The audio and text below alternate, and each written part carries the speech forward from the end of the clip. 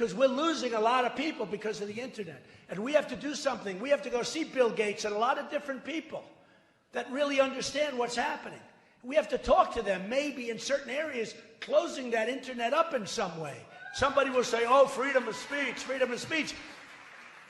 These are foolish people. We have a lot of foolish people. And I think you should get a 1-year jail sentence if you do anything to desecrate the American flag. Now, people will say, oh, it's unconstitutional. Those are stupid people. Those are stupid people that say that. It starts with a simple question and ends in objective reality. Through our journey from there to here, we find one another and ourselves. And as the next 24 hours breaks free from our last, we gaze onward in reflection of the day. Come to your own conclusions. Stay vigilant. Welcome to the Daily Wrap-Up.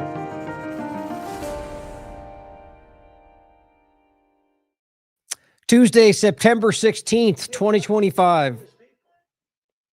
Oop, got some reverberation there. Not sure where that was just coming from, but thank you for joining me today. I've been having some weird things happening today, so I'm not wondering what was. Telegram might not be live. I'm not sure why exactly. I actually think that came from StreamYard. In any case, some weirdness going on, so be prepared for that. Obviously, a large conversation continuing today. We're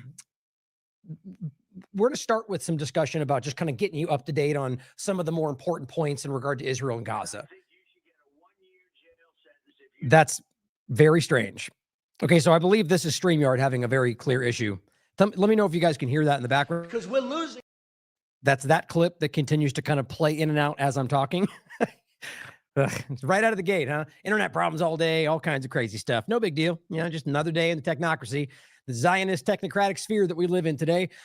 But we're going to talk about today an important, update on, give you the update on what's happening there. But obviously that's relevant for some of the different points we're going to make today.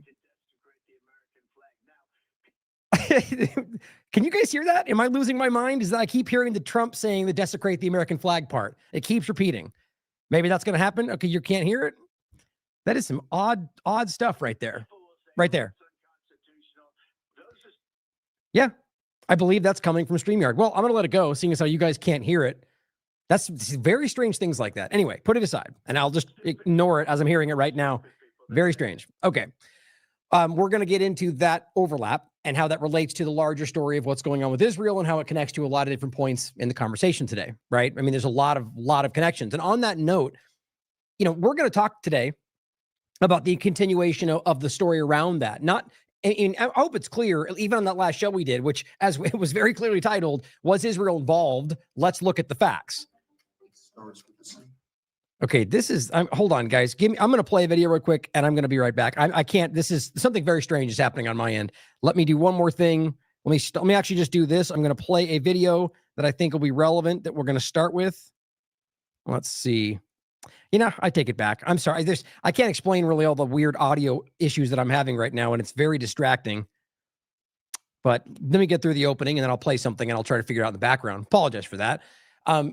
Overall, the involvement of Israel in any number of topics. Now, I mean, it's interesting. Let's look. The point was I was getting at is let's look at the facts, right? Let's look at the facts around that possibility. Not ever in any case, and not even once, because I don't believe that I can prove that I ever say that that's the absolute fact. I made it very clear that my opinion was that there's evidence that suggests that that's possible, and that in my opinion, I think that makes the most sense. But it's wild to me, and Steve made an excellent point about this. It's just like we saw during COVID-19, that we don't know who's responsible, right? I mean, when that was the case, because at this point we're being told it's the Tyler Robinson guy, who's still the suspect, by the way. I believe he was recently charged, but we haven't seen the fruition of that. And yet all of the media on both sides seems to know, that's just typical nonsense of the way we run things in this country and media in the world, I would argue.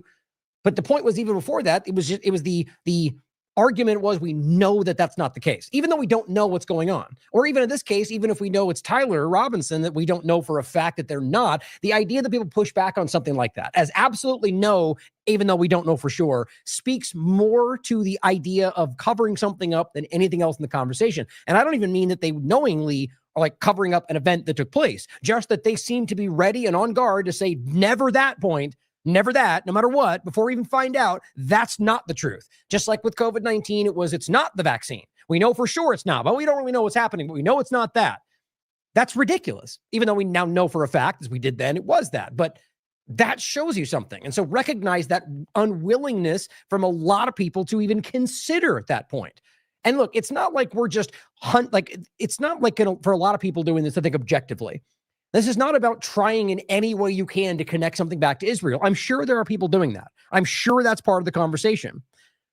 But it's about recognizing a story and then seeing the undeniable hallmarks and provable evidence of Israel's involvement. And then when we go, look, it clearly Israel's involved, it becomes, you just only talk about Israel. For some people, I don't even think it's the majority out there, but I'm making this point for a reason today because of where this show will go and how important it is to look at this with an objective lens.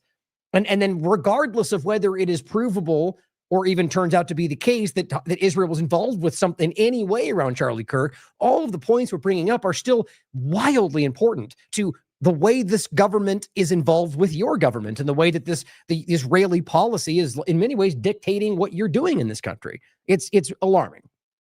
So we're going to start with a point around updating, or actually I take it back. I moved the two Epstein update and a Smith Modernization Act that we've talked about a lot over the years. A couple points on that for Massey I wanted you to see, but then we're going to get into updates around Israel pretty quickly, really, but just some points I wanted you to see. And then largely going to get back into the conversation around, mostly as I see it, centering around the absurd attack on liberty coming from the U.S. government, currently led by the Republicans. Just like we saw the attack on free speech and liberty from the Democrats, at that point led by them. The government, the same point, either way you look at it. And we're going to start with the point around the left-right leaning conversation, the idea of political violence, which I think is very important. Violence matters, crimes matter. But when you find out that less than 1% by pretty much most perspectives around political violence, and even then the ones that argue that's not the case, it's a few more percent higher, it is not even remotely close to even a large category of violence within this conversation. And yet look at all of the focus, just like every other political manipulation we tend to see.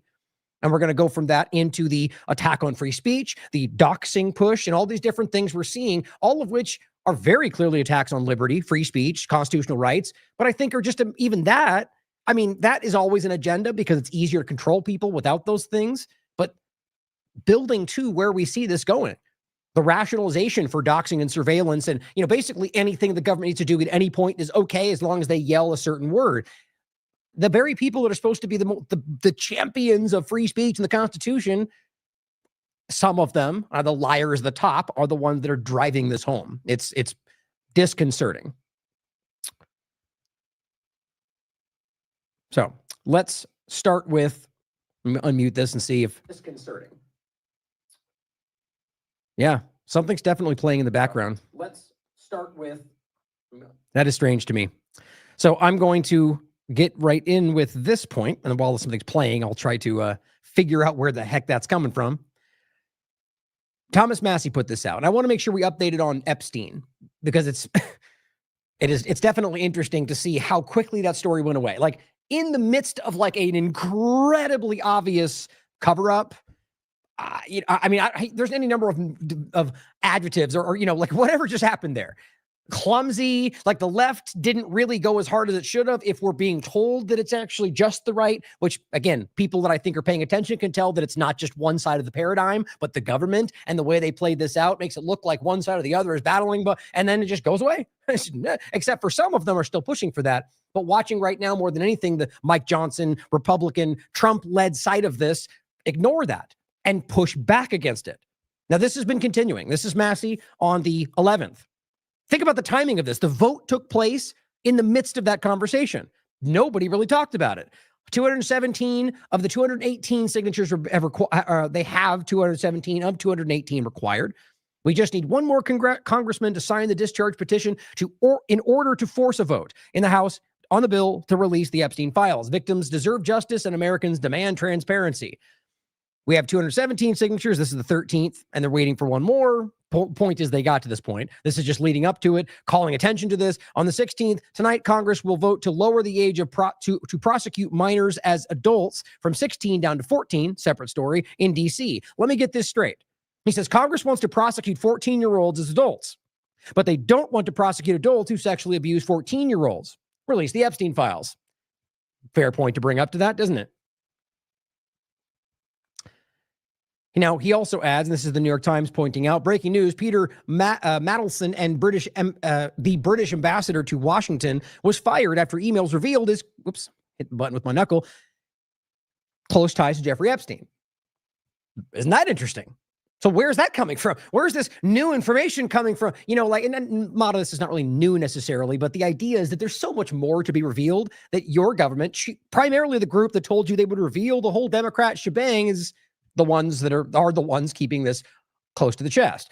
Thomas Massey, the Epstein files will continue to expose rich and powerful men like the British ambassador to the United States, who was fired this morning. Why is the DOJ redacting these names? Not only that, they're covering up people. We already have evidence of this. The people that should be the most gung-ho about making this come out are the ones that are ignoring the reporting because maybe they want to pretend it's only Democrat reports. They don't want to try to verify because it's easy to prove. Things like Bondi removing his name, things like this is what he's referencing. Them redacting names of people that are, privacy issues, have nothing to do with victims.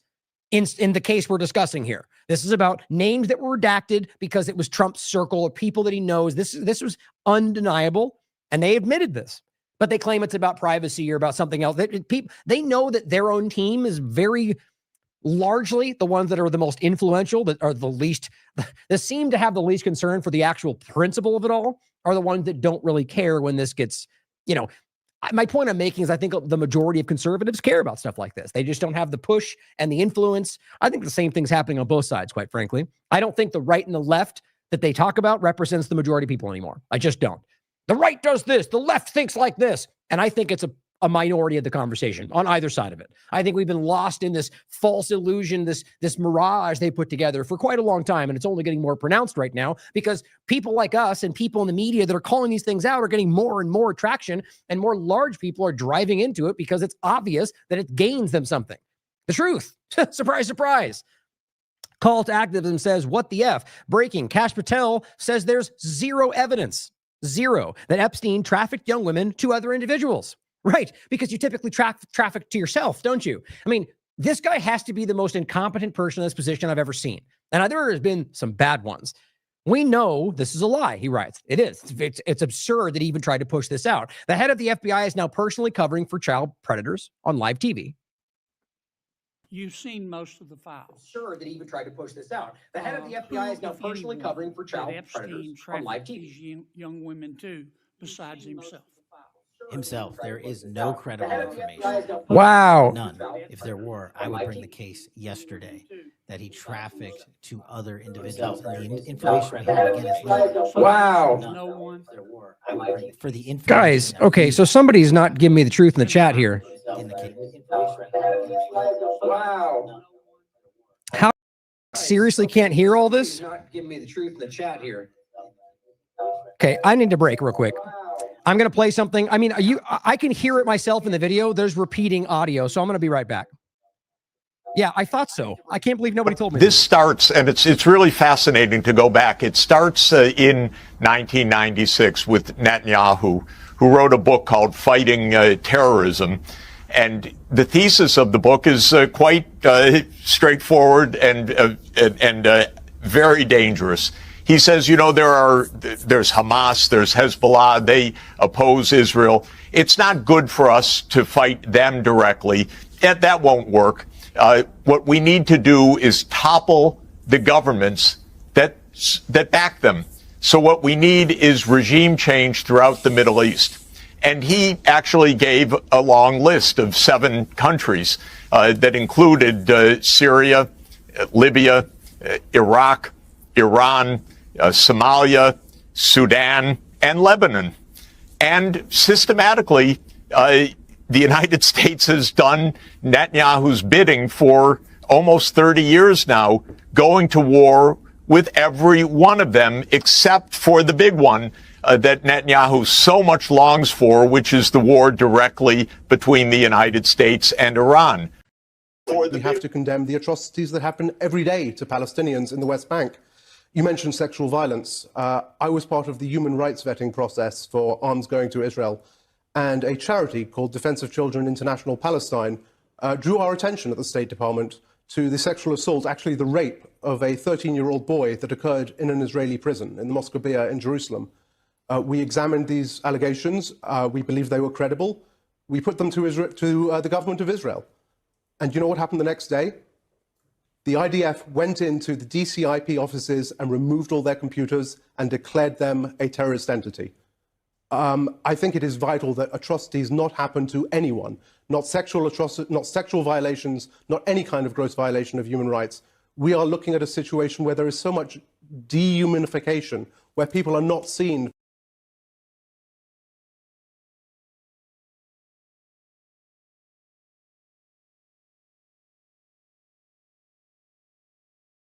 The world is changing, and every counterterrorism professional I speak to in the federal government and overseas feels like we are at the doorstep of another 9/11, maybe not something that catastrophic in terms of the visual or the numbers, but that we can see it building and we don't quite know how to stop it.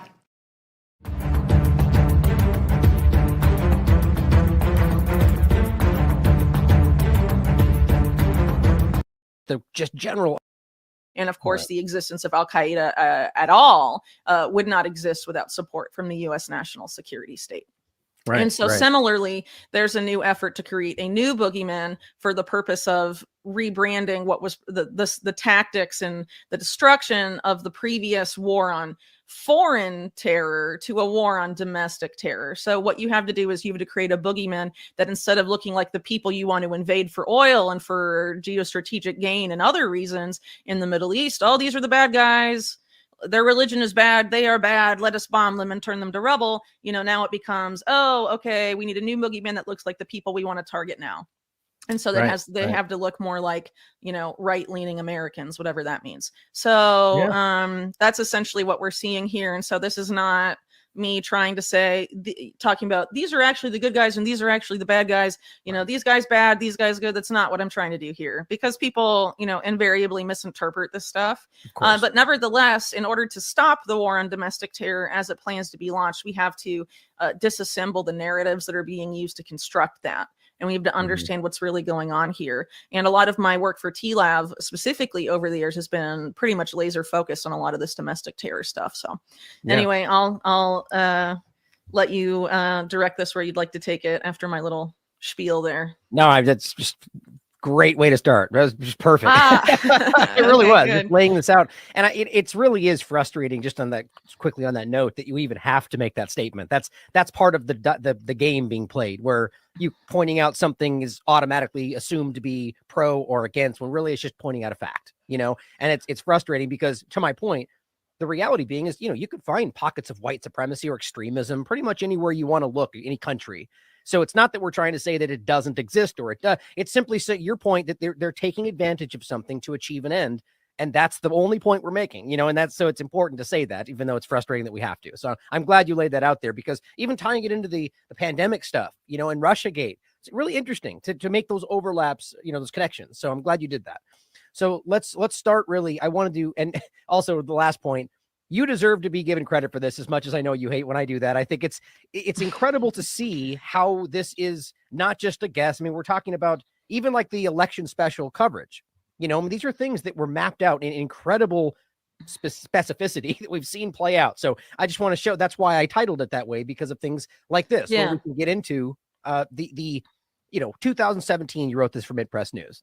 And this is, you know, the perception has evolved as this has changed, but simply just right-wing extremists condemned in Charlottesville, funded and armed in Ukraine and Syria. And so the point being is that you can go as far back before. Because we're losing a lot of people because of the internet. And we have to do something. We have to go see Bill Gates and a lot of different people that really understand what's happening. We have to talk to them, maybe in certain areas, closing that internet up in some way. Somebody will say, oh, freedom of speech, freedom of speech. These are foolish people. We have a lot of foolish people. And I think you should get a 1-year jail sentence if you do anything to desecrate the American flag. Now, people will say, oh, it's unconstitutional. Those are stupid people. Those are stupid people that say that.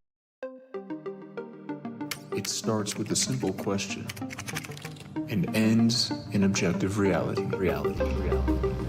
Through our journey from there to here, we find one another and ourselves. And as the next 24 hours breaks free from our last, we gaze onward in reflection of the day. Come to your own conclusions. Stay vigilant. Welcome to the Daily Wrap-Up.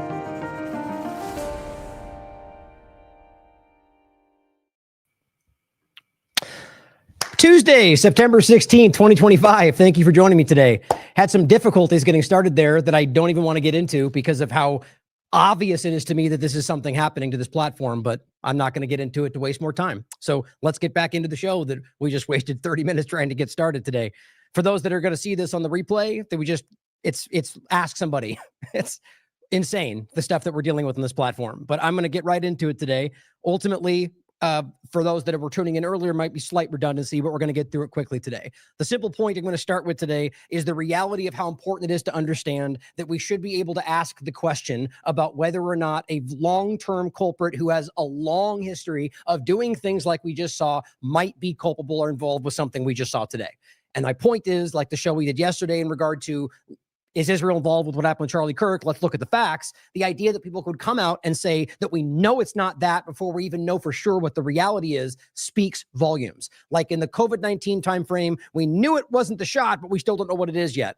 Like Steve made the point of. It's obvious to see. We should be able to ask these questions because the evidence does point in this direction, but we don't know for sure, which is what the honest thing to say is. When we prove it, I'll be the first to say that.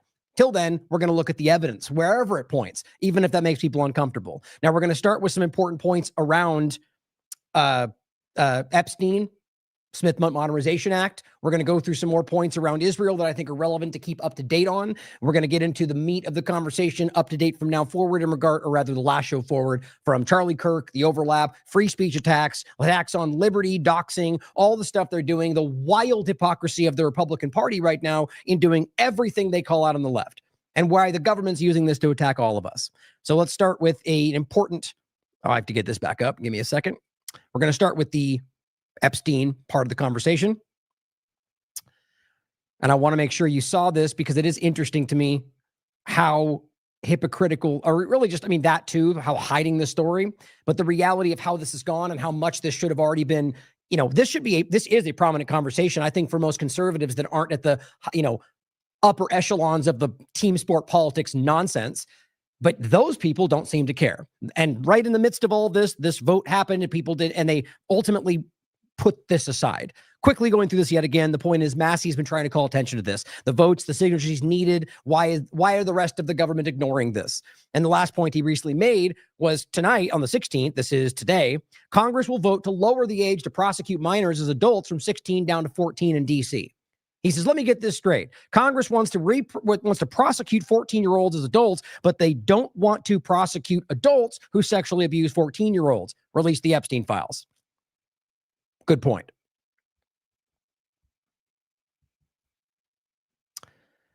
Lastly, New York Times, Peter Mandelson, the British ambassador to Washington, was fired after emails revealed his close ties to Jeffrey Epstein. More keeps coming out. The Epstein files will continue to expose rich and powerful men like the British ambassador to the United States, who was fired this morning. Why is the DOJ redacting these names? Again, they've already done this. Not just victims' discussions, but it's been proven, and not just Trump's name, that they've already redacted information, names based on privacy arguments. And how do we get to know if that's because it's something in his inner circle? That's what it seems to be. People that are not, the only argument that people even might accept is that it's a victim issue and we don't want to, risk them, except all the victims are out there publicly saying release all the information. So they're covering up for people. And I think this is self-evident at this point. And this is the article you can read for yourself. Now, this is a clip about Kash Patel having the nerve to actually say that he didn't traffic to other people. Again, as I said a second ago, got to be one of the most incompetent people I've seen in this position. It's embarrassing. And he's being called out by his own people at this point because he's wildly, I mean, he is you can tell by just the way he conducts himself. He's unsure. He's furtive, like he's looking around like he doesn't know. Is that the right answer? Is that okay with you guys? Like he's very clearly trying to achieve, he wants, what's the word? Not approval, that works too, but clearly that's what he wants, that kind of attention. He wants to be seen as and acknowledged as the one, like when showing up to the press conference and not doing anything about it, only really causing more effort for people in the investigation. It's all about, they're PR people, guys. That's what they do. In this case, this kills me because, I mean, I'll just show you right now from the Daily Mail. Kash Patel claims no evidence Jeffrey Epstein trafficked girls to anyone but himself. Clearly making fun of him, but that's what he's saying. If you didn't traffic to other people, then how is Ghislaine Maxwell in prison for trafficking right now?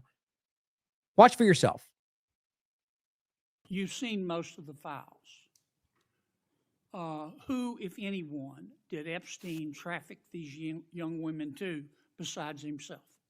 Himself. There is no credible information. None. If there were, I would bring the case yesterday. But you love that. That's the thing. I'm trustworthy and you all trust me. So therefore I would do it. And that's the proof. Because I would do it, right? That means meaningless, especially for someone who's been caught lying, like all of them have. The evidence is already there. Like, this is what's so insulting to your intelligence. Not only have people been put in prison for trafficking, but the argument of all of this. I mean, even in regard to like the deals from before, there's evidence all over the place of exactly that. He's either out of the loop, which I'm starting to pick up as my sense tells me that's the case, that he might not even be actually in. I mean, when he's posting screenshots of Fox News articles from his official account to post to inform you of things that they already reported through the news before he tells you, I don't even think he's in the loop at this point. Like, I mean, I'm not, that's just my gut. By the way he's seen, the way people respond to him, I don't know. It just feels weird. It speaks to my point from before that there's something else truly making these decisions. That he trafficked to other individuals. And the information we have, again, is limited. So the answer is no one? For the information that we have. In the files? In the case file. Okay. Now, you know, the hoax, by the way, the Democrat hoax, if alternatively, when you talk to Trump about it. It's a special willful ignorance to not see how embarrassingly obvious all of this is. Now, in regard to a different conversation. Now, I don't, this might even pop up. I haven't brought it up in a long time.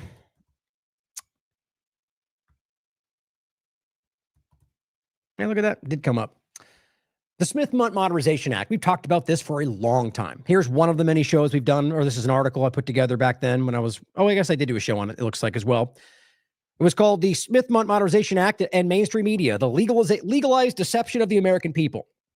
Now, this is back from a National Defense Authorization Act. I actually forget exactly what year off the top of my head, but the point was the Smith-Mundt Modernization Act, or rather the Smith-Mundt Act was the act that stopped propaganda on the American people. But the point to always be made is that didn't stop them anyway. They were doing it anyway, and you can easily prove that. So, but they still had to maneuver the law. That's what our government really did. The laws for the government are just barriers they need to maneuver to hope you don't see it. They still break the law. We've seen this our entire existence. But the point was they maneuvered around it, but it was still there. Then, because people started to notice that was happening, we have to do something. Ron Paul makes this point often. So they go, we have to do something about that, right? We have to react and help and stop what Americans don't want. Instead of actually stopping it, what they do? Well, they passed the Smith-Mundt Modernization Act, which they billed and sold to you as a change for that problem. But all it really did was quite literally legalize the problem. The same thing, War Powers Act. I mean, it happens many times. They ultimately write into law exactly what they want. Like to make it simple, you go, I don't like that. That's a problem. You're doing something wrong. And so they go, oh, we hear you. Okay, we made it legal. Solves the problem, right? Well, no, you're still doing it, but now it's not illegal. So now there's no problem. That's what the government does. And in this case, ultimately, Smith-Mundt Modernization Act did exactly that. So they argue they can propagandize Americans only for national security, though, which means, oh, it's Tuesday, national security, anything they want at any point, which we've all seen. So this is important to understand. Good show to read just these parts or watch the show itself. But the point is, on the 14th, Thomas Massey put out the Smith Modernization Act, or rather, he says Smith Modernization Act repealed the prohibition that kept the U.S. government from using propaganda on U.S. citizens. I thought he listed the name of what his is. Let me see real quick. It's probably right here. Oh, no, that's the other. Anyway, he put legislation in motion around this. He goes, I voted against that NDAA. Recently, I offered an amendment to reinstate the prohibition. But guess what? Speaker Johnson blocked the vote. You know, the guy who you all hated on the right, and you said that would never happen because he's a rhino, and then he got in power, and then everyone loved him. Again, I'm generalizing the team sport politics. I know that doesn't represent everybody in this conversation. The point is simply that this is a guy who was against everybody until he was on the team, and now he's doing all the same. I mean, it is obvious that whichever party you look at, they're all driving toward the direction of more propaganda, more censorship, more invasion. But it just shows you at the moment the person who's fighting against the left and censorship is the one who's allowing the lies to continue. Oh, and there was one more point there. Oh, and yeah, it was just Michael Rechtenwald saying Johnson made sure the government can use propaganda. Again, don't forget, they would either way, but it's still important to point out the action. Daniel McAdams. Ian Yeager says, House Speaker Mike Johnson has blocked the amendment to reverse it. Unacceptable. Daniel McAdams says there is a very clear line being drawn between the patriots and the traitors. Act accordingly. Now, I also get wary of that kind of language in the same way, in reverse. Like, it's not as simple as good, evil, traitor, and patriot. There's people that might have been convinced to think this is the right thing and not even be fully informed, right? So this is why it's about principle. And I know Daniel would agree with this, and I get the point he's making here. My point is just that it is all we have to err on the side of the principle of it all, right? And so in this case, the argument is that this is something that shouldn't be the reality. I mean, they should not be legally allowed to propaganda as Americans. So it shouldn't be some nuanced argument. It should be that's not constitutional, so it should be gone. Technically, it's repugnant to the Constitution, therefore null and void, if we actually believed cared about the reality of the Constitution, as in the government, and they don't. They do not. And we know that by moments like that. Now, this is the same point as Thomas Massey says. Johnson wants to pass a continuing resolution. Same wheelhouse of conversation, but in regard to another, a new continuing resolution. And he simply said that Johnson wants to pass it until the holidays. He says the continuing resolution would be a copy, surprise, surprise, of the uniparty spending bill under Auto Pen Biden. All the ones, they're all Auto Pen Biden and all the Biden issues and all the lies, and then they just sign the same thing in. And they're all going to claim it's different, but it's not. He said, I didn't vote for those spending priorities when Biden was president, and I wouldn't vote for them now. That's what principle looks like. Even if he's just pretending, it's still the point to be made that that's what principle looks like. You said it before, you're standing by it now, regardless of left versus right. Shannon Joy says Trump is advocating the passage of a spending bill identical to Biden's. Even worse, actually. Trojan horse, Trump strikes again. Some people have the courage to call it out. Stephen Miller made an interesting point. This connects with the larger point of the show today. He says, when you vote for a candidate, you are voting not just for a person, but for an entire organization. Really? Well, it's interesting. I thought we were voting for a candidate with ideas and policies and principles and morals. Oh, no, I guess he wants you to know that, no, it's for the establishment. So when you vote for this person, you're voting for the RNC or the DNC. Surprise, surprise, which is what we're always telling you, which is why nothing ever changes, because you're voting for a power structure that oscillates back and forth, and they all fight for the same things. But he says, so when you vote to elect any Democrat, you're putting to work an entire government system. You mean the same government system? This is what's so embarrassing, and what's so sad is that so many people are of the mind that it's like a different thing, like a different power structure is in place, when even though the same things continue to happen, even though the same censorship and the same wars and the same, where it really matters, the wedge issues flip around and they don't really change. But it's just people like Miller are using these ideas. Now, whether that's to destroy the country or fight for some Zionist manipulation, I don't know. You can decide. But it's self-evident to me that this lazy-eyed sociopath is very clearly using what people want. Like it's like the same way Musk was using the MAGA stuff. It's the same point. He's almost making like a cartoonish framing of everything that's happening, but it still keeps pushing. Just like it's like blatantly, brazenly just stating that you won a 7-0 court ruling in regard to Garcia and immigration, when you can quite literally prove in that moment that they lost 0-7. And still to this day, people will argue that's not true just because he said so. This guy is making you look like clowns. And I think that's by design. The point is, that if you vote for a Democrat, you're going to get the Democrat institution. So you need to vote for, not the individuals, not their lies. Well, why wouldn't you apply that same logic on the other side? And the problem is that people who look at it through their lens think, well, that's because that's the good guy side. It's the same as anybody else in the world acting like good guy versus bad guy in regard to the murder and invasion. It's happening in between this country too. It's how these things work. He says, officials charged with public safety who will instead zealously dismantle it, exactly like we're seeing today in this country. Immigration lawyers and activists who work tirelessly to deluge your city into migrants and refuge with, I feel like that's an incorrect use of that. But either way, the point is basically all the things they want to tell you about the left, right? Even though most of these things you can overlap with versions on the right in the same exact level with a different narrative, but there's plenty of things I can point out about the left that I would criticize that don't exist in the right. But there's also plenty of things you could point out in the right that don't exist in the left in different flavors of the same kind of totalitarian authoritarianism. It's everywhere you look. All he's trying to do is to get you to think that if you vote ever to this one, you're failing, or even flirting with terrorism, which is where they're actually driving this. The Democrats are a terrorist cell, and we have to deal with that. That's beginning to be the rhetoric from these people, and it is obviously driving in one direction. We'll get more into that as we go through. So I want you to understand what's happening here. Now, remember, Miller is a very proud Zionist, blind supporting of this agenda, and very much so of Israel and what they're doing in Gaza. Now, if you for some reason want to pretend like that's not relevant to every single other thing happening on the planet, then you're pretending that this is not what it is, which says a lot about you as a person in every possible way. If you are discussing something and the person is supporting a genocide, supporting an immoral, ongoing starvation campaign of rape and torture and murder against the entire population, and then go, but that has nothing to do with his character or his morals or whether he makes right decisions or whether or not he believes in right and wrong or whether or not he cares about the law or on and on and on.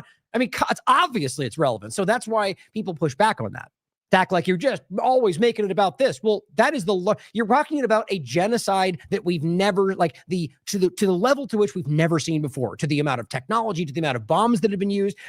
Every single point of this, they themselves have now overshadowed the very event that Israeli Zionists use to capture Jewish people around the world. They did that. Nobody else. Here is where it actually is. This is from The Guardian, but it's everywhere you look right now. It's coming out left and right. Because Israel admitted this. And this is what's so crazy, is this is that happened the entire time. They'll come out and admit publicly that we're starving people or that we're shooting innocent people. And then your governments just pretend like it didn't get said and then lie right to your face about what's actually happening. That alone, again, has to show you they're not on your side. But they are admitting it now that more than 200,000 Palestinian casualties. 200,000. Now, this is why we keep telling you, they keep talking about 1.5 million or, acting like that's the number that's there, which, by the way, then amounts to 500,000 that have been killed in this entire process or more, which it's actually more if you look at the bigger picture, I think. The point is they're admitting this. Israel is now admitting this. This is from the Guardian article. They took the gloves off. Ex-IDF chief confirms Gaza casualties over 200,000. Here,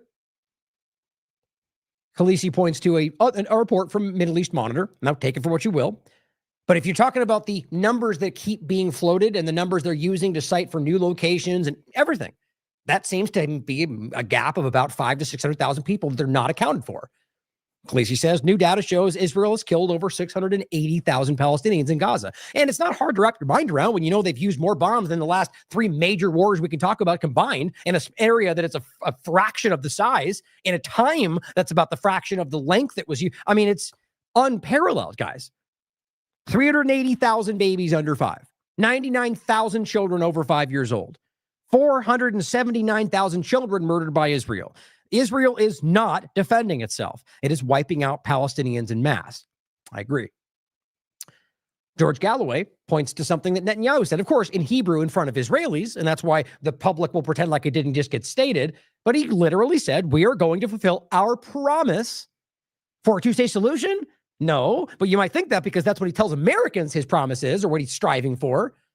No, his promise that there will be no Palestinian state. This place belongs to us.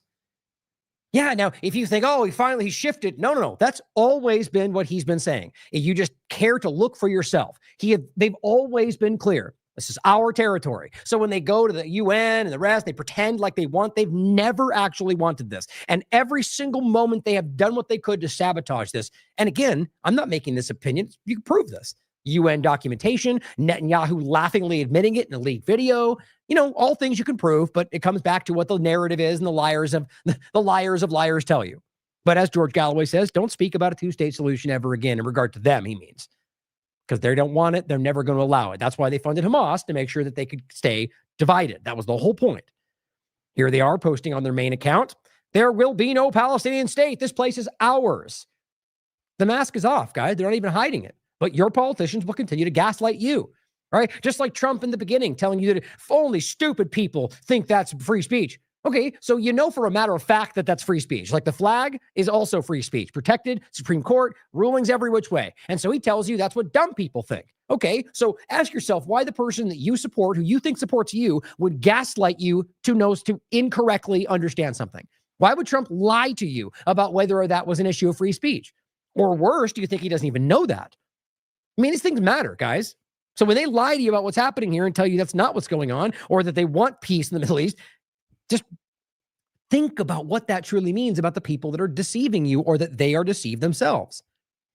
Here's Netanyahu now saying that the people in Israel protesting him are called the Ring of Fire, legitimizing firing on them. I mean, guys, if you can't recognize that if Netanyahu can rationalize, normalize, legalize opening fire on Israeli Jews in Israel because they protest his genocide, if you can't then recognize that means he'll kill just about anybody, I don't know what else to show you. As she writes, and this is Mariav Zons, the Israeli reporter. This is fascism, she writes. Israeli Jews who are protesting him, he can open fire on them. This is not new, by the way. There's plenty of examples going back. Drop Site News, Senators Chris Van Hollen and others, as Jeff Merkley, released a report on September 11th detailing findings from the fact-finding trip they made to Gaza border, Israel, West Bank, Jordan, Egypt. They warn that Netanyahu's government is using starvation as a mass displacement to ethnically cleanse Gaza. Now, of course, for the children in the room, they're going to see the D's next to their names and go, I'm not even going to listen because they're children. Of course, Democrats, just like Republicans, will use information to manipulate you. But if you're not a moron, you could probably piece out what the information is and ignore their narrative. But morons are going to moron, right? That's the people out there are going to do what they're going to do if they've made their mind up and don't care about the truth. The reality is, whether or not they did this report or whether or not they're Democrats, it's an obvious objective genocide by every single measure, by every single platform that matters in this conversation. Excuse me. It says, after an 11-week blockade, Israel has maintained extreme restrictions to only 2 crossings. 68% of their World Food Program trucks via Egypt were rejected. And even then, most of those don't even make it to the Gaza people in Gaza. Less than 10% in the Jordan corridor. I mean, I'm trying to go through this reasonably quickly. The point is simply that all that you already know and that we were reporting from the very beginning and even before October 7th is not just provable at this point like it was before, it is becoming mass adopted by almost everyone in the world other than Zionist organizations and politicians that are manipulated by them. I'm honestly that's not even a hyperbolic statement, guys. That's what's so wild about this. And the presentation about it, our inescapable conclusion, the Netanyahu government is engaged in a campaign of ethnic cleansing. That's from the U.S. government. Prem Thacker, in case you didn't see this as well, the United Nations Commission of Inquiry has now concluded publicly Israel's committing genocide. The UN body calls on nations to stop sending weapons to Israel, ensure people within their jurisdiction aren't aiding or inciting. This is a major shift, even though they're probably not going to care. The Trump administration doesn't care at all about this. But maybe other governments will. The point is that there's a UN international network that can do something about this. And if enough people within that use that, not to say we should support the UN body itself or not always be skeptical of it, we should, but recognizing that within these independent entities, they could make some pressure, even if that's in their political interest, the pressure would still be good. You see how this always works? I guarantee you there are people within the conversation that have a major interest in going after Israel. It doesn't change the fact that right now we should be. Just because somebody benefits from an action doesn't mean that action's always wrong. Ask that. But it's sort of like pretending that because they're pointing something out about Epstein or something else, therefore we know it benefits them. They're only doing it because they want to go after Trump. Well, maybe that's true. Doesn't make the other point a lie. Here's Amnesty International. There is no more time for excuses. As the evidence of Israel's genocide continues to mount, the international community cannot claim they didn't know. As Israeli authorities, and that's the real kicker, is that eventually you're going to get shunned. You're going to get repercussions. And that's what I'm always talking about. Societally and otherwise. Make these people aware that and also vote with your dollar, right? Don't take actions, don't work with groups or go to stores or people that continue to support something like this. That's your choice, right? This is, especially as we get into the conversation about what's going on with the free speech conversation around this whole, around Kirk and everything else, they're going to try to conflate those kind of conversations. Now, I'll briefly point this out, and we're going to come back to it later when I get to it. But the point is, like we had on the recent podcast, the major important division point of this is it's state versus personal. So the bottom line is that when you're talking about somebody, let's say in a job, yeah, a person could fire you for it. In most places that I remember, it's, right to work. Like I can fire you if I simply don't want you in this position anymore. And that could be because you don't tuck your shirt in or because they say things you don't like. Obviously but when when a government steps in or when the government's firing personnel, it's not the same thing. This is the argument about why censorship from the government is censorship, or when, for example, you're in the chat or you're in my house and I kick you out because I don't like what you're saying. That's not. Yes, I'm suppressing your information in front of me, but this is not state censorship when I'm kicking you out of a chat. The point is when the government does so, that's when that becomes a legal issue, a constitutional rather. And that's a very important difference. So yeah, if you think someone's doing something you don't like or they did something that put you in danger, sue them for it. But when the government steps in and says you can't say this because you put them in danger, that should have been called out with fire in a theater, if we're going to be honest about this. A long time ago. We'll get back to that. WikiLeaks, just reiterating it, here's what it says. In the actual document they put out from the UN, the commission concludes that Israeli authorities and security forces have had and continue to have the genocidal intent, which is the most important part, to destroy in whole or in part the Palestinians in the Gaza Strip. Wild. And still they'll ignore it. Now, as Caitlin Johnstone points out, so the list of humanitarian institutions who accuse Israel of genocide now include the UN, the International Association of Genocide Scholars, B'Tselem, the leading Israeli human rights group, Physicians for Human Rights in Israel, Amnesty International, Doctors Without Borders, European Center for Constitutional and Human Rights, Human Rights Watch, International Federation for Human Rights, Lemkin Institute for Genocide Prevention. The list of humanitarian institutions who say Israel is not committing genocide in Gaza includes nobody, no one, zero, nothing, not a zilch, F all, a complete absence, diddly squat, bupkis. I mean, it's insane. How is this being, again, let's put it this way. Is it possible that all these groups could say this and it's still not true? Yeah, of course it is. But look around. If all you're doing is arguing that can't be true because it's Israel, then you've fully lost the plot and you are a Zionist useful idiot. Now, of course, Netanyahu comes out and says, violence is not the answer. I wonder how many people think about killing someone. That's what he said. In other news, 64,000 Palestinians have been killed by Israel in the last 2 years. It's more than that, by the way. That's Global Updates just giving their point on it. Violence is not the answer, coming from Netanyahu. He's talking about the Kirk thing. He's trying to tap into this, only the left and the bad guys and, whatever he wants to do. Isn't it weird how much Netanyahu is personally involved with U.S. politics? It certainly is. Obviously, we don't need to point out why. But let's go over why this guy is a complete manipulator. Violence is not the answer, Netanyahu says. And then on the 13th, massively carpet bombs Israel to a degree we've very rarely seen. Not even post-October 7th, guys. The residents of Gaza City are currently being subjected to ethnic cleansing. The Israeli occupation has reached a level of blind madness. We call on the countries of the world and the international community to intervene urgently today, before tomorrow, to stop this blind Israeli madness. Nobody did anything. And this is like to a level I haven't actually. It's wild how much they've gone hard on this. Remember, we're talking about buildings that are already destroyed. Little lean-to communities and tents inside other buildings or half-broken buildings they're trying to live in the basement or whatever, and they're just bombing. There are some semblance of structures and buildings that are slightly bombed out, but most of the entire area has been somewhat bombed. So, I mean, what are we talking about? Are they bombing? Are we even trying to pretend they're tunnels now? What's your argument? They don't even care. They said the gloves are off. We're just killing everybody. We're taking Gaza. So my point is, in the midst of all of this, they're talking about violence is the problem, and then they are murdering, executing Palestinians. Israeli snipers getting caught posting about how they want to kill children all over the place.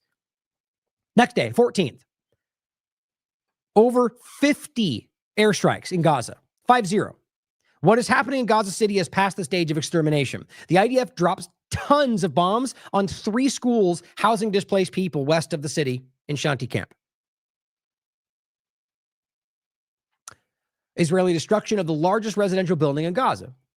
Right, remember that beginning when it was all about, it's all because there are secret tunnels and Hamas, and because you realize there's not legally allowed to just demolish buildings because they want to. They literally, even though they've done that their entire existence, they don't care. They're not even trying to make an argument anymore. We're taking Gaza, they say, because Trump said. Sean King says, I kid you not, Israel has used the murder of Charlie Kirk as cover for what I think might be the most destructive week in over a year. An entire soccer team. All these young kids here. 10 children from a football team. All murdered by Israel. Their academy was also destroyed. Mohammed killed today is indeed the 10th player from the academy to be slain by Israel. Now, not all in the same place, you understand, but just because of the relentless universal bombing, each one of these children, all 10 members of this team have been killed in different discussions, different points. Why? Because they're bombing everybody all the time, everywhere. It's really not that hard to wrap your mind around, guys. It's everywhere you look. Peter Kronow says the whole team. Menchosint highlights Israeli IDF members who are screaming at the Knesset in Israel, the government. Why? Because every one of them, there's this epidemic of suicide. They're all on all sorts of pills. They're all straight. Why? Because that's what happens when you murder children. When you drive them to commit genocide and tell them it's a good thing. It says we are mentally ill, they say. Here's them dumping their medications on the counter. It says we're mentally ill. Our friends are committing suicide. Israeli soldiers throw piles of their psychiatric medications on the table of a parliamentary committee during its discussions on ways to combat the increasing suicide. I mean, you realize it's like unprecedented, right? As well as the sexual abuse within the IDF. This is a declining society, guys. And that's not a knock on every Israeli or every Jew. It's the power structure, just like in this country, that's causing the decline. Testimonies of Israeli soldiers unable to continue committing war crimes due to PTSD from killing Palestinian civilians, including children, that they shot civilians waiting for aid. That's direct quotes from them, by the way. This is from Haaretz. Excuse me. The evidence is multiplying. The mental pressure breaks fighters. And more, they're retired from combat service. Others can no longer bear the arbitrary killing. It's just not even remotely hidden anymore. It's worth reading this in depth. It is insane the amount of people that are blatantly telling you what they did. In regard to what they, shooting kids looking for food, even, and we've had American military admit the same thing, and they got yelled down by the Zionist controlling structure that seems to rule what the conversation is in this country. Shot a woman and her 2 children by mistake. No accountability.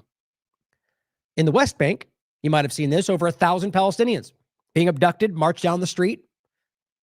I mean, this video, guys, is the norm right now. We saw the same thing in Gaza when they were doing that. And what's the West Bank story? Are we now? Is it Hamas? Do we even care anymore? They're going into the West Bank because Trump said that they could. They're taking every single part of Palestine because that's what they said they were going to do. Occupied forces abduct 1,000 Palestinians, children, women, from Tulkarm and the surrounding of the occupied West Bank. Now, see, this is why this is relevant to what's going on in the world and what Israel is capable of. Israeli minister who proudly said was proud of the ruins that Gaza had become, just got arrested for having a drug lab in her home.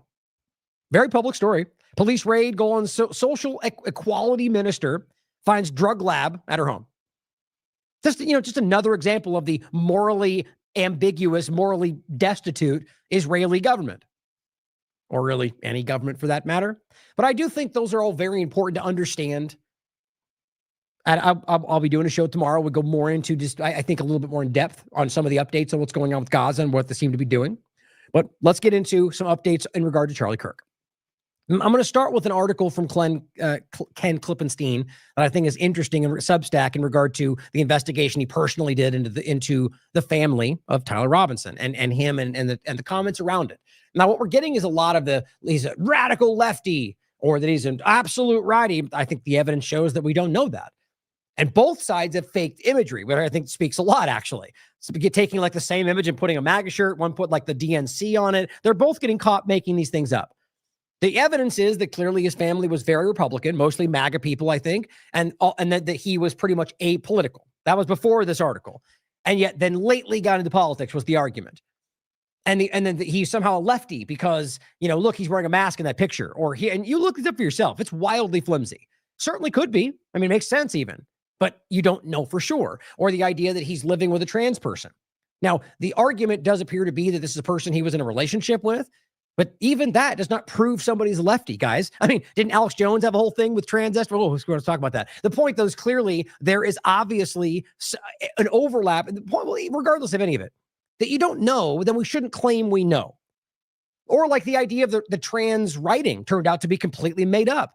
I think that was Crowder that pushed that information. Now, whether or not there's a trans connection in regard to who he was living with, he does not appear to be trans. And yet we got this trans, lefty, assumption all over the place.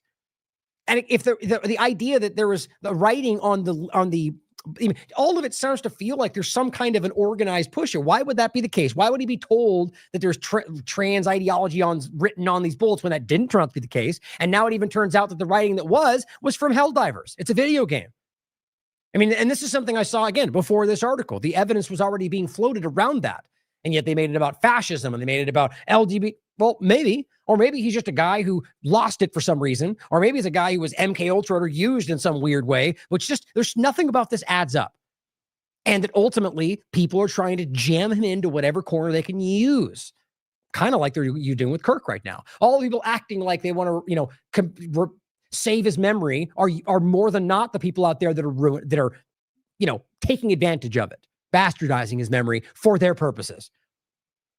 Like screaming about canceling people and censoring when clearly, as you can see, as we'll go through, at least he stated as much that he cared very much about free speech and that there was no hate speech. Now, this is leaked messages from Charlie Kirk assassin. Now, it says Trump and the company portray the alleged Utah shooter as left-wing and liberals portray him as right-wing. The federal conclusion will inevitably be that he was what they call so-called nihilist violent extremist. Meanwhile, the crackdown has already begun. And he goes, as I reported yesterday, the country is practically ready to go to war. Both sides clearly frothing at the mouth about each other, guys. And those that are not trapped in the two-party illusion seem to be able to acknowledge that. But sadly, the people that are in it are the ones that have all the influence in the conversation, have the politicians' ears, and that's how this works. And that's why it gets framed as what we all do and think. I don't think that's the case anymore. It says, quote, it's been so terrible, and seeing it from an inside perspective is so frustrating. And this was people that he spoke to in the family.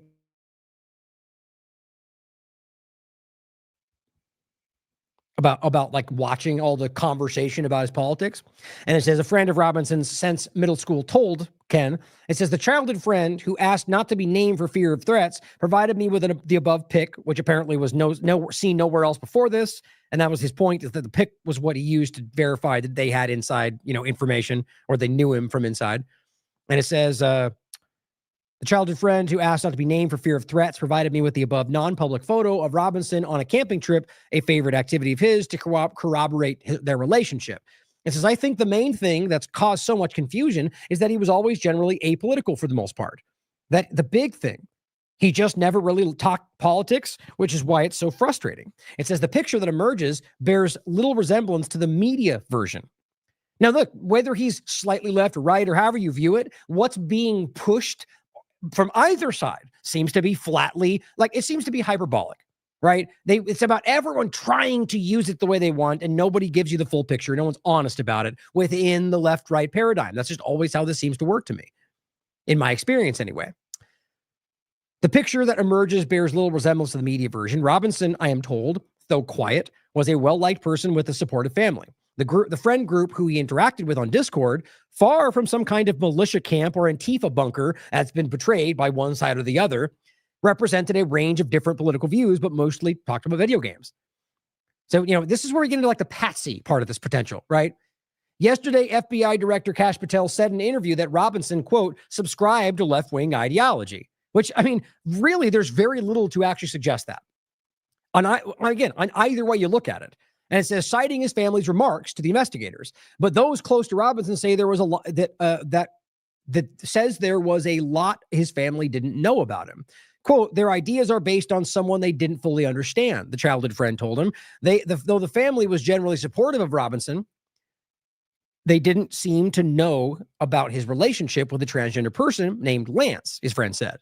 Obviously, he's okay with gay and trans people having the right to exist, but also believes in the Second Amendment, right? I think one of the things I like that Ken does in this conversation is that clearly, I think that like the point I'm making about the left and right, there is a very clear middle ground of people that exist in some kind of overlapping discussion.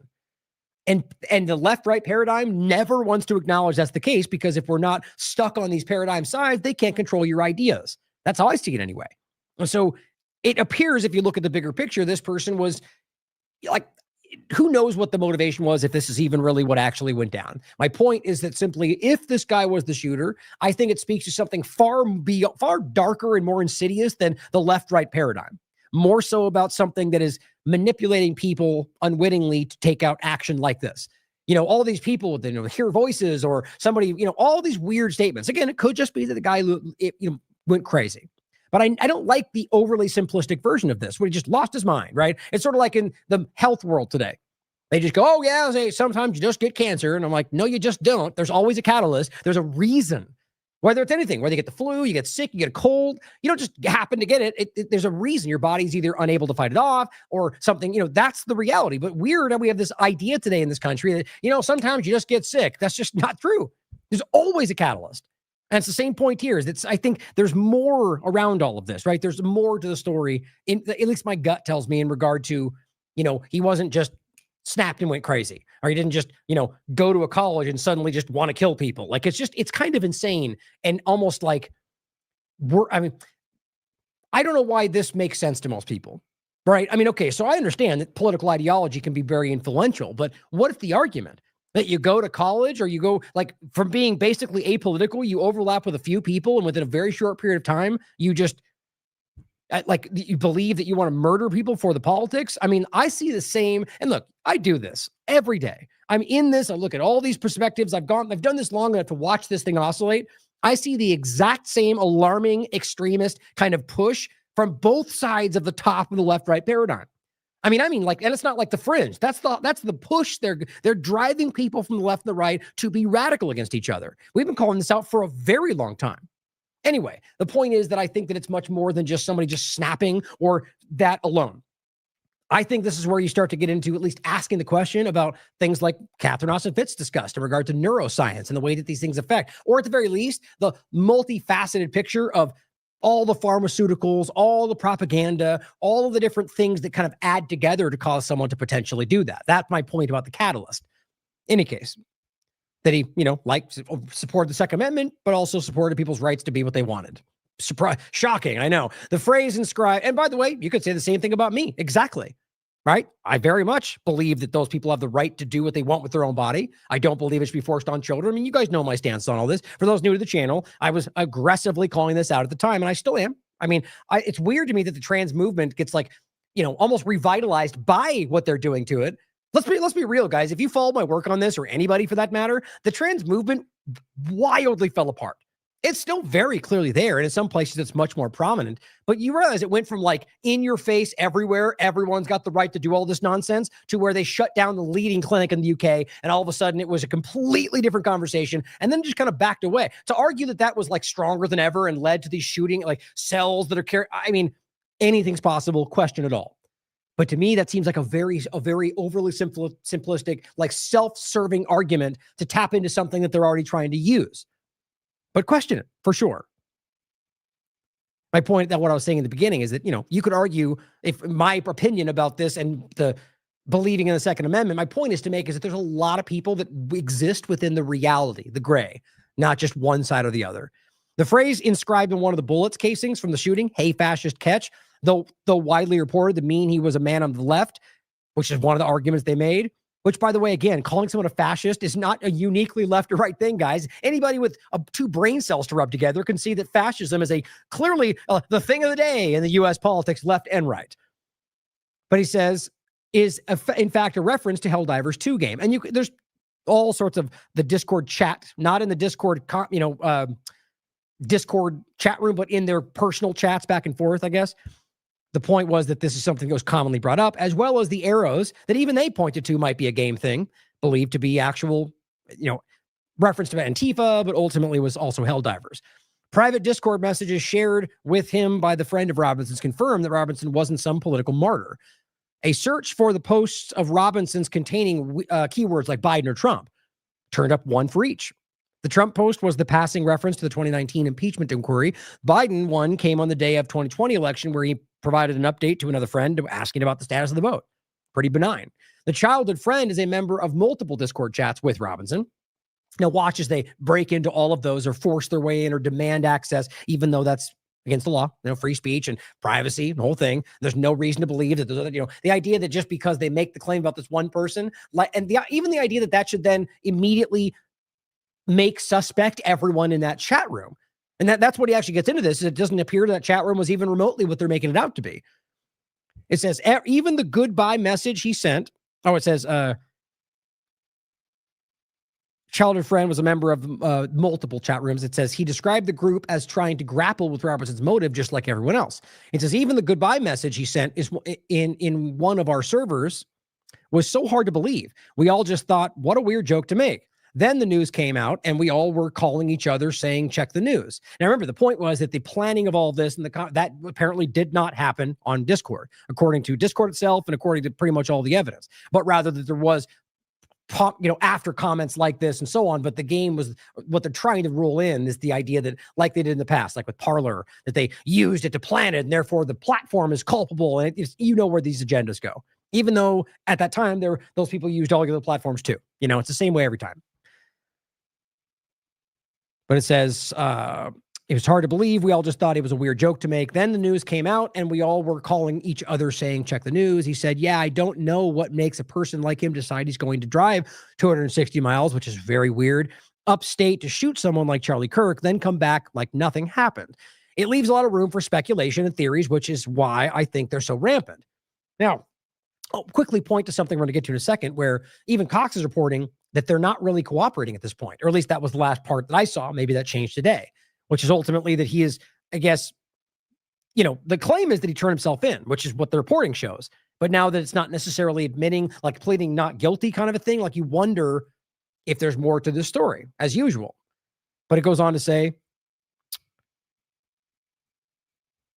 despite his verbal reticence, Robinson was not a loner, according to his friends. Unlike the stereotypical outcast shooter driven to violence by social rejection, he was apparently amiable and well-liked. But my point in saying that in regard to the, which one was it? Again, I'm jumping in and forgetting. Shoot, where was I?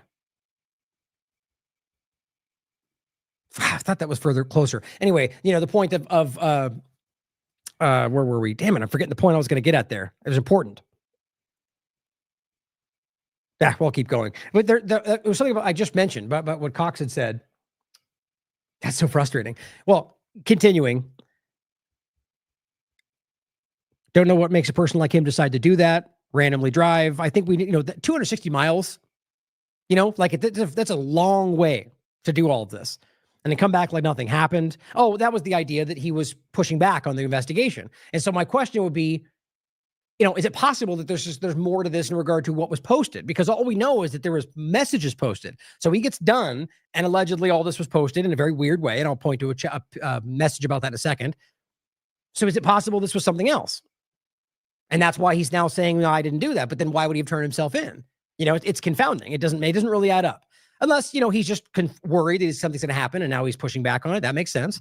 Occam's razor and all. It says, despite his verbal reticence, unlike the stereotypical outcast shooter, blah, blah, blah. Okay, says, regardless of the horrible actions that took place, we must take this moment to remember that God is a living and loving God who loves all of his children, that they posted in the chat room. It's Discord post from another friend posted the day after the shooting.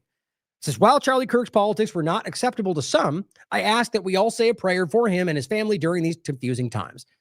Just simply making the point that they're right now still trying to make this room out to be some kind of a hotbed of terrorist domestic. It's just very clearly does not seem to be the case. And if, people will ignore what they don't want to see and point out what they want.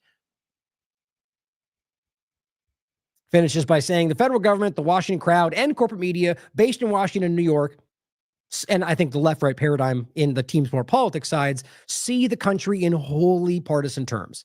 Republican versus Democrat, red versus blue, old media versus social media, liberal versus conservative, right versus left, straight versus gay, and on and on. Charlie Kirk's assassination should remind us of the actual diversity of the nation and the cost of polarization that demonizes the other side. All right, just like Charlie did in many ways, and just like people do about him. Not again, as an individual, I can say I find them both repugnant, but they both have a right to do it. See how easy that is? No one in Robinson's group is cheering or justifying the murder in any of the messages he reviewed. They're just struggling to understand why what their friend did. But Washington has become obsessed with the Discord chat, convinced it's some kind of headquarters for the murder and cauldron of radicalization and conspiracy, or at least that's what they're framing it as for their purposes. Just like Garcia needed to be some MS-13 kingpin, rapist monster, which none of that turned out to be true. But, they got what they wanted out of it, at least to some degree for the moment, even though it really did blow up in their face. It says, today, FBI Director Patel vowed to investigate anyone and everyone in that Discord chat, which we'll show in a second. What I see is a bunch of young people shocked, horrified, and searching for answers like the rest of the country. Maybe, in some cases, these things can, like in the individual parts of it, just be as simple as that. That their government is simply lying about, right? It's worth your consideration. Grandmother of Charlie Kirk shooter, suspect Tyler Robinson, says family is all MAGA. Remember, the point was that the argument was clearly that there's a base of Republican side, but that his actions then suggested that he went away from that, including there's a Halloween costume that was like, what was it? Like insulting to Trump. There was something about it was making fun of Trump.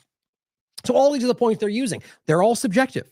You don't know for a matter of fact, one way or the other, what his political standing is, unless there's something new that came out that I didn't see. Now, this is the clip I was saying in regard to Cox. This is, where was it?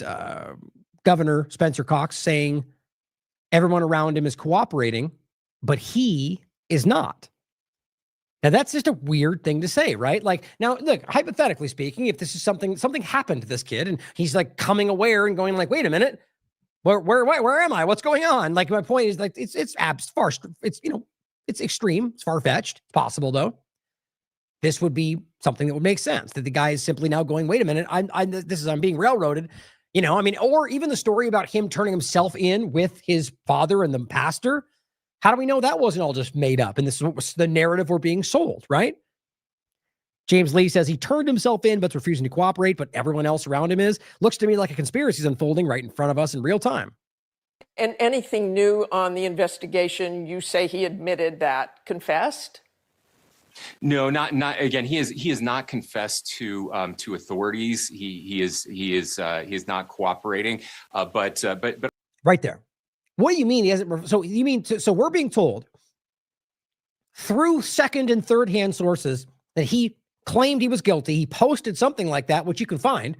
We don't know that was him or that was that's the way we should be looking at this. And his father and somebody else turned him in. We're told he did it with them. The post says something similar, but now he's actually there and he's not cooperating. I mean, I think that's very relevant. All the people around him were cooperating, and I think that's very important. There were reports yesterday that we can confirm that his roommate was indeed a boyfriend who is transitioning from male to female. Now, even that, by the way, is based on text messages of him saying something like that. Now, I mean, I just think it's important to recognize if they already got caught lying about the trans writing on the bullets, which why would they do that? And we know that they were trying to push in trans legislation around gun rights right before this. I mean, it's interesting to think about. Like, I would like to see this guy speak publicly, which I bet you was probably going to be more difficult, or whether they're even going to see a public trial. Of course, when it's Johnny Depp, Every single moment is highlighted, but when it's something like this, it'll just casually slip in the background. That's what I argue will probably happen. That's information that the FBI had mentioned yesterday. We can confirm that as well, and that he is cooperating with authorities as well. I mean, everyone around him, what does that mean? Like, his family? Like, it clearly has to matter that he is the one claiming he's guilty if that's the case. Like, so if everyone else is saying that, well, then that doesn't prove he's guilty. Like, the investigate, like, even then still, if he admits he's guilty, you still have to go through a trial, and, or at least to some degree. But I don't know, that just seems very abstract. But then you talk about the trans part, you talk about that any of the points they're using to make this whole case comes from messaging that was done after the fact. I find that really relevant. And I think that at the very least, we should consider whether this might be a kind of wag the dog scenario. And again, like I said at the beginning, I'm not even saying that's what I'm leaning towards. It's just so funny to me how people who otherwise claim to be objective and even like we like conspiracy theory will then push back aggressively on an obviously, like, could it be? Sure, it could be. And we should ask that question. Like, outraged, how dare you insult their memory? How dare you suggest Israel did this? You're such a racist. It's like, did you know who did it? No, then why would you say that? Like, isn't it possible? It's just so embarrassing how quickly people will shut down information when it bumps up against something they're trained to ignore. Here is Morgan making a point. I just want to include this for you. Just a couple other points on before we get into the additional points to the Israel connection to this. Is that we already saw this. It's the point was simply that this is a longer video of it. And do you think this makes sense? Do you think that when this happened, so this is right afterward, people are still drifting away.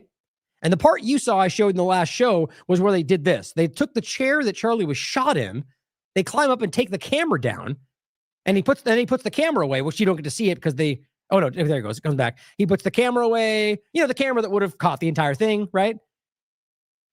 The point is, if you watch this, how do you explain this? How do you explain all the people milling around, wandering through the crime scene, that nobody's really enforcing that crime scene?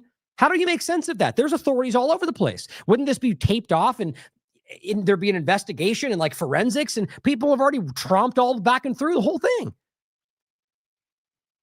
Yeah, maybe there's a reason. Maybe they did it before, but the point is this video is being taken where people are still drifting out of their seats, so you can clearly tell that this was pretty close afterward. But you can decide for yourself. I mean, look, there's people wandering in and out. There's not even anybody even trying to control the area.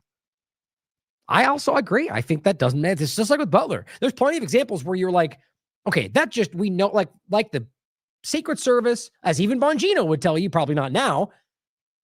Their operating procedure is to, if they sense a threat, they have the authority to open fire. They don't have to wait for someone to fire. It's the dumbest thing in the world. You can prove this. And yet they lied to you. Now, that doesn't have to prove the larger story, but it just means that they lied to you. Now, why is the question? Same thing here, guys. I just don't know. Now, I'm not saying I know for a fact this is a lie, but how do you make sense of that? And as Morgan says, does this look like a secured scene? Or does it look like they just wrapped up a film set? Officers, tactical teams, medics were visible, but no inner perimeter was enforced. No witnesses were staged. No forensic control was established. She says a real active shooter response would be freeze the hot zone, mark and collect ballistics, deploy biohazard cleanup for blood, and so on. I mean, whether you think that's the case or not, I agree with the general point. I don't think it would be this. So you can decide for yourselves. That's what I'm pointing. It's all just data points that you can include. I'll give you my opinion as best I can, and I'll make it clear when I think it's provable. But otherwise, sometimes these things are just like, I didn't include it today, but there's a lot of theories about whether somebody else shot him from the side. And, I didn't want to get too in the weeds about it, but it's worth your consideration. The blue guy in the blue shirt, the guy with the white shirt over next to him, and different people say either one of them may have been the shooter. And there's all this different information.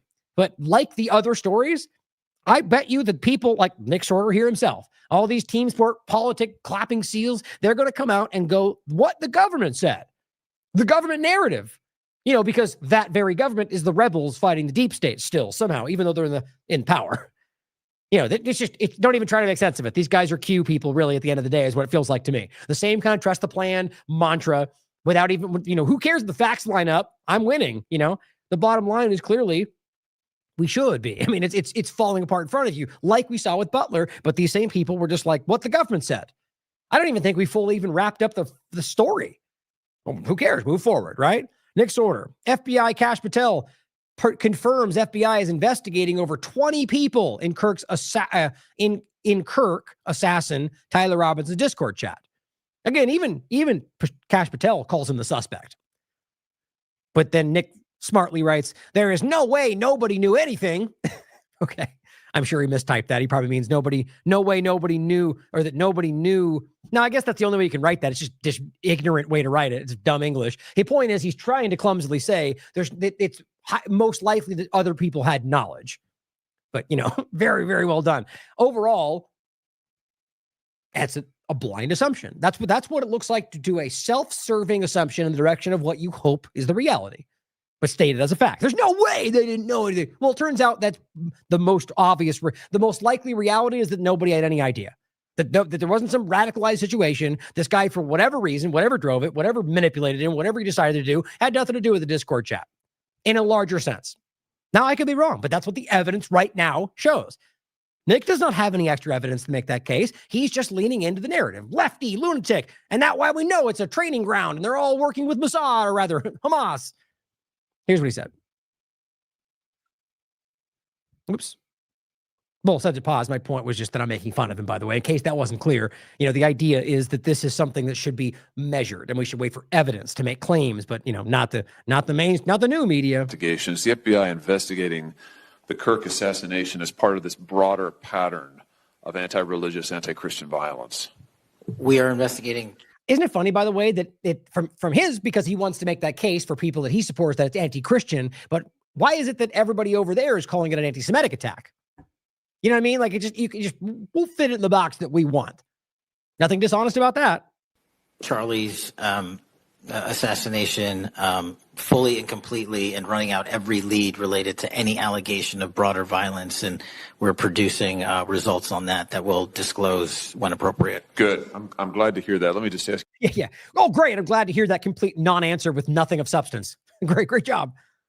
A few questions about that, if I could. Sure. Reports have suggested that the FBI is investigating a broader network of groups that may have had some knowledge of the shooter's plans. Can you give us any details on that, following up what you've already said in public? How's the FBI working to find other potential accomplices, folks who may have known about the shooter's plans, folks who may have encouraged him? Any update on any of that? So in terms of what we do for an interrogation perspective, we go and reach out to the family and community immediately. And we've conducted those investigations and interrogations with local law enforcement, and we're continuing to do that because those closest to the suspect are going to hopefully know the most about the suspect and his beliefs and his ideology. On top of that, unfortunately, it has been leaked that there was a Discord chat, and for those unfamiliar with it, it's a gaming chat room online that the suspect participated in. So what we're doing, we've already done, is serve legal process, not just on Discord, so that the information we gathered is sustained and held in a evidentiary posture that we could use in prosecution should it be decided to do so. And we're also going to be investigating anyone and everyone involved in that Discord chat. Okay. So that's the only thing he said so far that had any meaning other than just these, he's just trying. I honestly think, I think it's pretty clear. I have a very low opinion of this person, like most of the people in politics, but especially him. Just kind of rambling around. The point was he wants to sound like he knows and he's in charge. And I don't think that's even clear. I think nobody respects this person. That's my opinion. All he said that matters was you're investigating everybody in the Discord chat. Now just think about that for a second. You may think that's okay. Maybe you think it's rational and justified because something bad happened. Therefore, the government needs to investigate anyone they think might be guilty. By that very logic, therefore, the government could then investigate everyone in the country just to make sure, right? There's no real indication that anybody else in that chat had any information, but they'll do it. Again, I'm willing to bet you half of my own chat would argue that just makes sense, just to be sure. I just want us to start thinking about these authoritarian tendencies that we've rationalized in this country. The idea that makes sense, they should just start digging through you, whether there's any, if they looked into the guy and there was an indication that maybe he worked with one of you. Right? There was messages that went on beforehand that suggested there might be foreknowledge. Yes, then look into that if you think it's a crime. It's about crime and possible crime, not just that you think they might be of the same ideology, for example. I just think it's very clear how rapidly this is going in the wrong direction. And it's actually things that we never really even dip, like I said, like fire in a theater. Things that are, if you are honest about the principle, we're already violating the idea of that constitutional right. But we went, oh yeah, it makes sense. And people can be crazy, and we let it go. And I'm willing to bet you even half, and maybe I'm wrong. Maybe this is me overcompensating. I disagree. But I think we need to do ourselves the service of asking these questions. Is it okay that they would just arbitrarily investigate anybody else that was even in the group with him on Discord because he did something wrong? He's the only one that did something wrong. There's no other evidence of any kind of coordination. They are just doing that. It's a small point, but I want us to think about how easy this can cascade and how they use this, guys. Now, on top of that, let's not forget that they're trying very carefully and it is pretty clumsy in most ways, but they're trying to patch together the idea that this was something bigger, right? The terror cells and the organized cell and that this is some kind of a building thing coming from the left. Not the lone shooter point. They're trying to patch this together with trans and networks and I just don't think it's there. But they're sure as hell going to make use of it the best they can. Okay, very good. I see the public reports that the Discord thread had as many as 20 additional users. It sounds like you're trying to run down all of that to see if that's accurate, who else may have been on that thread, what they may have known. Is that fair to say? It's a lot more than that. We're running them all down. It's a lot more than 20? Yes, sir. And you're running all of that too? Doesn't appear to be, by the way. One or two thoughts in my mind. Either this is Cash just blustering like he always does, and if you watch his kind of furtive eyes at the end, I feel like maybe that's the indication that he said something he probably now just feels like he wants to take back because it'll be proven that he's wrong. We'll wait, see how it flushes out. You tell me what you think about his eyes at the end. My point is that what we're talking about in this Discord chat was, I think, about 20 people. So they're either lying about the number, like I think might be the case because Cash is just blustering, or they're just going after everybody else in any other chat that he was connected with, which was kind of my point. Because remember, there were other chats he was involved with. So now you're just demonizing privacy violations, especially from a group right now that seems to think the Constitution is a passing nod. Who cares, right? It's only things that make the lefties, whatever the rationale is, and they don't seem to care in any of these contexts. But when we play it again, you watch what he does. That the Discord thread had as many as 20 additional users. It sounds like you're trying to run down all of that to see if that's accurate, who else may have been on that thread, what they may have known. Is that fair to say? It's a lot more than that. We're running them all down. It's a lot more than 20? Yes, sir. And you're running all of that too? Every single one. Yeah, fantastic. Let me just turn to the broader question here of anti-religious, anti-Christian violence.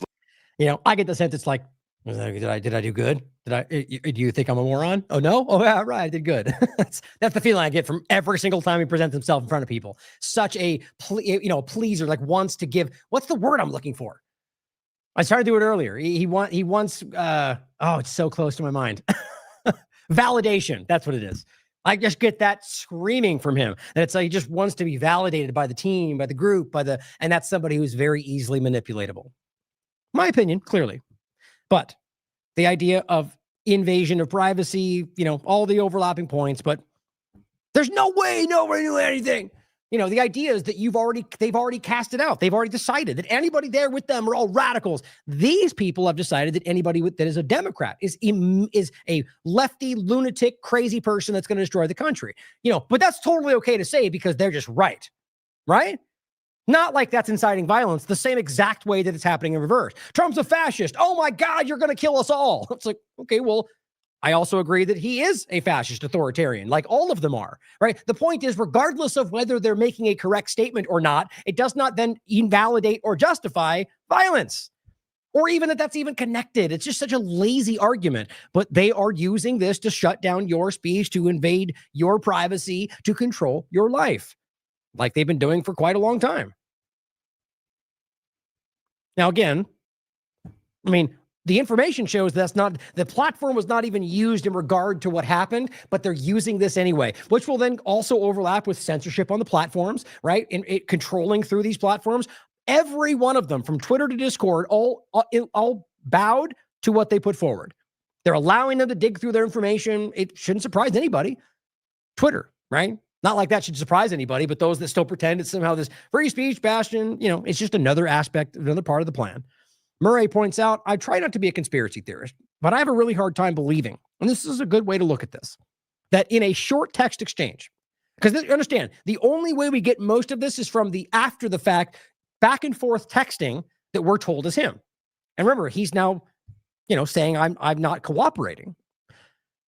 In a short text exchange, the alleged shooter makes his confession, confirms the location of the weapon, confirms the type of weapon, confirms it was wrapped in a towel, confirms his motive, exonerates the decoy, admits to the bullet engravings, confirms the wardrobe change, confirms how long he's been planning it, discloses the existence of a location of a now destroyed pre-written confession note that we're supposed to pretend we know for a fact is real because he says it in this thing that we can't prove is him, and that they somehow then know what the full context of the letter was, even to exactly read it off, even though it doesn't exist now. I mean, that's a special kind of crazy. But it goes on to say, randomly tells his boyfriend that his dad is diehard MAGA, as if he wouldn't already know given the nature of the relationship. But that should also then make you wonder if he's talking about his boyfriend and we're questioning all of the back and forth. Maybe that's not the reality of the relationship, right? All of this should be questioned.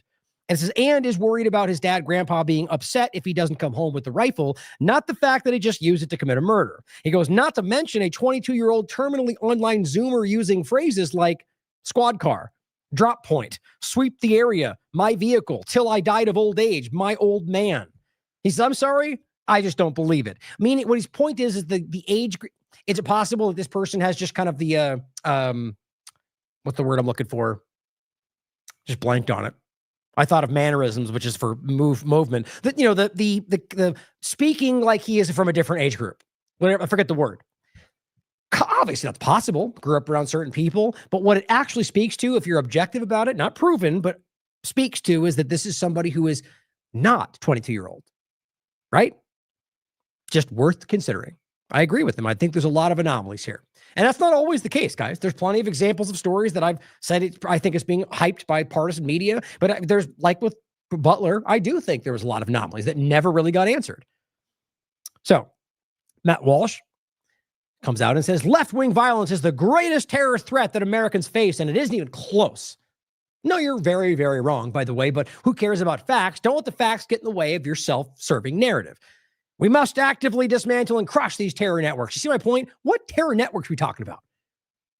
Okay, let's just say you agree that lefty ideology is a terrorist thing. Okay, well, are we then just assuming that means there's organized networks? Or do you have any kind of evidence, Matt, of actual networks that have been set up? Or are you just going, well, there must be because, well, they're doing things.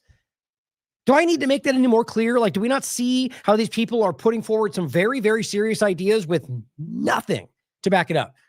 I will equally admit that there's alarming levels of extremism coming from the left part of the paradigm. I see the same thing on the right. Now, you could argue I'm wrong, but that's what I very clearly see. But does that amount to that it's terrorists now? That half the country are just now terrorists, just like they said you were a terrorist because you wore a red hat, right? Yeah, who cares about that? It's old news, right, Ryan? Or that we have verifiable networks where they're working together and planning attacks, or are you just going lefty people doing things, terror network? That's not alarming, right? I mean, come on, guys. Every elected Republican must be clear about this, that they're terrorists. No false equivalencies or impotent both sides rhetoric. See, they're really trying to push this. It's all you're both sizing the issue. There's nothing about some kind of flimsy back. You can clearly see it, especially since what you guys are currently doing, what you're literally writing, is exactly what you think you're calling out on the left. If you think that calling Trump a fascist is enough to claim that they called for violence and that you saying they're literal terrorist networks is not the same thing, Matt, that's stupid. That's embarrassing that you can't recognize that, or very dishonest that you're clearly acting like you don't see how hypocritical that is. I just am blown away by this right now. To me, this shows either somebody who is actually far less intelligent than I thought, or somebody willing to blow up their entire, what they've built integrity-wise, or, what people see them as for a political narrative. That either speaks to people influencing them, or they're just, I don't know. I mean, that is hard for me to understand. This person says, here's what I suggest. Rather than making, and this is a fair point to make, regardless of whether you think he's right or wrong, rather than making statistically unsupported claims, like the one in that first sentence, maybe conservatives should bother to take the time to produce studies that counter what every study in the last 10 years has found, that most political violence in the U.S. resulting in fatalities over the last 10 to 15 years has come from the right. Now, I'm not getting into that. I don't even know if I agree with that. But I'm sure you can find studies that make the case. But let's not forget, if you go back to the reality of the left-right paradigm, like Greg Reese points out, the left brings in immigration, the right reacts to it, and both of them lead you into a technocratic control structure. That's how this usually plays out, whether they know that or not. So in this case, it would be the using that to drive the reaction from the left, and like we see in reverse with immigration, right? But all that aside, I don't think it's about one side or the other. I think this is the same conversation. And so what I'm saying is that not that the studies show the right, but rather that the studies at large say that the idea of political violence is less than 1% in this country. And that's pretty broad. Even if you want to make it about the right, it's less than 1% of the full picture. So why is this the only thing people are talking about? Because it is being used to roll out the agenda. He says some of those studies have methodological flaws. If conservatives are so convinced that most people are killed by left-wing violence than right-wing violence, then it seems like you should conduct this. Like, I agree with that. Instead of just continuing to state your opinion as fact, give us something to go on here. Not just, can't you see that you guys keep framing it however you like and both sides do the same thing? Yes, I've seen left-wing people and I've seen right-wing people. The same thing. And you guys both ignore it when you don't like what you see. This is my point. The people that see this, we look at them like they're children when they always pretend like I'm the right one with integrity, and you're pointing out the thing that you do every other day. It's like Laura Loomer acting like she's speaking out against free speech or claiming that somehow that big tech censorship, like she's really just calling out all these things that she has been actively fighting for. It's embarrassing, but they see an opportunity right now to make the best of it. Here is one of the many, this is just somebody making the point. I'll go over some of the studies. There is no surge in politically motivated killings. The number of people murdered by left-wing and right-wing politically motivated killers is tiny. Every victim is a tragedy. I agree, but don't make up a social catastrophe where there is none. I mean, isn't the right on guard against creating emergencies to remove our rights? I guess not when it's their own side doing it. There's many different examples of this. Here's just Grok, by the way. Politically motivated violence in the United States is a small fraction of overall violence. Estimated percentage less than 1%. And there's plenty of studies to go off of. This is the recent one. Politically motivated violence is rare in the United States. I mean, you can read through all of this. Yes, are people motivated by their political sides? Always. But the reality, going back as far as you want to look, right until now, it is a tiny, tiny fraction. So doesn't that matter? See, this is the point, is when you make a point that's not about partisanship, most of the partisan sides just ignore it. Shouldn't this be the most important point, that it's not about left or right, but rather just that the thing they're both using to hype about is really not as big as they make it out to be? Is political violence rising in America? Read it for yourself, guys. The obvious reality is that this is something that is increasing like a lot of things are, but still represents a very small percentage of the bigger picture. So yes, it matters. We should care about this. But how about we start dealing with the 10s, 20s, 30% of the problem, the larger issues? Or how about we recognize how the government uses all of them to control our lives? This is just a random thing. I think we've all seen this. It is like unnerving. It's weird. The New York Post. 4 NFL teams don't pay tribute to Charlie Kirk as others hold monuments of silence. I mean, they're literally going after these people. Now, you know what that reminds you of, if you're not a moron, is Kaepernick. Funny how you now have these tokens of both sides. So, right, they're kneeling for the thing. Oh, they're so, okay, fine. And you think it was dumb for them to do that. It's your opinion. They can do what they want. It's their choice. They can kneel. They can protest. They can not have a moment of silence. And then it's funny how the same thing happens over here, but because you guys care about it now, how dare they not do the thing? And they all should have done the thing. And I would agree. It's disrespectful, but they could do what they want. The idea that you guys force this on people, or that any side, either side, forces you to think and feel a certain way, is really the point. Crystal Ball says the demand that everyone mourn in state-approved fashion is bizarre. It's more than bizarre. It speaks to something much larger. And there's a lot of ways that conversation could go. Just in this country, it's quite obvious that this is something, it's not just about ideological control. Like we talked about in the beginning of this last election process, the purity test that we all got told we were doing. Black pill, purity test. Funny how what they said was ridiculous and fake. You know what? Every one of the majority of people that were calling us black pilled are now pointing at exactly what we were saying would pass. and getting many more views than we do for making that point, even though we were trying to get it in front of them before they said we were stupid for bringing it up. Now they're the ones going Israel and invasion. Good. I'm glad it's being talked about. Just recognize how often that happens, how often we're over here screaming and doing jumping jacks, and the people like Jones step in and act like it's a new story. It's very important to recognize how often that happens. And it's not just TLAV. There's plenty of us. The reality is the purity test is happening right in front of you right now. And it happens every day in partisanship. What we were doing was trying to call out Palantir, trying to call out surveillance, trying to call out the technocratic transition, trying to call out Israel's infiltration of this country, call out the two-party illusion, call out the lies around the election process and voting, all of it. Not without solutions, mind you, but with tons of them. And we got called black-pilled. And not the ones that were going, well, they're both bad and I don't know what else to do, so we're going to go with Trump because he's better than the other alternative evil. No, that's not black-pilled. Those were the adults in the room, we were told. You get the point, guys. It's just wild. And so here we are where what we told you was happening is coming to pass. And sadly, people are still pulling their punches where it matters. Now, we talked about this on the 12th. Was Israel involved with Charlie Kirk's death? Let's look at the facts. Now, if you watch the show, my opinion is clear. But as I said, even in the beginning, I don't think anybody can prove this just yet. And so that's why let's just look what the facts show and you can decide for yourself. It's funny how it was on Hive. I was looking at a comment on this and somebody just said, of course not. What a stupid supposition or stupid premise. I said, looking at the facts is stupid. Well, you just made yourself obvious. I mean, we didn't, if it wasn't, we know this, it's let's look at the facts. The idea is that without even watching it, just reading the headline, the response is that can't be true. Why? Maybe, okay, is it very unlikely? Sure, in your mind, but it's impossible. And now the evidence clearly suggests there's something very strong. I mean, that's what I made clear before. I think of all of what we're looking at, what makes far more sense in this conversation is that something else was involved than just some random kid that went crazy.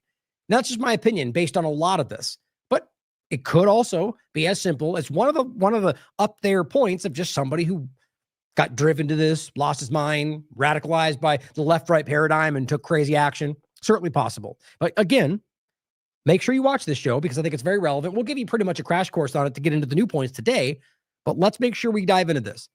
Because whether or not you think whether Israel was involved with what happened to him, what we're showing you here is relevant for 15 other reasons on top of that, guys. There's a very clear problem taking place in this country. And you just can't hide from it anymore. You just can't. It's in your face.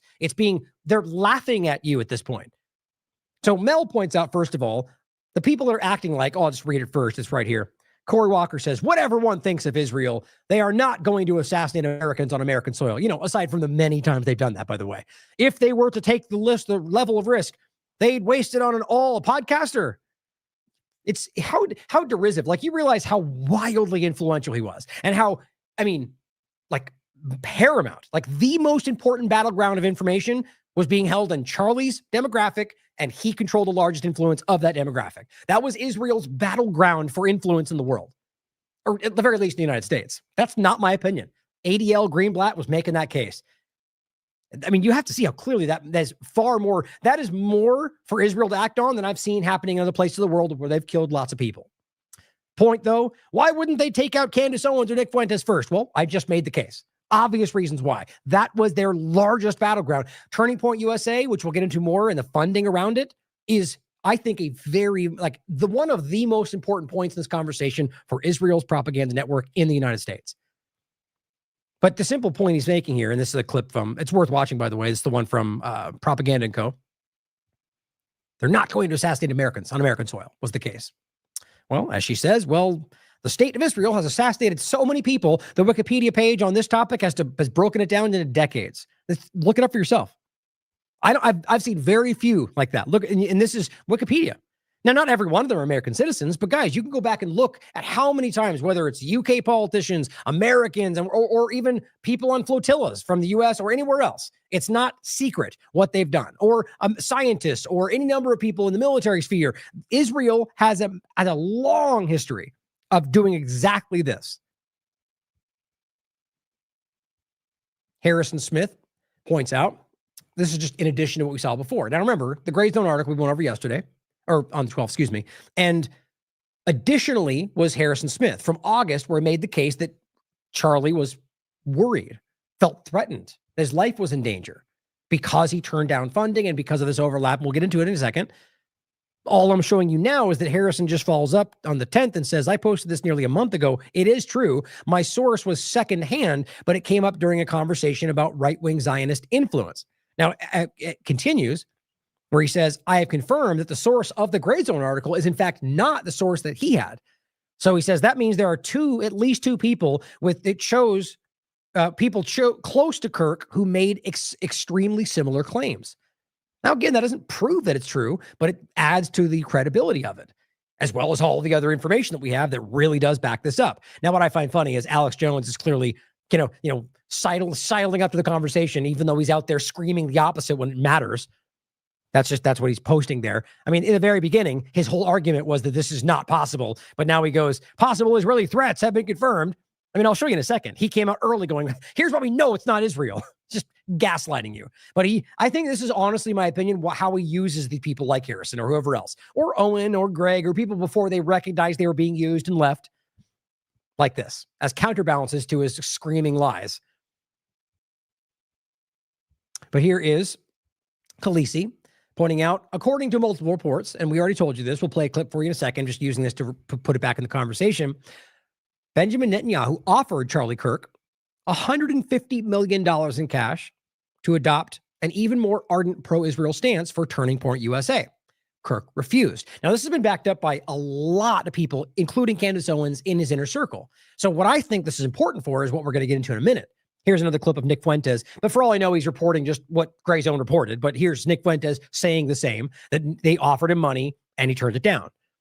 So again, Turning Point USA it's, I think, like the most influential campus kind of whatever you call what they do anywhere that I've seen. But its demographic for Turning Point USA and Charlie Kirk was the most important battleground of a demographic for Israel's battle for U.S. influence. That's what they said.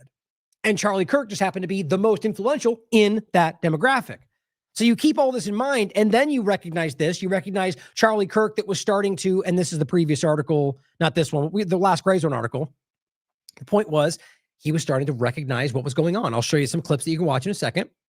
Candace talked to him.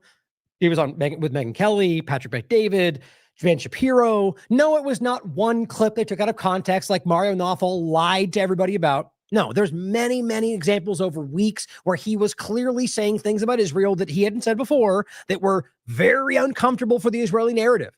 And then he gets brought to some kind of intervention, they call it. We'll play this for you by Bill Hackman and others who seem to be multiple sources that are backing this up now. And Hackman's denied it, where they tried to force him. Candace Owens backed it up. They tried to bully him into being more blindly pro-Israel. Now, I think it comes down to him, in my opinion, based on what I can feel from this, my opinion, is that he began to recognize, as the article pointed out, that specifically Netanyahu was manipulating Trump. Now, I think he's still pro-Israel. Recognize that Netanyahu and the Zionist movement were not the same thing. Now, I understand Israel is the foundation of the beginning of Zionism, but it's changed over the years. There's lots of people in Israel that don't believe that. There's Zionist Orthodox Jewish movements that are pretty big in Israel that are adamantly anti-Zionist. Yes, they get beat up by the IDF, but the point is that there's a growing movement of people and others that, Orthodox Jewish communities, random people who are calling it out. So my point is, I think it's changing. So I can see a position in which Kirk would recognize that he still supports Israel, but sees the Zionist problem as well. And his reporting began to feel that way. That's just what my gut tells me. And then they tried to bring him in, force him back into place, then finally offered him a bunch of money. He turned it down, and then he died. That's exactly what happened. Now, whether that was them involved, you can decide for yourself. But let's read this and watch a couple clips, and you can make up your own mind. Here is Gray Zone, 15th of September. A billionaire, Bill Ackman, I think I said Hackman, convened stormy Israel intervention with Charlie Kirk, sources say. A month before Charlie Kirk's killing, billionaire pro-Israel money man Bill Ackman arranged an intervention in the Hamptons, during which sources say he and others hammered Kirk for the conservative leader's growing criticism of Israel influence in Washington. See, specifically about the influence of Trump through the Zionist network. And that's Ackman right here. Kirk came away fretting about Israeli blackmail, sources say, and he contemplated a Catholic conversion. That's what Owens was pointing to. Quote, I feel incredibly privileged, Ackman pointed out, to have spent the day and shared a meal with Kirk this summer. He was a giant of a man. Owens is calling him out like crazy for that, suggesting that everyone around them knows that wasn't some nice meeting you had, that he was angry with you and that you threatened him, and that you come out and post on the 11th that this is what they're all doing. They're using his memory, and if you're honest about this, in my opinion, they're the ones that are tarnishing his memory more than anybody. Whatever you think about him. There's plenty of things I've said in the past that I stand by, and I've recently pointed out about his opinions that I find repugnant. Numerous examples. There's no reason that should be unacceptable to anybody. People that die is a tragedy, including Charlie Kirk or anybody else. And we should say that, and there should be decorum, his family, and everything else that matters. But I also am never going to not tell you my actual opinions because of any situation, whether free speech or otherwise, because that's obviously what should matter at the core of the conversation. But my point is to simply suggest that regardless of that I can point out clearly that people like this are the ones that are, whatever word you want to use, tarnishing his memory, using him, even though clearly he was threatening him before this, or that Laura Loomer can call him the worst, you hate Trump and you shouldn't be part of our team, and then go back and act like now suddenly we were the best of friends, and they're all using him right now. The Gray Zone has spoken to 5 people with intimate knowledge of Kirk's meeting with Ackman, which was held in early August. According to one source, Kirk was left upset after the gathering turned into an intervention where he was hammered for his increasingly skeptical views on the U.S. special relationship with Israel and for platforming prominent conservative critics of Israel at his events.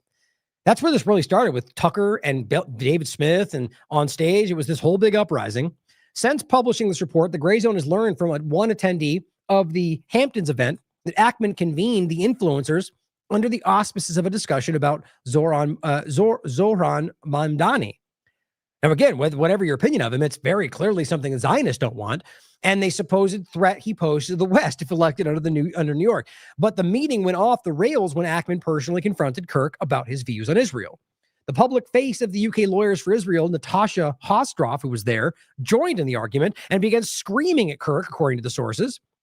When his posts presented him with a detailed list of every offense he supposedly committed against Israel. That's crazy. Kirk was, quote, horrified, and said one person. Ackman also allegedly demanded Kirk rescind his invitation for Tucker Carlson to speak at his upcoming event. The Gray Zone reported, now here's interesting, by the way, December 2025, you know what will be very telling? Whether or not Tucker and others are invited. All these add up for me. They paint a very clear picture. Even then, it still wouldn't be proof, but it adds more to the picture, and you know it does. The Gray Zone reported on September 12th, citing a longtime associate of Kirk, that Netanyahu had offered to organize a massive infusion of pro-Israel money into Turning Point USA, and Kirk refused, which that doesn't make sense with what we're being told, right? It does when you realize he was changing his opinions. Another longtime friend of Kirk has told the Gray Zone that the conservative activist also rejected an offer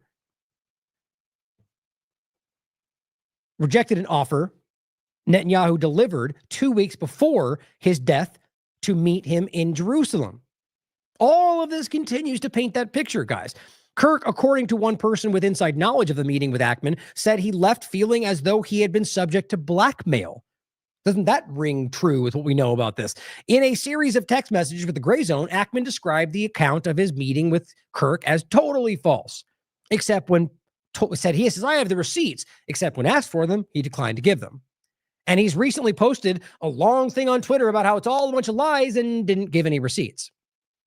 I think that speaks volumes. So we knew most of this already. This is just Gray Zone following up and getting more verification of these claims.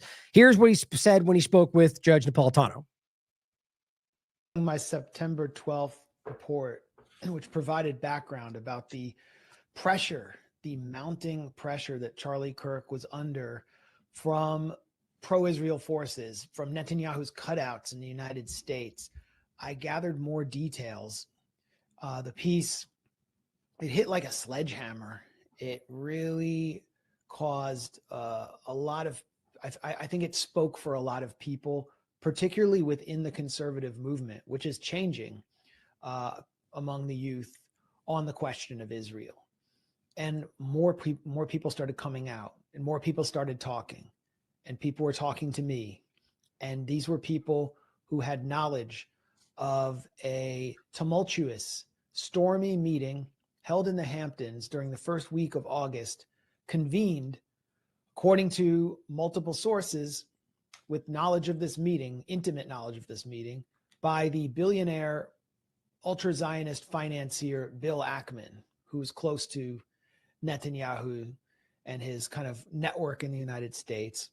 Charlie Kirk was summoned along with an array of young, sort of vapid, very avaricious conservative influencers who seem to be sort of in Israel's back pocket to set a very pro-Israel tone for this meeting. And Charlie Kirk was, according to one source, hammered by Ackman and others for allowing Israel critics, very prominent conservative voices like Megyn Kelly, Tucker Carlson, or the anti-Zionist Jewish comedian Dave Smith, to appear at his events.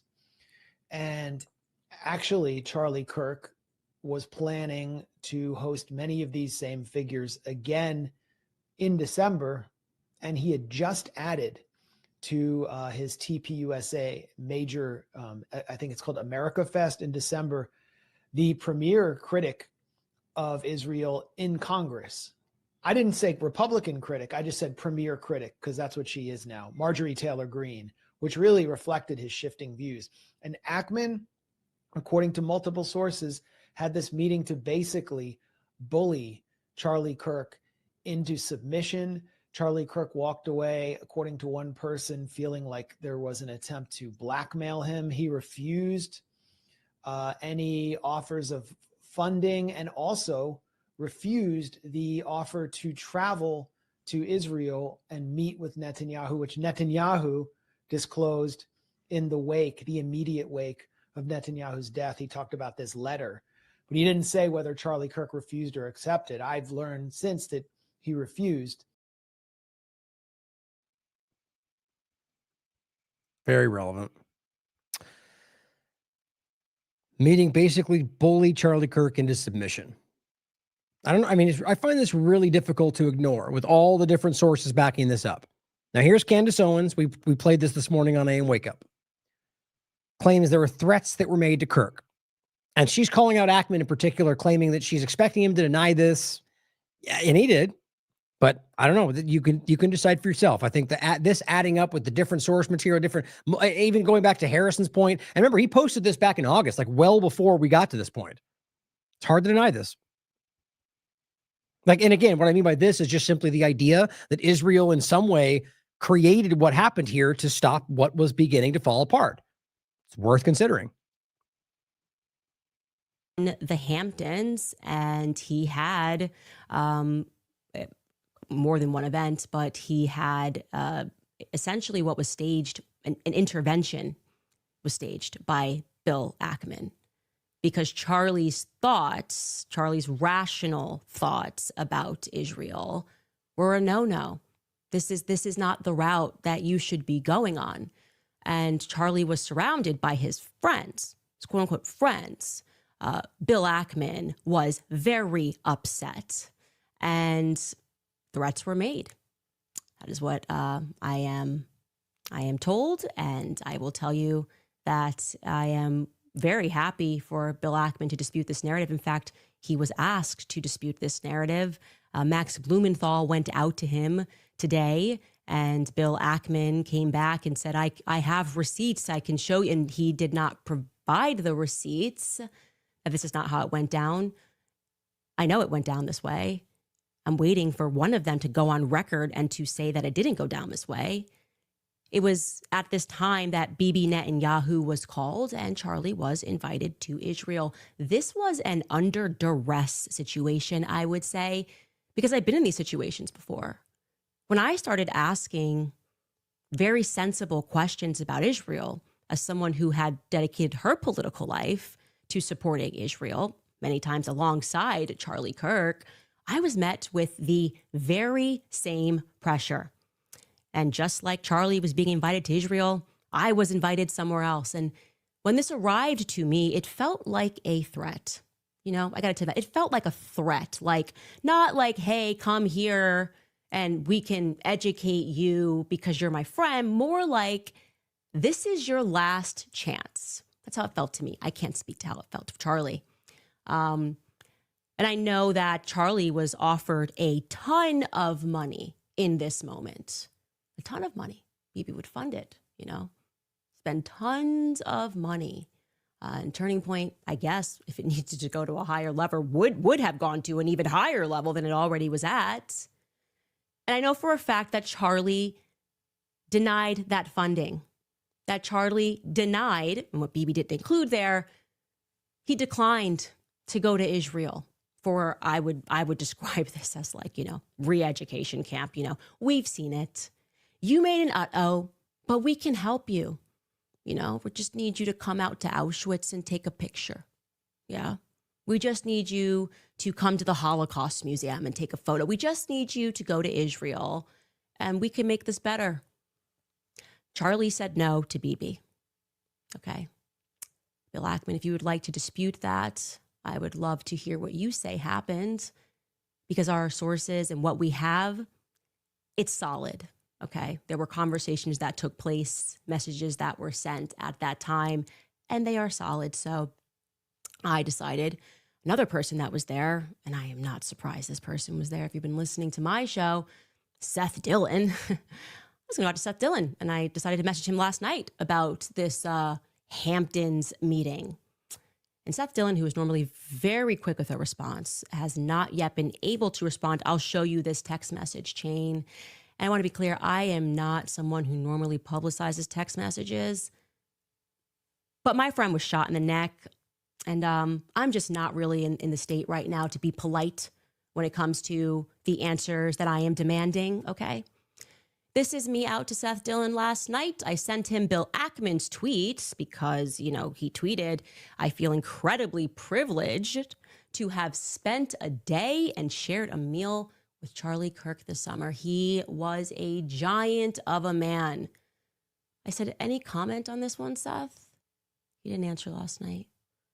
This morning I said, need a comment ASAP, please. He didn't answer. Then I followed that up and I said, trying again here, you were present when Ackman lost his mind on Charlie and when Bibi invited him to Israel and Charlie refused.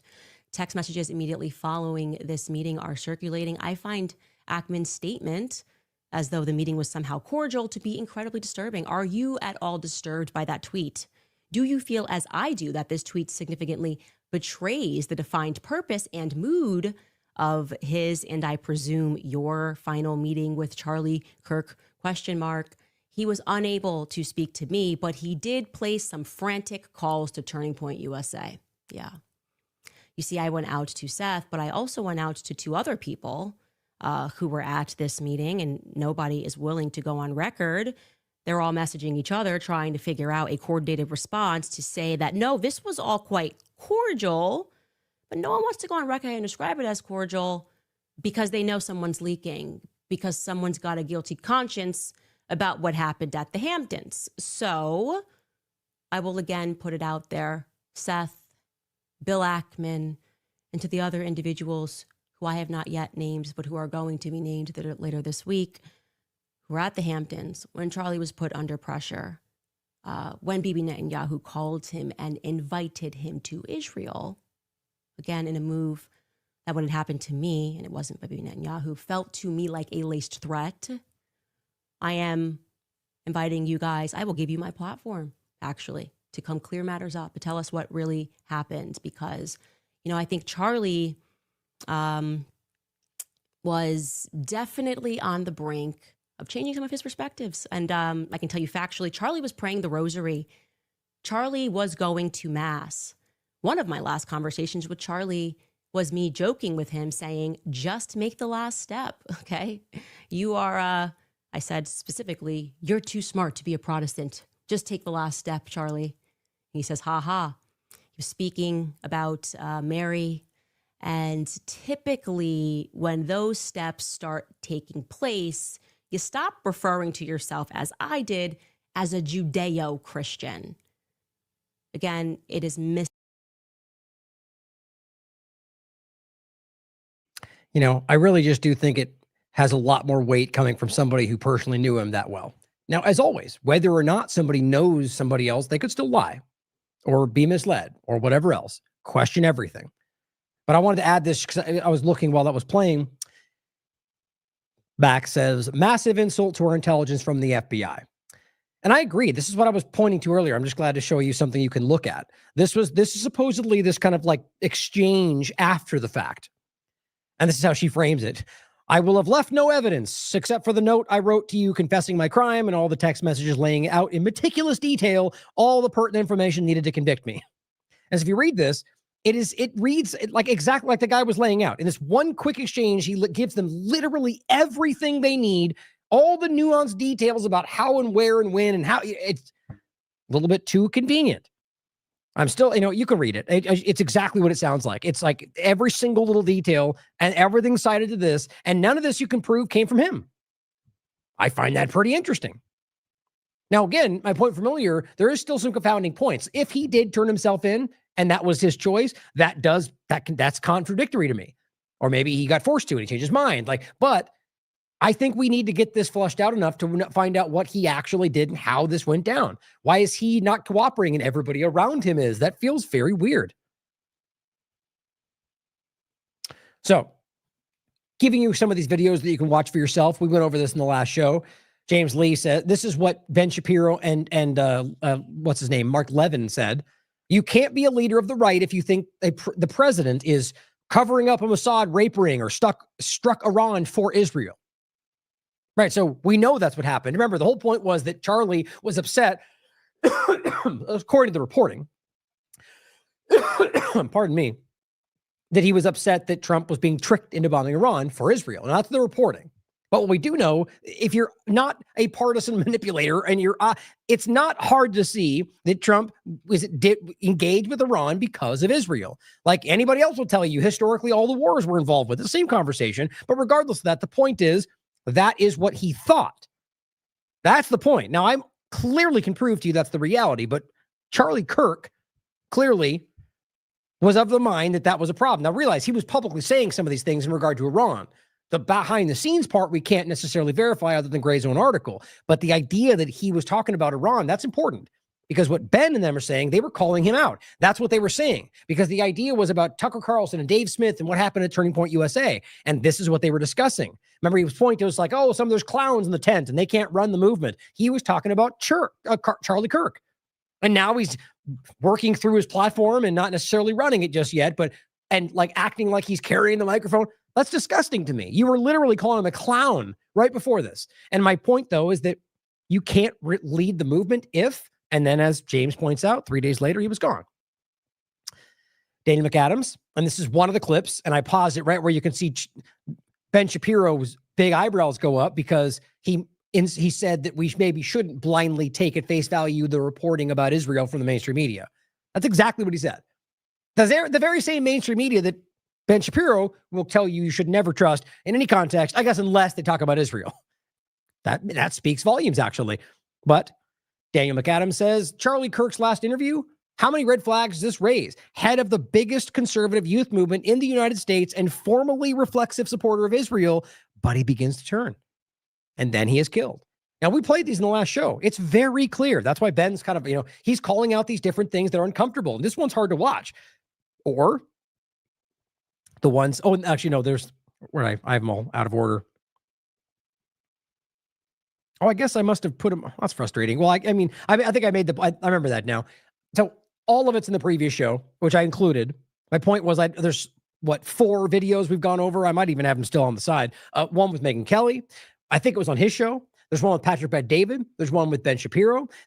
I think there's 4 or 5 videos. There's more than that, by the way, if you just continue to watch his content over the last month, but where they were like undeniable. Not one thing where he was reading somebody else's quote like they all try to lie about, but many examples, as Candace Owens tell you and others that know him, that he was changing the way he saw this. Now, just the idea that people are trying to gaslight you into thinking that wasn't true, even though you can look for it with your eyes and see it, speaks so much, doesn't it? They're trying to gaslight you around something you can prove to yourself. Let that speak about everything else. Now, here's what I found really incredible. The points I just made. in the last show about the funding, so if right now, the two things I said, if we see funding that ends up going to Turning Point USA, so the $150 million or whatever it is that comes through Netanyahu and other Zionist groups, if that funding all of a sudden finds its way to Turning Point, that Charlie turned down after they got him out of the way, if that's what happened, and then fund that would speak volumes to me.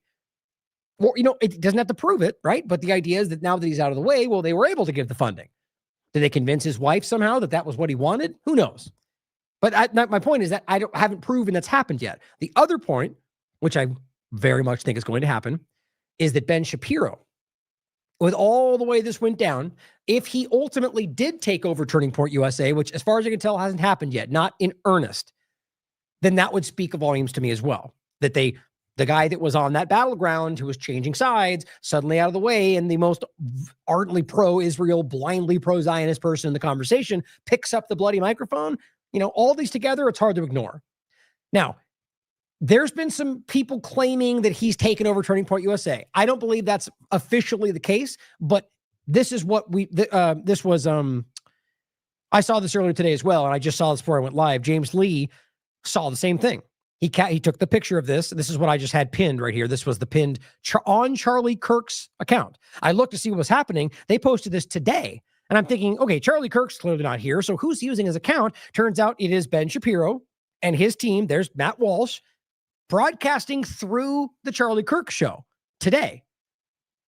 Now, it turns out it was some kind of a memorial, like they put out the title. It's them, remembering Charlie Kirk. But so again, they're broadcasting through his platform. How is that possible? Well, excuse me, got something in my throat today.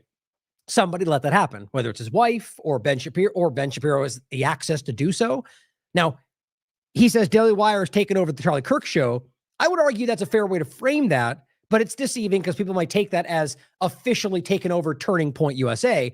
But I saw the same thing. This is them broadcasting through Charlie Kirk show, even if it's just one time, even if it's just because we're going to do the memory. I find that to be very important. I get the sense, my gut, that this is going to go this direction, that we're going to see them just continue to use his show like we see the vice president using. And apparently they're going to keep doing this. Matt Miller and them, so now it's like just this White House government, top of the power structure podcast fighting the deep state. It's ridiculous. My point is that I think Ben Shapiro and the rest are going to keep using this platform because they're not going to let that power die. And that speaks a lot to me. The idea that they just took over the platform that they were fighting for, that Charlie Kirk was waffling about going other directions on. The funding, if it happens, speaks a lot to it. And as well as the fact that if they actually legally take over Turning Point USA, I'm curious to see where that goes. So keep an eye on these things. Let me know. So here's Alex Jones on the 11th saying there's no evidence that Israel killed Charlie Kirk. Well, there's actually a lot of evidence. There's no proof, but I know how you get words mixed up sometimes. But overall, he says, what we do know is that there's a hyper-violent trans rage movement that's been carrying out mass murders. Oh, okay. So we know that there's things that have happened elsewhere that may or may not connect to this. So what you're saying is, we know there's no evidence for this, but there's also no evidence for this. But I like this. Like, how stupid is this? Like the idea that, first of all, the point is there's evidence for both. There's not proof of either. The reality is, yes, there are people that are trans that have carried out shootings. There's also people that are Republicans that have carried out shootings. Should we call it a hyper-violent Republican rage movement? No, because that would be pretty stupid. Now, yes, I see a lot of overlapping issues around the trans movement because of a lot of other agendas that I've well called out. I still wouldn't go as far as to claim that everything we're talking about is some trans rage focused lefty thing. Like they're trying to create a focus, like a network of left violence to be going after anyone they want, framed as going after the left. The point I'm making is that the idea that this connects to that, there's nothing to connect that. Even if you want to say the person was trans, which by the way, he's not, right? This is not the reality. So here we are where we're being misled about that. So overall, to push the idea that we know it's this when you don't have evidence or proof, while you're claiming there's no proof of this, all you're doing is proving that you are willing to say, you're going, I like this idea, so go with this one. And that's the one where it's just driving you towards his perspective with no evidence to back it up. And again, I might add, starting with Israel's not the one, but we don't know that. It's like, how do we not see how this guy has been this, in this conversation, a gatekeeper in this conversation for a long time. I'm not suggesting he's aware of that. Could be, but I think it's obvious. And in the conversation of Israel influence in the United States, that I think is still always relevant, I simply pointed this out on the 14th. Oh, look, Trump's inner circle is back in Israel. It's back on the escalator again. How unusual. It's totally normal that they are each in Israel from week to week. Nothing alarmingly obvious about that. I mean, do you not realize how weird it is? Now, Huckabee is the ambassador. He'll be there. But the idea that Rubio and others that just kind of fluctuate through Israel on moment-to-moment basis, there seems to be always an American politician in Israel. On top of that, it got a lot weirder when you realize there was a massive thing called 50 States, One Israel that just took place in September, where apparently like every politician from left and right was in Israel. Doesn't that feel weird? Right now of all this? Before we get to that, I wanted you to think about this. Benjamin Netanyahu posted this on the 11th with what was going on. And this is Donald Trump speaking. Ask yourself why either Netanyahu or Trump would put this out on September 11th. A special hello to everyone gathered in Israel to celebrate the glory of America's independence. It's a big moment. It's a great place. And we really appreciate you even watching this. As you know, this event was postponed due to the 12-day war earlier this summer, which culminated in one of the most successful military operations in history. Yeah, right. I mean, that's just so silly. That can't you just be like, that was a big failure. They didn't accomplish what they wanted, but he'll just forever call it one of the best. The bombing attack on Iran, the most successful in history. Aside from all the major things we can point to, that's what he says. Like, you realize how stupid that is? He must know that we all know that's not true, but we're all just pretend like it makes sense. What a child, guys. I mean, that's just dumb. That's like all the rest of them. He's no different if you're just honest about this. But my point is, why on September 11th? Oh, it just turns out we just had time, so we'll do it now. We were supposed to do it back then. No, there's a meaning for this. On September 11th, in the midst of what was going on, this is what you put out. Hooray, Israel. And the obliteration of Iran's nuclear enrichment capacity. Which didn't happen at all, and everyone's admitted that. But let's keep lying, because yay. And it was a complete and total obliteration. Nope. But go ahead and reiterate it again, just in case you want to lie one more time. I want to salute the incredible American service members who took part in Operation Midnight Hammer, as well as Prime Minister Netanyahu and our friends and allies in the Israeli Defense Forces. In between genocide. Good job, guys. Thanks also to our wonderful ambassador, a wonderful guy, a wonderful friend of mine, one of the first people to endorse Donald Trump. A Zionist. That's Mike Huckabee, a very special man, great man. Mike is skillfully leading the U.S. diplomatic mission in Jerusalem, Israel's one and only capital. Yeah, which is not true, by the way. Which was a crime when he did it in the first place, but nobody cares. Just authoritarian. Which I was honored to formally recognize 8 years ago. Well, you were honored. That's a weird way to say that. You were honored to recognize? Is that the way Trump would frame something when it was his idea? Would Trump normally go, I was honored to carry out my own ideas? Or does that suggest that somebody else put him to it and he was honored to be the one to do what Israel asked of him? The president wanted to do it. They talked about it, but they didn't do it. But I did do it. I hope you all have a phenomenal evening, and we look forward to seeing you again next year as we celebrate 250 years of American freedom. So God bless you all, and I have to say it because he is so special, Mike Huckabee. God bless you, Mike. You're a special man. God bless the USA. Yeah. Also a very alarming religious Zionist, but we'll just put that aside. So why would he post that? Why would Netanyahu post that on September 11th? You could decide. Pretty strange. Now, Gen X Girl put this out, and this has to do with the event. 50 States, One Israel. She says, check out Israel's promo video for 250 U.S. state lawmakers on an all-expense-paid trip, courtesy of Israel's Ministry of Foreign Affairs, in the midst of genocide. They'll get indoctrinated to pass anti-boycott laws, 37 states so far, pass IHRA censorship laws around the Holocaust remembrance and the idea that you're not allowed to conflate Zionism with Israel, or suddenly you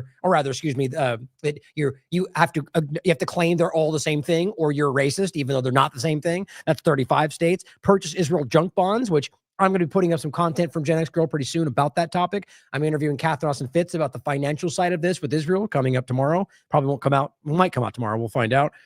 Pass economic development laws forcing states to import Israeli goods. So as they're struggling economically, they're forcing people to deal with them. This is the problem.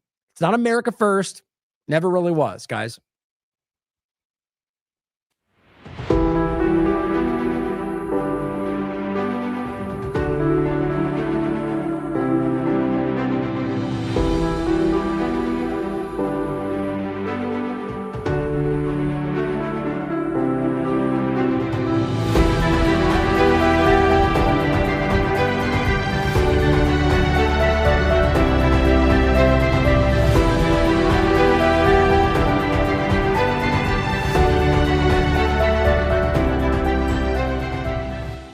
That's their promo video.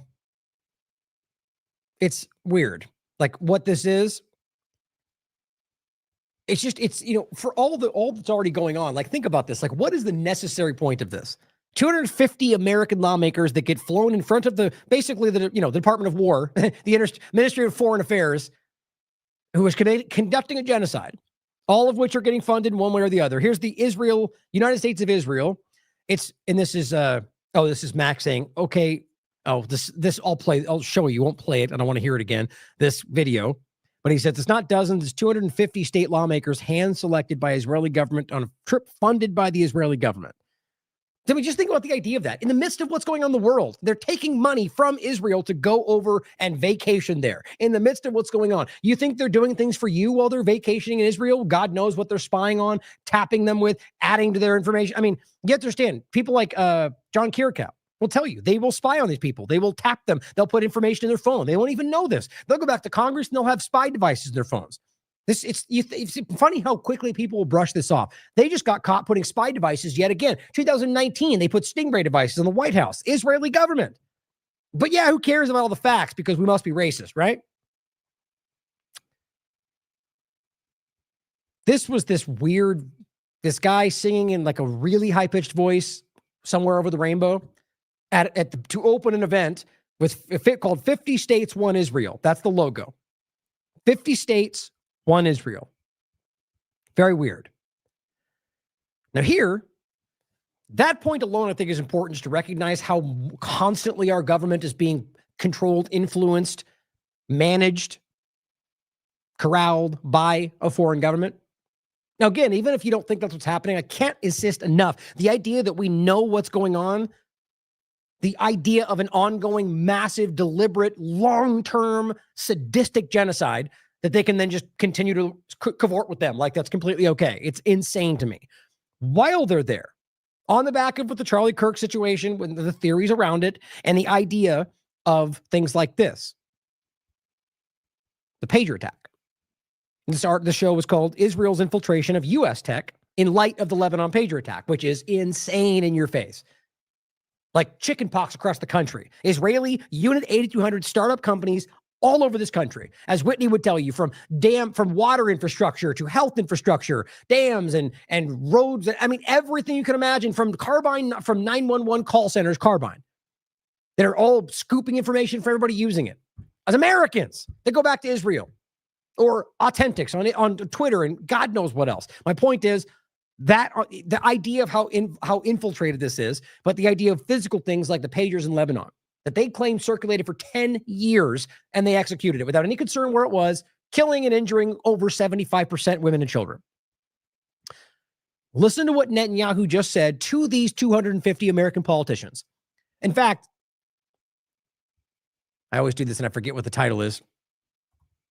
There it is. Nice. Okay. This is very important to include in this. Like I just said about the idea of them going back to Congress, whatever. Don't forget, I think this was not by accident. Was it Waltz, I believe? Was it Walt? I forget. Walls, I think, was his name. Either way, the point is, the State Department was revealed to be using, and I think still using, by the way, because they made it about Signal and not telemessage, which was it's not a like former Unit 200. It is an Israeli intelligence link chat app. Current people within the intelligence are running a archive app of your Signal on your phone. And people in the inner circle of Trump's administration were caught using telemessage. And that means the archives are being sent back to Israeli intelligence. within the inner circle. I still can't believe how that was not a bombshell. They made it about Signalgate, and they didn't focus on the obvious point. I think we know why, because somebody's controlling how these stories go. That's important to consider in this, because what I think is important is that it's not just about spying, but it's about things like this, or at least the idea that I think, and this is just my opinion, and somebody may even call me crazy or conspiracy theory. Don't worry, plenty do. A theorist, excuse me.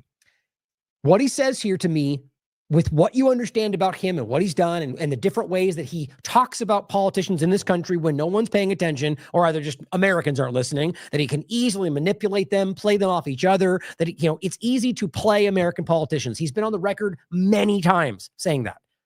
Is that in this case, with them struggling, with them at a desperate point, the floating of the idea that the phone in your pocket, that's a piece of Israel. I immediately I felt like that was a threat. Please decide for yourself. I'll leave it there. That's that, because it's just my opinion. But with all we know, I want this to, I'm just hoping this will at least consider this on a bigger scale. I just said this in another meeting, and they said, oh, Israel is isolated. Israel can't break out of the siege. No, I said, we will. Some of them have stopped weapon component shipments. Can we get out of this? Yes, we can. We're pretty good at producing weapons. Like intelligence, we share both with the United States. A good chunk of your intel.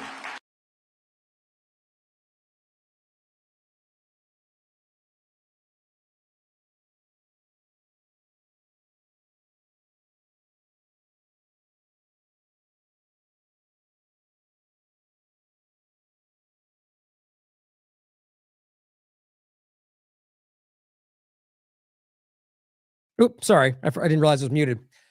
All I was saying there is the information relay is used against them on a regular basis. They give them information most often. I mean, you can prove this in real time for yourself. Like the limpet mines, for example, the lie about what they were doing that was used to roll this country into borderline war. That's what they do. So, it's like that clip from the CIA guy. It's like, look, we give them some information, but it's like, every third story is something, is a lie, or rather, they give you information to make you think it's good, and then they ultimately use you when they need you. That's what they do as a matter of practice. And again, these are things that you can look back through history and prove for yourself. Like regularly, how often what even the Trump administration, or rather the U.S. government, previous administration is a good example, says about the story, and then you go forward and eventually it pans out, and you look back and you go, well, look at that. It was a completely manufactured narrative. And where'd that come from? Netanyahu.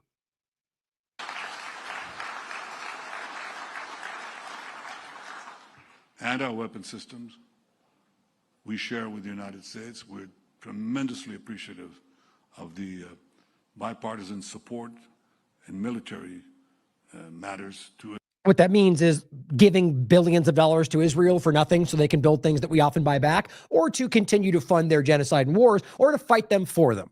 That's what he means. Israel in previous years and today as well. But do you have cell phones? You have cell phones here? No? You're holding a piece of Israel right there. You know that? I mean, a lot of... What does that even mean? Are you like all the other lies? Are we now trying to pretend that you somehow created this one thing that doesn't exist anywhere else in this country? Like cherry tomatoes, which he literally says later in this discussion. I mean, look, I wouldn't be surprised because of Israel's kind of bullying its way to the front of the tech field that ultimately that they would have some kind of attachment to one piece. But overall, with what we know about this, does that not ring like some kind of a threat to you? It does to me, especially with things like this that we've seen before. You're a terrorist, and you're part of October 7th. We're coming after you. And we don't care if you're in Qatar, we don't care if you're in Lebanon, and it could be even if you're in England. We'll get you. Right. For the idea that one of them, what's his name, threatened to go after politicians and remove them. Or in the beginning, somebody said, Russia, well, you're going to pay for this. Do you watch? And, all these threats that have swung around, and many of which have come to pass. All he's simply saying is if we decide that you're culpable or involved, or maybe just saying the wrong things about October 7th, we will come after you, even if you're in England. Now, let's just say he just only meant people that were on the ground during that day. Okay, so are you of the mind that Israel could just bomb people in England? That's what he just said. Now, yes, a Zionist rabbi, but my point is this is the sentiment coming through the government power structure. And they've said this many times. I just did a point about this. They can legislate anywhere in the world. That's their direct quote from the Knesset. International law does not bind them. They make this very clear. And they just literally murdered people in a big building in Qatar or killed the entire political leadership of Yemen. Nobody even batted an eye. They're just building this in the direction of coming home to you. Here is Ian Carroll saying, now, again, kind of his the point is whether or not this is all in the absolute or there's more nuance to it. You can decide. He says, this is why they voted against releasing the Epstein files, because they don't work for you. They work for Epstein's employer. And again, there's the idea, very clearly he was Mossad. You can't deny that. And whether they work for him or not, or every single one of them. I mean, I don't necessarily disagree. I just think it's important that we don't constantly overcompensate, or rather, that we're more specific and not more bombastic. Because even if it's true, it just becomes hard for the average person who's not there yet to understand when it's all 100% all the time, But this is them sitting in front of the Ministry of Affairs building. She says, the image captures a large delegation of American lawmakers visiting Israel, specifically the Knesset, Israel's parliament building in September. Oh, I thought it was either way. I think the other tweet from Israel said the foreign affairs, but either way, the point is simply that this is an important, it's a symbol of Israel and their influence to have them all come there and sit there in front of this building and display their, I guess, acquiescence, like the allowance, keep genociding. Like this is what this shows you. We're okay with whatever you're doing because we're on your side, showing the whole world that the vast majority of American politicians are either blindly bought off or completely unaware that they're supporting a genocide. It's embarrassing as an American. 250 U.S. state legislators who were in Israel for a program titled 50 States, One Israel. The event was described by Netanyahu as the largest ever bipartisan delegation of American politicians. Imagine that. The largest ever bipartisan in the midst of a genocide the world will never forget. How do you make sense of that? Other than they're pushing their thumb down on the ones they control. During their visit, they met with high-ranking Israeli officials, including Netanyahu and Gideon Saar, all these people involved with the worst things you've possibly ever seen. The visit focused on strengthening U.S.-Israel ties, like it needs to be strengthened, for Christ's sake. In regard to politicians, mind you, not Americans, politicians, for crying out loud, guys, it is the clearest thing in the world. Here's another clip about more overlap to the influence from Israel. This is about Susie Wiles, who we've called out already in that same exact way. Max says, you'd think it would be a bigger scandal, you'd think, that Trump's chief of staff, who many called his handler, by the way, like within his own team, Susie Wiles, literally worked for Netanyahu and helped Israel's Mossad manipulate Trump into bombing Iran. And clearly Charlie got wind of this and wasn't happy about it. Back to what I was telling you before the break, John Ratcliffe, when he was isolated with Donald Trump to basically feed Donald Trump Mossad talking points, including about phony, fabricated WMD propaganda about the Houthis about to get a nuclear weapon from Iran if he didn't strike. He was isolated by Susie Wiles, the chief of staff. And who is Susie Wiles? Subsequent to my report at the Gray Zone citing a inside White House source, a Trump official, we learned that Susie Wiles had actually went to Israel to work for Benjamin Netanyahu on his 2020 re-election campaign. How crazy is that? America first, and your chief of staff literally worked for a foreign leader? What's going on here? Guys, that shouldn't be that shocking when you look at his entire cabinet. And again, I know he knows this. He's trying to make a specific point to people that don't know about Susie in particular. Look at the rest of them. These people are diehard Zionists or also Israeli. From top to bottom. I mean, I don't even think there's an example of somebody who's not like aggressively pro-Israel in his entire inner circle. Many of which literally worked with Israel in plenty of overlapping ways before this. I mean, that's what we're unmasking, is the biggest foreign influence infiltration operation in American history that is basically taking control of an administration that says it's America first and is taking us to a very dangerous place. And everybody's concerned about it, including on the left, on the right, and we're also concerned about where we're being taken in this country.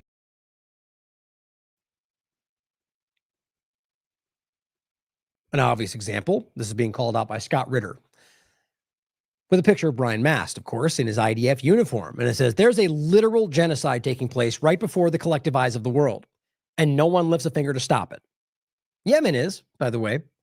The first thing that needs to be done is give the evil that is committing this genocide a name. And that name is Israel. And then we need to acknowledge that anyone who expresses support for Israel is an accessory to this evil. Put that in your pipe and smoke it, Brian Mast. That's what he said. Now, I don't see anything. The hard thing is that it's easy for people to frame this as about Israel or about it, because it is at its core. But as long as, and I believe he would point this out, you can argue or you can acknowledge that there's a lot of people in Israel. So I would simply say the Israeli government, quite frankly. But the point is still fair to say Israel, because as we know, if you're being honest about this, the majority of the population does actually support this, which again, I think is not necessarily indicative of anything other than what Zionism has done to these people. Just like we see in this country. I mean, guys, look at the people on left and right who are just broken by the government, who are just screaming hatred. It's the same kind of point. So I think it's important, though, to point out that it is an all-encompassing, not entirely, but that it is specifically the government, though, that's done this to everybody. But that it is Israel, right? If you're supporting, like, it's kind of like saying I support the United States, and people would take that as you support the agendas being played out by its government, which is not how I look at that. The United States are the people. The government is not the same thing, and that's how I would frame Israel too. So I'm just pointing out that nuance might be lost on simply the point he's making, but I agree with it regardless.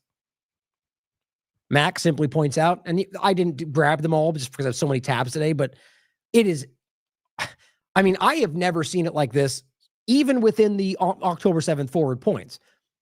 From every one of them, from Ben-Gvir, Smotrich, Netanyahu, multiple times, they all came out and put out a ton of stuff about Charlie Kirk. Now, yes, he was pro-Israel, but it felt weird, like overcompensation. This was Ben-Gvir. He says the collusion between and it's also them setting their narrative, the collusion between the global left and radical Islam is the greatest danger to humanity. See how they're all just using it the way they want? That the Muslim and Islam didn't even come into play in this conversation, but Netanyahu and the rest of them immediately went to that. They're just patching it together however they can. It has to show you there's dishonest elements to this. Charlie Kirk saw the danger and warned about it, but the bullets of the despicable murderer struck him. Thank you, Charlie, for your support of Israel and your struggle for a better world. My condolences to the family and his dear wife and children. And they all use this image. It's interesting. Max says, quick question. Why are a bunch of high-level Israeli government officials using Charlie Kirk's assassination to push Islamophobia and pro-Israel sentiments as if they knew who his killer is? I mean, remember, this is on the 10th. This is before they even arrested anybody. Well, or, they let the one guy go. But the point is that they hadn't got the guy they're telling us is the guy. So how could they possibly know who left and Muslim? And that's pretty weird, isn't it? We saw the same thing from the right. Instantly was trans and lefty. And you could say they were just blindly assuming into what they wanted to be the reality, which is some of them. But I get the sense, too, that there was something about this that was varied. Even like, again, that Crowder gets told the trans writing on the bullets and it doesn't turn out to be true. But then there's the trans connection anyway. Like, there's something about this was very clearly cultivated. I mean, whether that's just the reactionary points after the fact, which I think happens every time, it's up for you to decide, but something's off. Max Blumenthal, Benjamin Netanyahu in the 13th. I think it was like the third time he posted this. Charlie Kirk was a true friend of Israel. And he plays a clip where it's just him saying, Israel's great. Again, clearly, even though we know he was shifting that towards the end of his conversation. Yet another Netanyahu tweet memorializing Charlie Kirk. What is he overcompensating for? And then this was very important to me on the 13th. The House passes a bill punishing, quote, politically motivated boycotts of Israel, whatever that means. So if I boycott them on the context of a genocide, is that politically motivated? What if I am apolitical? See, you know what it means. You can't protest them in any way. They'll claim it's always racism, political, whatever. In the fog of the Charlie Kirk murder. How does that make sense? Right? So then aren't you stressing that Israel has nothing to do with this? But then somehow you use that to create this? Yes. The left and right, again, my point is there are people that are left and right, but from the government's perspective, it's just a game. The power structure in the left and the right can't agree to even have a moment of silence, as we saw, right? Yet they somehow quickly rush in something like this. Make sense of that for me. They can't agree to have a moment of silence for Charlie Kirk. They're being so petty and yet instantaneously rush through something that has to do with supporting or going against anybody criticizing Israel, despite that being shockingly unconstitutional. I just don't know how many more points we need to acknowledge what this all shows us. I said, aren't we being told Israel has nothing to do with this? I think most Americans at this moment fully understand what this shows them. Now, this is important to understand. I've talked about this quite a few times already, but I want to make this point in the middle of all this to understand how much this is happening and how clearly this was a push that came post-October 7th. Now, Jones on the 31st of August said, Western nations demand mass deportations, which is, it's always, we are all on the same side and we all think this. There's nuance across the board, but we've seen this weird movement from the rights of the conversation all spring up across these countries, pushing for the idea that every Muslim or every immigrant's bad. And right. But the point being that it is being framed as everywhere and everyone's changing when it clearly starts to pan out to be them creating an illusion of that. In some places, there's a lot of momentum. In other places, there's a march they frame as everyone in the world thinks this. Either way, he's pushing this idea. Native populations are rising. Native populations. Nationalism surging across borders. Globalists are fast losing their control. Right. When he says, he probably means the ideas that the globalists we're talking about have never been more powerful right now. There's the people he's supporting. Right? I mean, they're rolling out the Great Reset. They're rolling out the surveillance digital panopticon. Every single piece of it's coming into play, but because Trump's doing it, he's like, well, I don't want to see it. We're beating the globalists. What he means is the lefties that we're pointing at and laughing at. We win. Right? Because you can dunk on some Democrats, you're beating the globalists. Who falls for this stuff? But it says, we now need to deport all the invaders to Israel. What? And see if ADL still pushes flooding the West. He's so desperately trying to make it seem like he's against this. It's so transparent to me. Because if you look at his content and you look at the consistency of what he's done, he is always gaslighting you around these topics by trying to present the idea about somehow being against the Israel genocide. He's very much not. This doesn't even make sense. The point is, all of this, the entire idea of driving the deportations are what Israel is driving to driving to reality. So him simply saying at the end to bring them there, it's kind of a meaningless point. And I think he knew that. That's my opinion, by the way. But this person says mass migration is a weapon used by the ADL, George Soros, and many Mossad. The point is, you could make this about left only or right only, but it's an all-encompassing thing. Yes, very clearly the ADL, and yes, Mossad, or yes, the CIA. Yes, very clearly.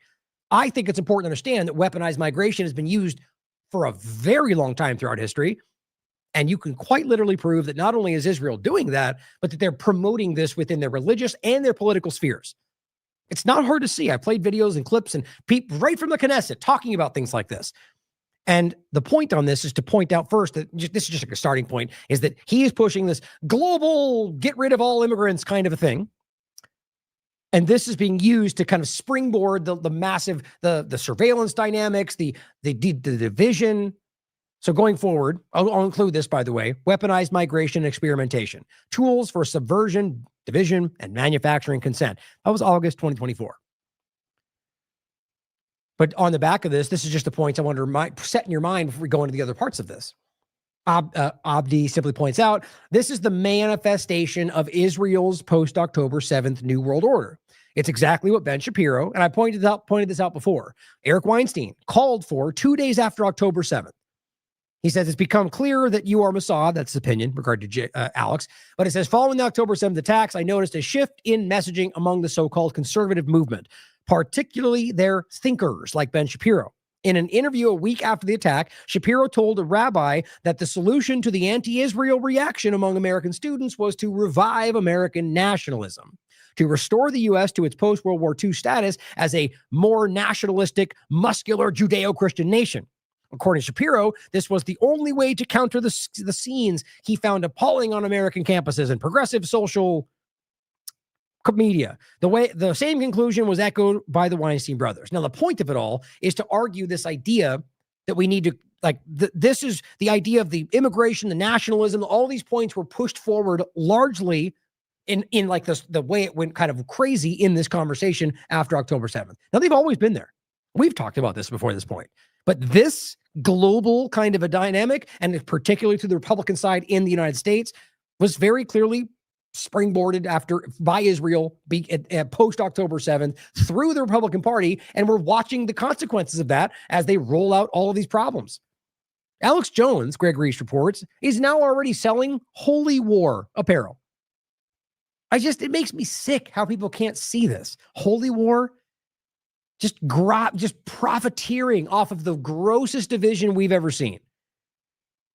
Now, Mencho Sint points this out,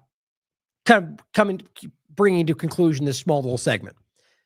The right-wing movement, he writes, in the West is a fraud sponsored by Israel. Now, that's not to say that all Republicans or people that believe, like MAGA, for example, there's different parts of this. The point is about the larger Republican team sport politics momentum. I agree with this.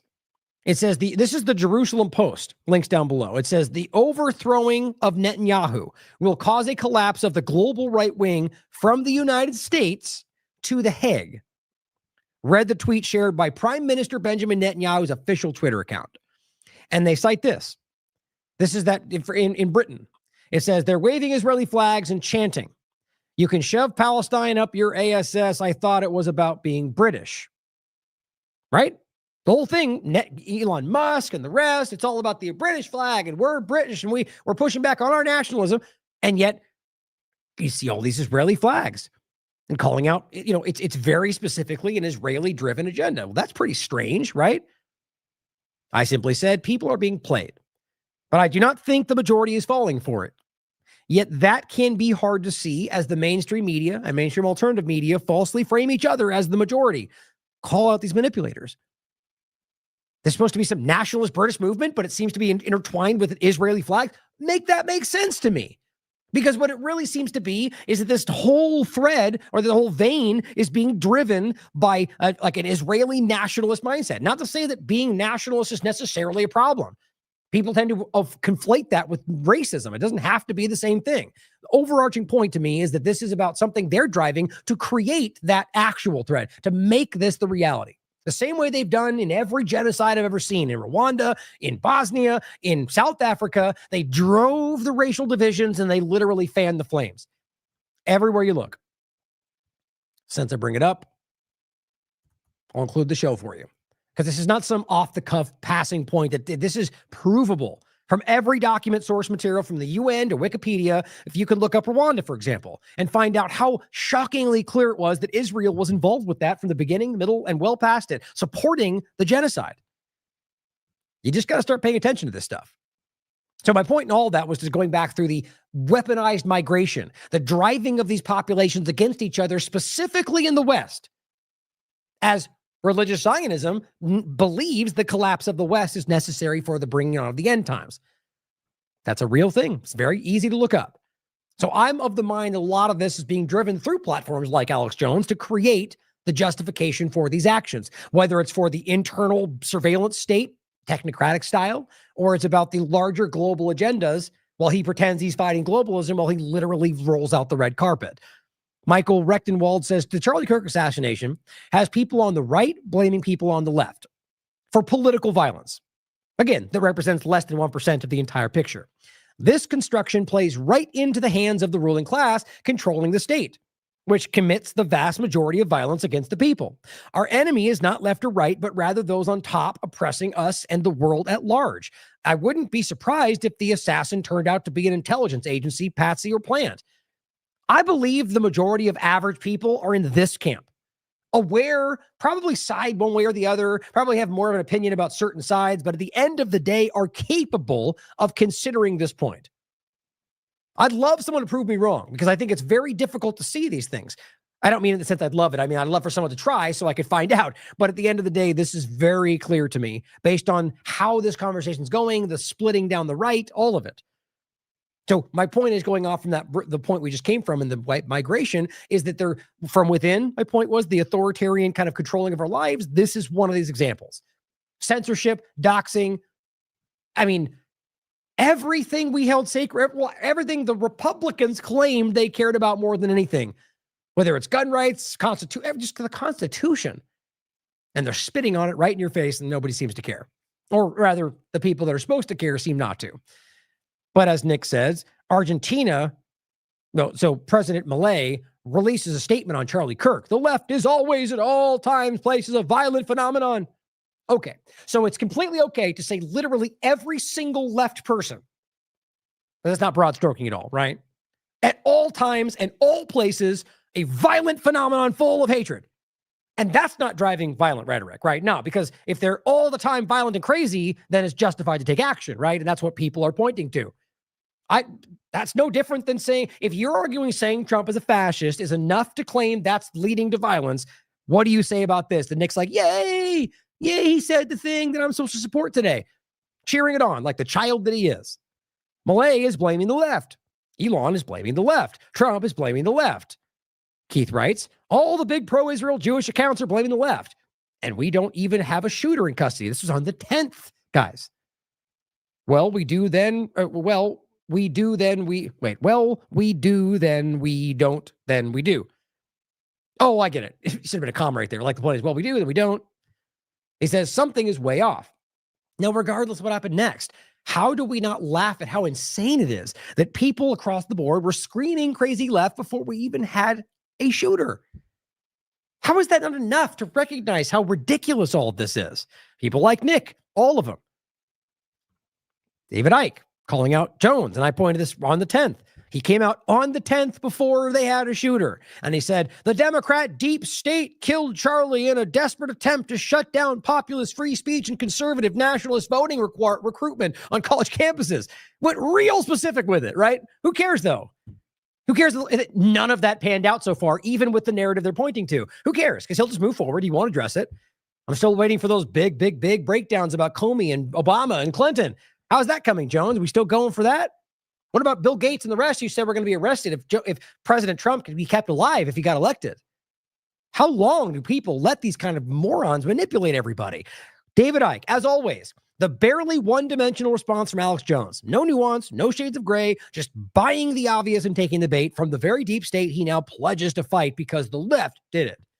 Calm, clear heads are needed to see through the smoke screens to the truth and the research of all possibilities for what happened and why. Alex Jones will never have the calm, clear head, and that's why divide and conquer and rule is so easy, he says. I agree. Here he is sharing his own tweet in that same way, just doubling down on the idea. So you might think somebody might look at it later and go, okay, well, maybe that's a little bit hyperbolic. No. He doubles down. The Democrats were threatened by Charlie Kirk, so they killed him on the 10th. We still don't have a shooter, by the way. Now it's just the Democrats, just every one of them colluded to make this one guy do that?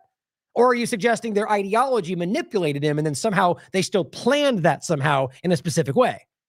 Like, you just have to understand, again, I don't even need to do this. I'd like to believe that not stupid people already think these things. I already recognize that it's completely subjective and there's nothing to back it up. But sometimes I'm wrong. We will never let this message be silenced, please. See, like, we don't even know what's going on yet. He's already screaming about, it went from 0 to 100. They went from immediately it happened to a literal religious holy war against everybody on the other side. Same point here. This is on the 10th still. The Democrats think assassination of Kirk will intimidate American conservatives into submission. Like, how do you keep building on these ideas when you don't even know what happened yet? Now you know what the left is thinking, that they're trying to intimidate you. Like, this is a clown show, guys. And David Icke says, playing a clip from Charlie Kirk, one of the many over the last month where he was changing his opinions, the black and white mind of Alex Jones responding in exactly the way the deep state wants you to respond. It's how Trump intends to respond. Meanwhile, Charlie Kirk was starting to see through the Israel BS, which was really bad news for its narrative. Bassam Youssef points out, which we already showed you, all the different, it's just one of the montages, but very much so that the left or the right was screaming, this is war. They've declared war, like going after all of them, take them down, destroy every left organization, invest. It's clear. It is calling for action against an entire political ideology. And I don't even mean like woke ideology. I mean, anybody who voted for a Democrat. Do you not realize how many people, that's the point of that earlier article. The majority of people exist somewhere in the gray area, guys, who believe they are, and that's my point. It's not just, they're not just pinpointing people who have certain things. They're going after left organizations. They're going after lefty group, like people everywhere.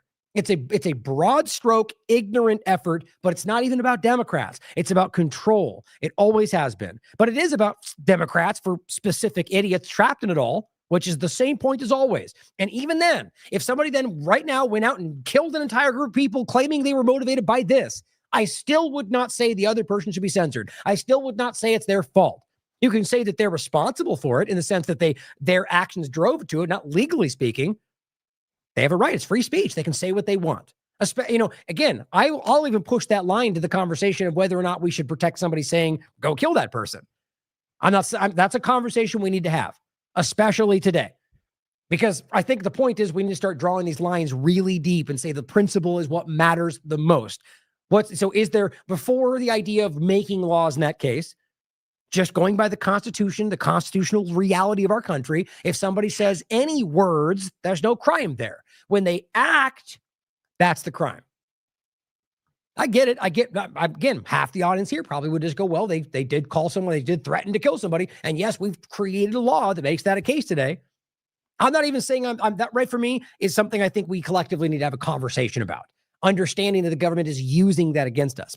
Anyway, getting away from the point is that ultimately these statements are completely legitimate free speech like all the rest of them. And I think any words are. But we know what this is building toward within what they're pointing to. If they're claiming that causes X, Y, and Z, then so too does this. My point is both should be accepted as free speech, but we need to be objectively honest about how it is in a partisan thing that is driving such actions, or in the way that they're framing it, my point is.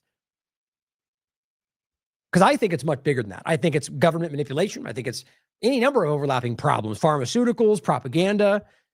But it comes down to when somebody breaks the law, charge them with a crime. Nothing else beyond that. Not some abstract effort to make some big group identification. If there's a group of collective actions that drove to that thing, then charge them for the crime of conspiracy. That's my point. It's always there. Everything else they're doing is about building some abstract narrative to convince you usually to act against your own interests. In this case, Constitution. Midas Touch says the same thing. Deeply disturbing rhetoric is spreading from influential MAGA figures. Yeah, just like it does on the left. We've seen it many times. That's my point. It's not some like fence sitting. It is objectively the case. Both sides of the false two-party illusion, which means it just shows you that that's what the partisans do, act the same way. Will says, let's be clear. These are calls for mass political violence. I completely agree with that.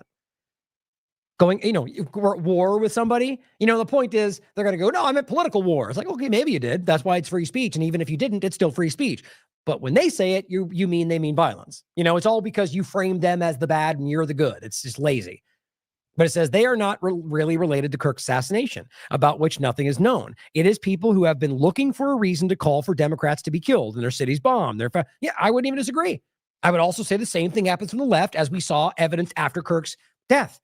People praising and laughing. And yes, and I find that disgusting, repugnant, but they have a right to do it because that's free speech. And no, I'm not supporting terrorism. I'm right there with you going, those people are disgusting. But see, I just have a principle where you seem to lack. David Icke, the script. Here's even Andrew Tate. Civil war. Civil war? Yep. Just like Alex Jones has been screaming World War III every 30 seconds for years. Here's Tim Pool. This is crazy, by the way. Look at this. Right up until recently, but going back to 2022, 2019, Civil War, Civil War, Civil War, so Civil War, Civil War. Gee, I wonder if he has an agenda. As Adam points out, who's paying him? Well, we know in many cases, we can see these connections, but these kind of people are always the ones, like they're part of, they are the mainstream media. Like we need to start being clear about that. The mainstream alternative media is a good moniker to differentiate, but they're the main, what did we ever call these people? Like this is the point I made about Alex Jones. You realize his audience is bigger than most of these mainstream platforms. So if the argument is we're calling out the mainstream because they're influencing people with fake information, then why would anybody balk at calling out somebody like Alex Jones? It's more important if that's the case because he's influencing more people with even more ridiculous lies. It's the same thing here. Tim Pool is the mainstream media, guys. He's part of this apparatus that is larger than most platforms and is absolutely constantly pushing you into this divide. And here is examples on the left. So I think it's important to see it as well. Now, here's what I think is actually important to point out, though. Like, these are just screenshot montages. The real picture is broad, and there's people all over the right who are screaming about how the left are, I mean, even just more like extreme ones. You could find them, but they're usually small accounts. That montage is made of large, like million follower accounts on the right calling for war. That matters. Now, but there are still people on the right who are saying Democrats need to be taken out. I'm going to show you some examples. Alex Jones today just called for killing lefties on his show.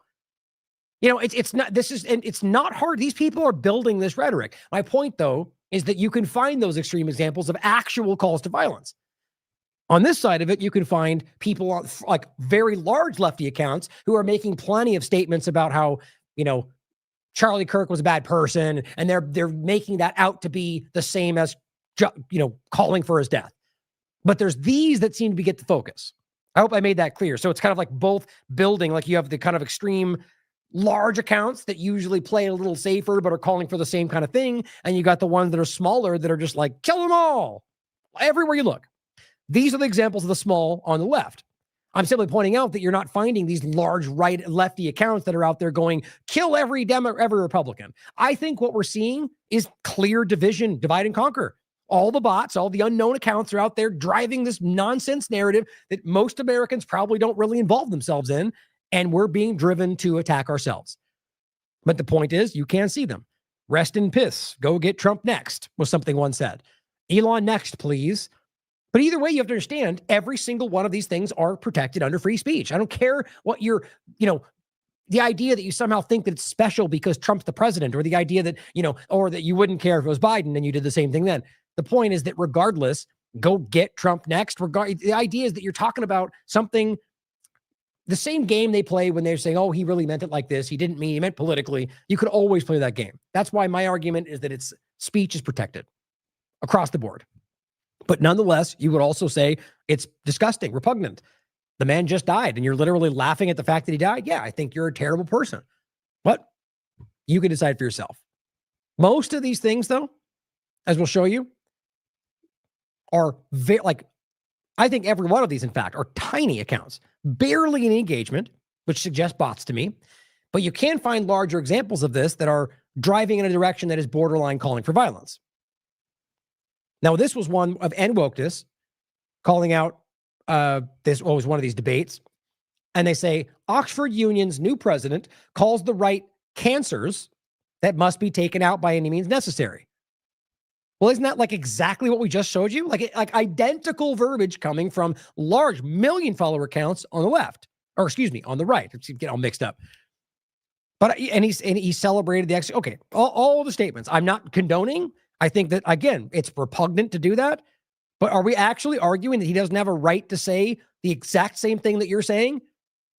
And what I mean, the idea that your cancers need to be taken out. That is like the exact verbiage we're getting from the Benny Johnsons and the Laura Loomers and they're right now saying that. What Matt Walsh? I'll show you them next.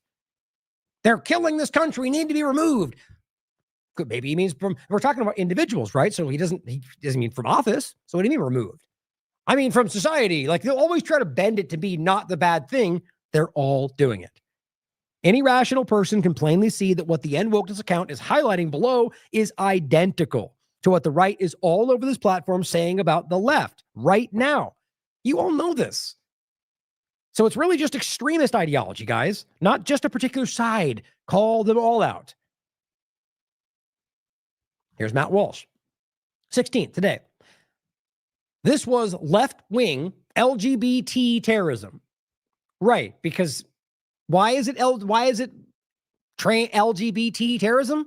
Have we proven this now? Or are you still going off these chats or just because the claim is that he's dating some person that's trans? Even if that's the case, like how does that, it's just a mashing together of these arguments. Now there's clearly something, but is that why this happened? Just because he is doesn't make that the reason. This is what they're trying to patch together. It says there was never much doubt. You mean you all blindly assumed is what you mean. Now there is none at all. Great. Even though there's no new information, he's just gone full blow. That's what it is no matter what. All left-wing terror networks must be crushed. Okay. So let's be clear. He says terror networks. So he doesn't mean every lefty. Okay. All left-wing terror networks will be crushed. Okay. All of the terrorists and their helpers and funders must be arrested, prosecuted, and put to death. Okay. So for pretending that means terrorism, that's the way that makes sense to them. Okay, but then you combine it with this. Urbana Johnson says, Jack Posobiec goes ballistic. Antifa must be declared a terrorist organization. Radical trend. Oh, okay. You see where this goes. Okay, so now we're of the mind that literally everybody that ever joined Antifa, who is now in a terrorist organization, by Matt's logic, needs to be put to death? That's a slippery slope, isn't it? I mean, do we really even need to do this? Are we not all adults enough to recognize how irresponsible these people are on both sides of the paradigm? You're literally calling for people to be put to death because they have a certain thought process. Just because you claim they're all liberal terrorists does not make that the truth. But my point is the same, even if they really were. You now have that definition expanding to meet whatever they want it to mean. Look, I'm not supporting Antifa. You damn well know what I've covered about them, and I know how clearly they're part of some larger apparatus. And it's also not anti-fascist, by the way. It's literally fascist. The point is, there are people that join Antifa that are just random people that decide to be a part of it. So I'm simply saying any average person that decides to align with that by their narrative is now being put to death. Now, I'm not even saying he means that necessarily. It's just trying to highlight the same point. That you can't stand there like you're above it all, Matt Walsh, and do the exact same thing because you name them all terrorists and pretend that gives you a pass. It's the same thing. And they're doing the same thing to you. You're saying Nazis and fascists. Okay, and you claim that's the problem. Well, how is yours any different? They're all terrorists now?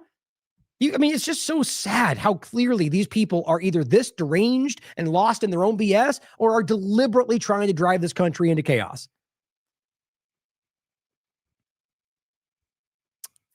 Fisher King says, the left-wing mainstream media, as well as figures like Gavin Newsom, claiming Trump plans to be a dictator, has created a climate of hysteria against right-wing figures that could radicalize any number of unstable people. Okay, fair enough.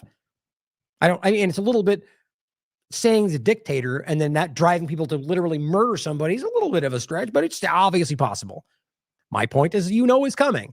I agree with this. Now, I first want to point out, if we're going to be real about this, and dictator is a very specific word, but authoritarian, fascist, very much so. So is Biden, though. Right? So, it's usually when you do that people then go, like, they realize they can't, like, it's amazing how that doesn't get addressed by the paradigm because they know they can't battle that. They just go, oh, you're just both sides of the issue. No, they're both fascists. They're both very clearly authoritarian. They're both very clearly driving in the Great Reset while high-fiving and laughing at you all on your partisan sides. The point, regardless, is the same. I agree, but first point out that not about whether he, lying he's a dictator. You're accurately highlighting that both sides are acting authoritarian. So calling him what he's actually doing, that's the way I want it to read. It's important.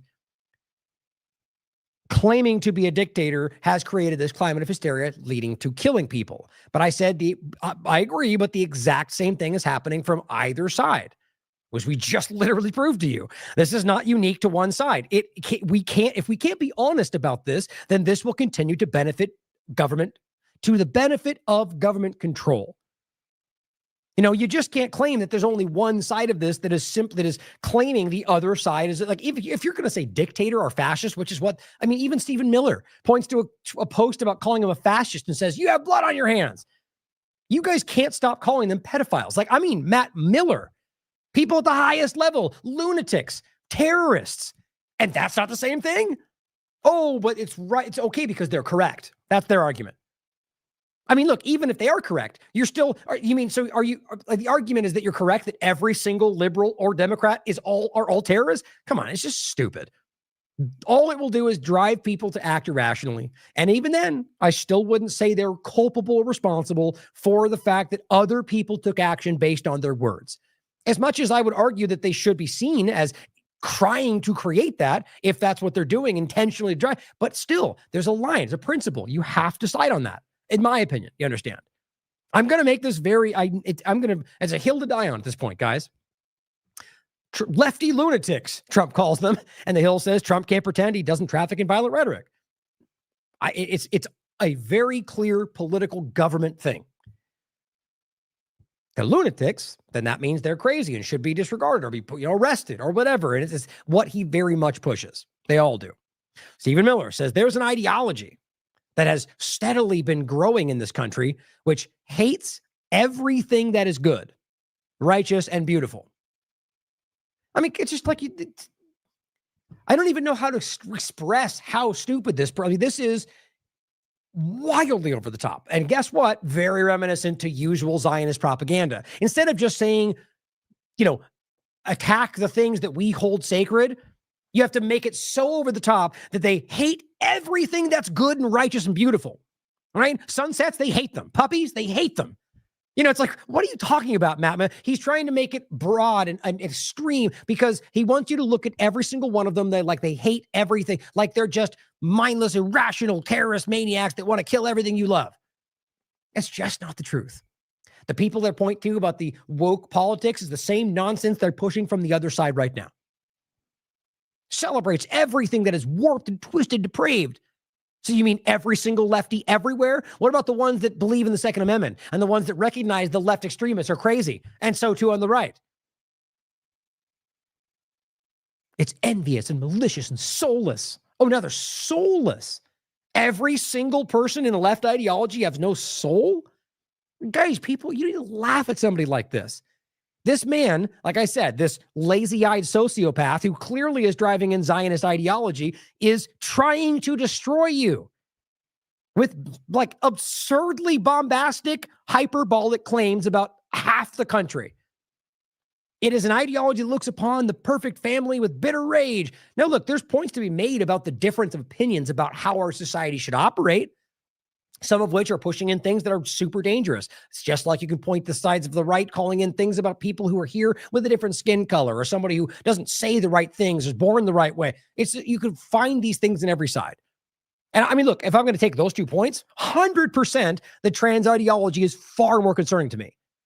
But that's the way I would look at it. My point is simply to recognize that the all-encompassing argument that everyone on the left ideology is the worst thing in the world is going to drive this country into chaos. It's happening right before our eyes. And guess who's going to benefit? The government. The government's going to go justification, action because of these things. Look at how you're all crazy here. Surveillance, shutting down, controls, lockdowns, injections for sociopathy. These things are on the table. The idea of moral enhancement and the idea that we have to stop people from having crazy ideology. They've floated these ideas before. Anyway, you see where this goes. He's trying to push you to hate somebody so thoroughly that you disregard any kind of objectivity. This guy, as they say, Reichstag vibes. Here's what he says. Where the left calls people enemies of the Republic, calls them fascists, says they're Nazis, says they're evil, says they have to be removed, and then prints their addresses. What do you think? Yeah, like they're doing right now. We'll get into that next. They're pedophiles, they're rapists, they're whatever else. All the different extreme, the same thing that goes back and forth. And then they post their addresses online and they tell them to go and they fire from their jobs. Yeah, that's right. That's the right side of it right now. I think they're trying to do. They are trying to inspire someone to murder them. Okay, so saying, I think you have bad ideas is always trying to inspire murder? Do you think he even believes that? It doesn't matter. He's trying to, what he's doing right now is trying to do that. You have to understand that, guys. He's trying to drive people to act radically by manufacturing an illusion around people who are not. Now, I'm not saying the left is not. I'm saying in this circumstance, a hyperbolic, hypothetical statement about somebody who calls somebody Hitler, therefore is trying to cause someone to murder that person. Is it possible? Yes. But are you going to actually stand there and let him tell you as a matter of fact that anybody anywhere doing that is trying to kill people? It's just lazy. But when he says it like this and makes it an all-encompassing, every one of them hates you to your family and your loved ones and everything good, how do you not see that as even far more in that direction? This guy is alarmingly dangerous. That is their objective. That is their intent. And when you see online, Sean, as he yells at you, by the way, as we've seen for the last few days, tape after tape after tape of federal workers, bureaucrats, staffers in the Pentagon, educators, professors, healthcare workers, nurses, celebrating the assassination of Charlie Kirk. Is that not within their rights? But he doesn't want you to have rights. Now, the truth is, though, a huge portion of those are people who are simply making snide comments. That's been very much shown right now on Twitter, on different articles about it. The vast majority of people they're pointing to with their examples are people who are very much within their rights. I think all of them are. And people who are simply saying something like I'll give you some examples next. People in the military who are being fired because they say it's tragic when anybody dies, but his ideas were pretty repugnant. Get out of the military, you monster. That's what's happening. I'll show you right now. And so this guy is simply trying to drive chaos in this country and trying to act like every single one of them are out there, like literally dancing and telling you, kill everybody else on the right. It's not what happened. But, just like every other situation, every other topic we've gone over, these people come out with extreme hyperbolic generalizations because that's how they get you. That's how they convince you to hate your neighbor. I can't stand to listen to this guy anymore. It really makes my skin crawl. There's something really unnerving about everything about him. Elon Musk. Violence is coming, he says, and you either fight back or you die. Yeah, that's not at all about trying to, how do you even pretend like that's not insane? Now, look, if you're going to try to argue that there is something like that, and you're telling you it's this all-encompassing effort, but he's pointing to things like we're talking about. He's talking about the shooting. He's talking about what's going on in Israel, in Britain, even though it's this massive Israel push, but it's supposed to be a Britain. Your violence is coming, and if you either fight back or you die. All you're doing is priming people to be set to violence. Elon Musk is stoking this. I said the elitists are driving us into civil war, it seems, and all the sycophants and partisan grifters are following suit. Elon Musk, quote, the left is the party of murder. Murder. Half the country. Party of murder. It speaks for itself. You're either become, allowing yourself to be driven into this like ridiculous, hyperbolic, like, there's not even a word, like, what's a better word than embellished? It's just like bombastic, like cartoonish. It's just ridiculous. They're going in such an extreme direction that people, and some people actually are absorbing this. The lesser intelligent in the room are absorbing things like this, and it's causing the very thing they're trying to claim they're fighting. Ted Cruz, he says, they don't kill you, they being all Democrats, because you're Nazi, or because they don't kill you because you're a Nazi. They call you a Nazi so they can kill you. My God, these guys are just lazy with their rhetoric these days. Political violence is a left-wing phenomenon. Why not? As like we've never seen a Republican act in violence or a Republican shooter. Never. Except the countless times we've covered. Enough is enough. We need to shut it down. Shut what down? The left? Guys, this is unnerving. Of course, Cat Turd comes out and says, all the, Matt Walsh to death, right? Two things are happening right now, he says. The world is seeing just how evil the left is. Okay. I've seen plenty of examples of really disgusting statements. Somehow that means everyone on the left. That's really stupid of you. Well, he's a stupid person. The world is seeing just how peaceful the right is. Okay. Same point in reverse, except all of the very clear rhetoric calling for war and death and whatever else. There's no more gray area. Pick a side, good or evil. Oh, yep. Right back there. All right. Who else said that before? You're either with us or you're against us. Oh yeah. George Bush. Funny how Cat Turd and the rest are just right there at hardcore neocon level. We're the rebels fighting the deep state, but you're either with us or you're against us. Get under my boot. Sad. But these people play their roles. They know what they're doing, I think, in many ways. Matt Walsh says, yes, how dare I demonize people who very explicitly and specifically want me dead? Who exactly, Matt? Can you point to an example of people that are literally, I'm not saying there's not, there are people that send me death threats, guys. It happens. I've gotten plenty of them. I don't find it's important to give them light because I think these people shouldn't be, the idea is clearly that people, when you're in this, like Matt Walsh, I guarantee has gotten people calling and saying, I want to kill you. I'm not saying that's okay. But the reality is people out there doing things based on his, they see what I say, for example, and they hate me because of it. Or him is the point. I was just trying to make sure it wasn't about him. The point is anybody in this field will get something like that. It's just, unfortunately, the way of the world. There are people out there that are crazy. Well, what he's doing here, this is what Benjamin was saying in response to his post. He's saying, I've noticed that the conservatives telling us to unite with the left and play nice aren't on the hit list. Of course, you see how that works? Now he's othering the Republicans who dare not to call for violence. And he says it's pretty easy and cheap to play the reasonable one when they don't want to kill you. Some of us can't afford that. Like they're just playing the victim now. Now you're the victim.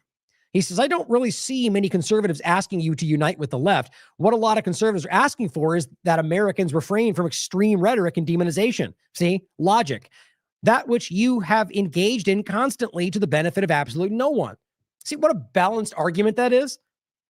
And he says, yes, how dare I demonize people who very explicitly... So is he coming out and saying that person who called me for my death, he's a bad person? No. He's saying left ideology. So don't you scapegoat, don't you sidestep that. That's a cowardly move. And he says, how could I engage in such extreme rhetoric about people who would shoot me? Oh, and there he is again. Now all of them want to shoot me.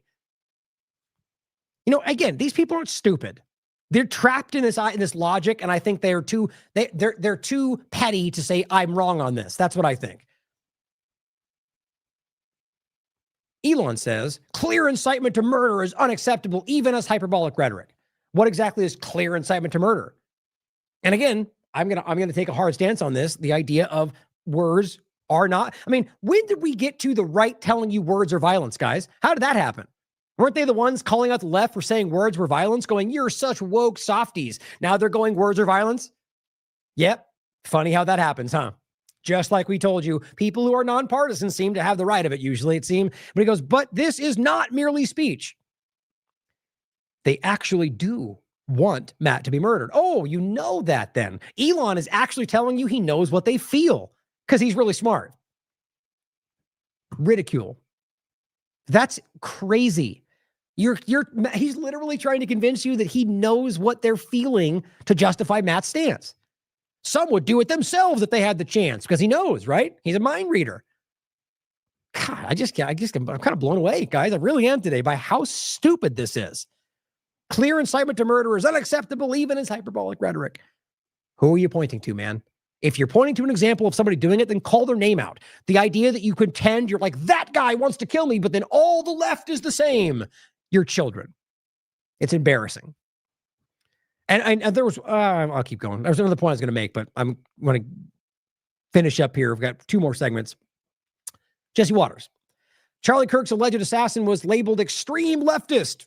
Again, they make those and then point to their own labels. The evidence has not even remotely fleshed out, again, unless something's happened in the last so many hours. He says the suspected killer was left on everything and was radicalized. Who are you even quoting? Yourselves?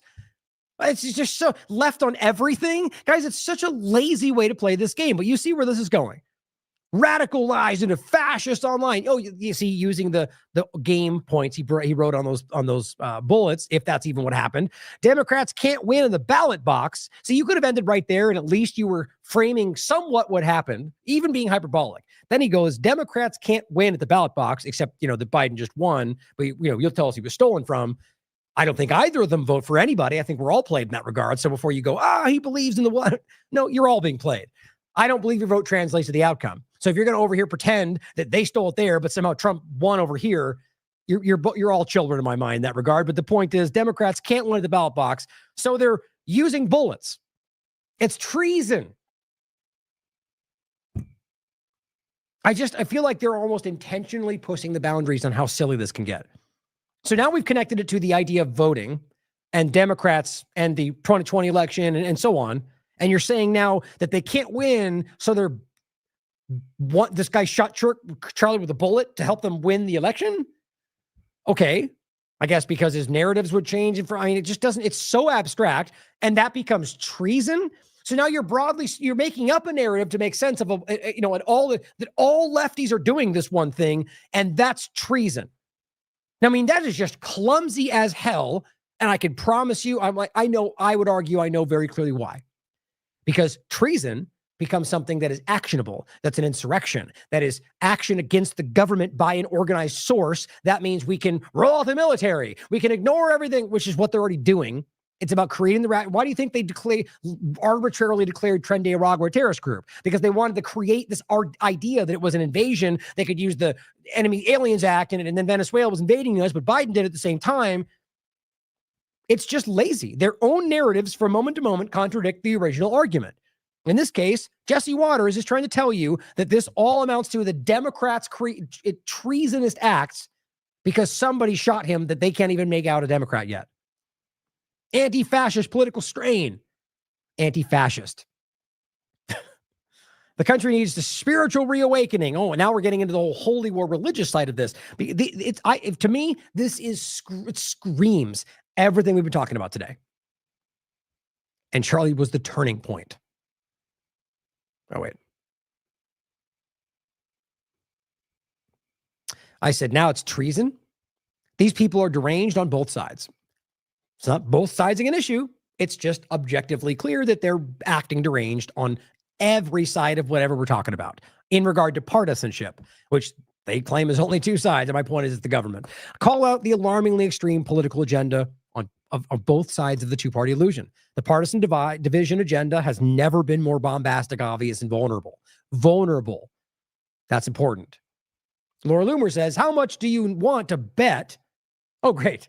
We're starting off with a hypothetical that she's going to scream in as the reality. How much you want to bet we are going to find out there was a trans terror cell that groomed Tyler Robinson and possibly even provided him with the gun to kill Charlie? Possible? Yes. Anything's possible. Is there any evidence to that effect? No, not that I can see. There's not, is there a network of any kind related to this? I've yet to see any of that.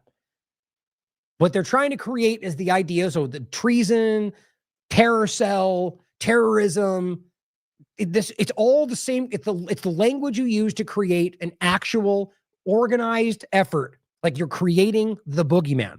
You're creating the new ISIS we're going to be fighting, the domestic terrorists, the vanilla ISIS, all the things we've been telling you we're building.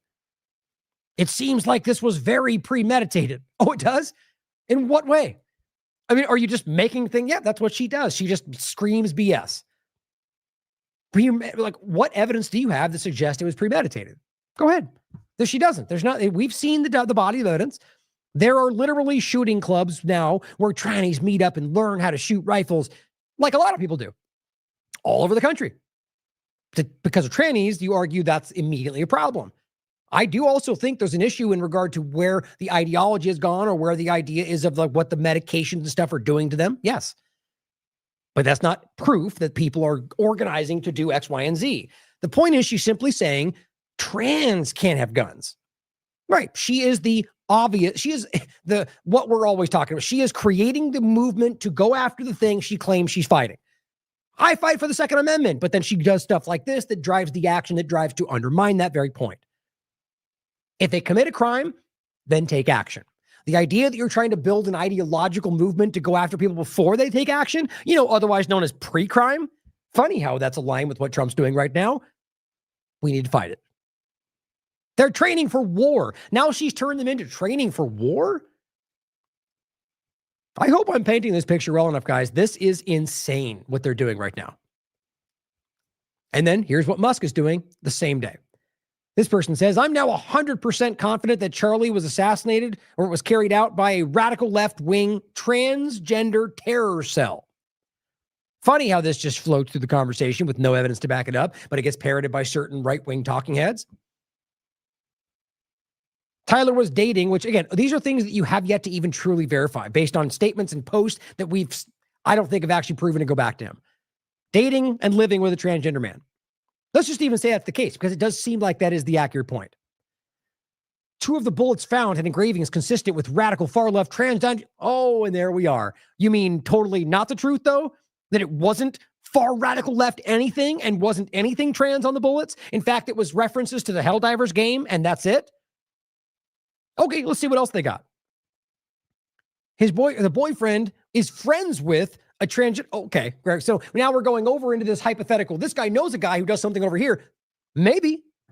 Of course I can admit that maybe that's a connect. Is it though? Or are you just connecting? Until we have evidence that that person's connected to anything that's going on here, then this is just you connecting dots that don't exist yet.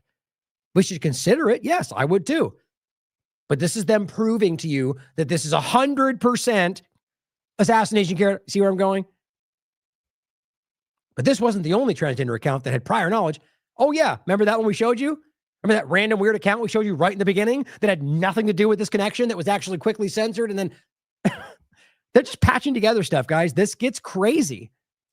Here's the point. Elon Musk seems likely. It seems likely this was 100% a transgender terror cell that was used to kill him based on what? 10 million views.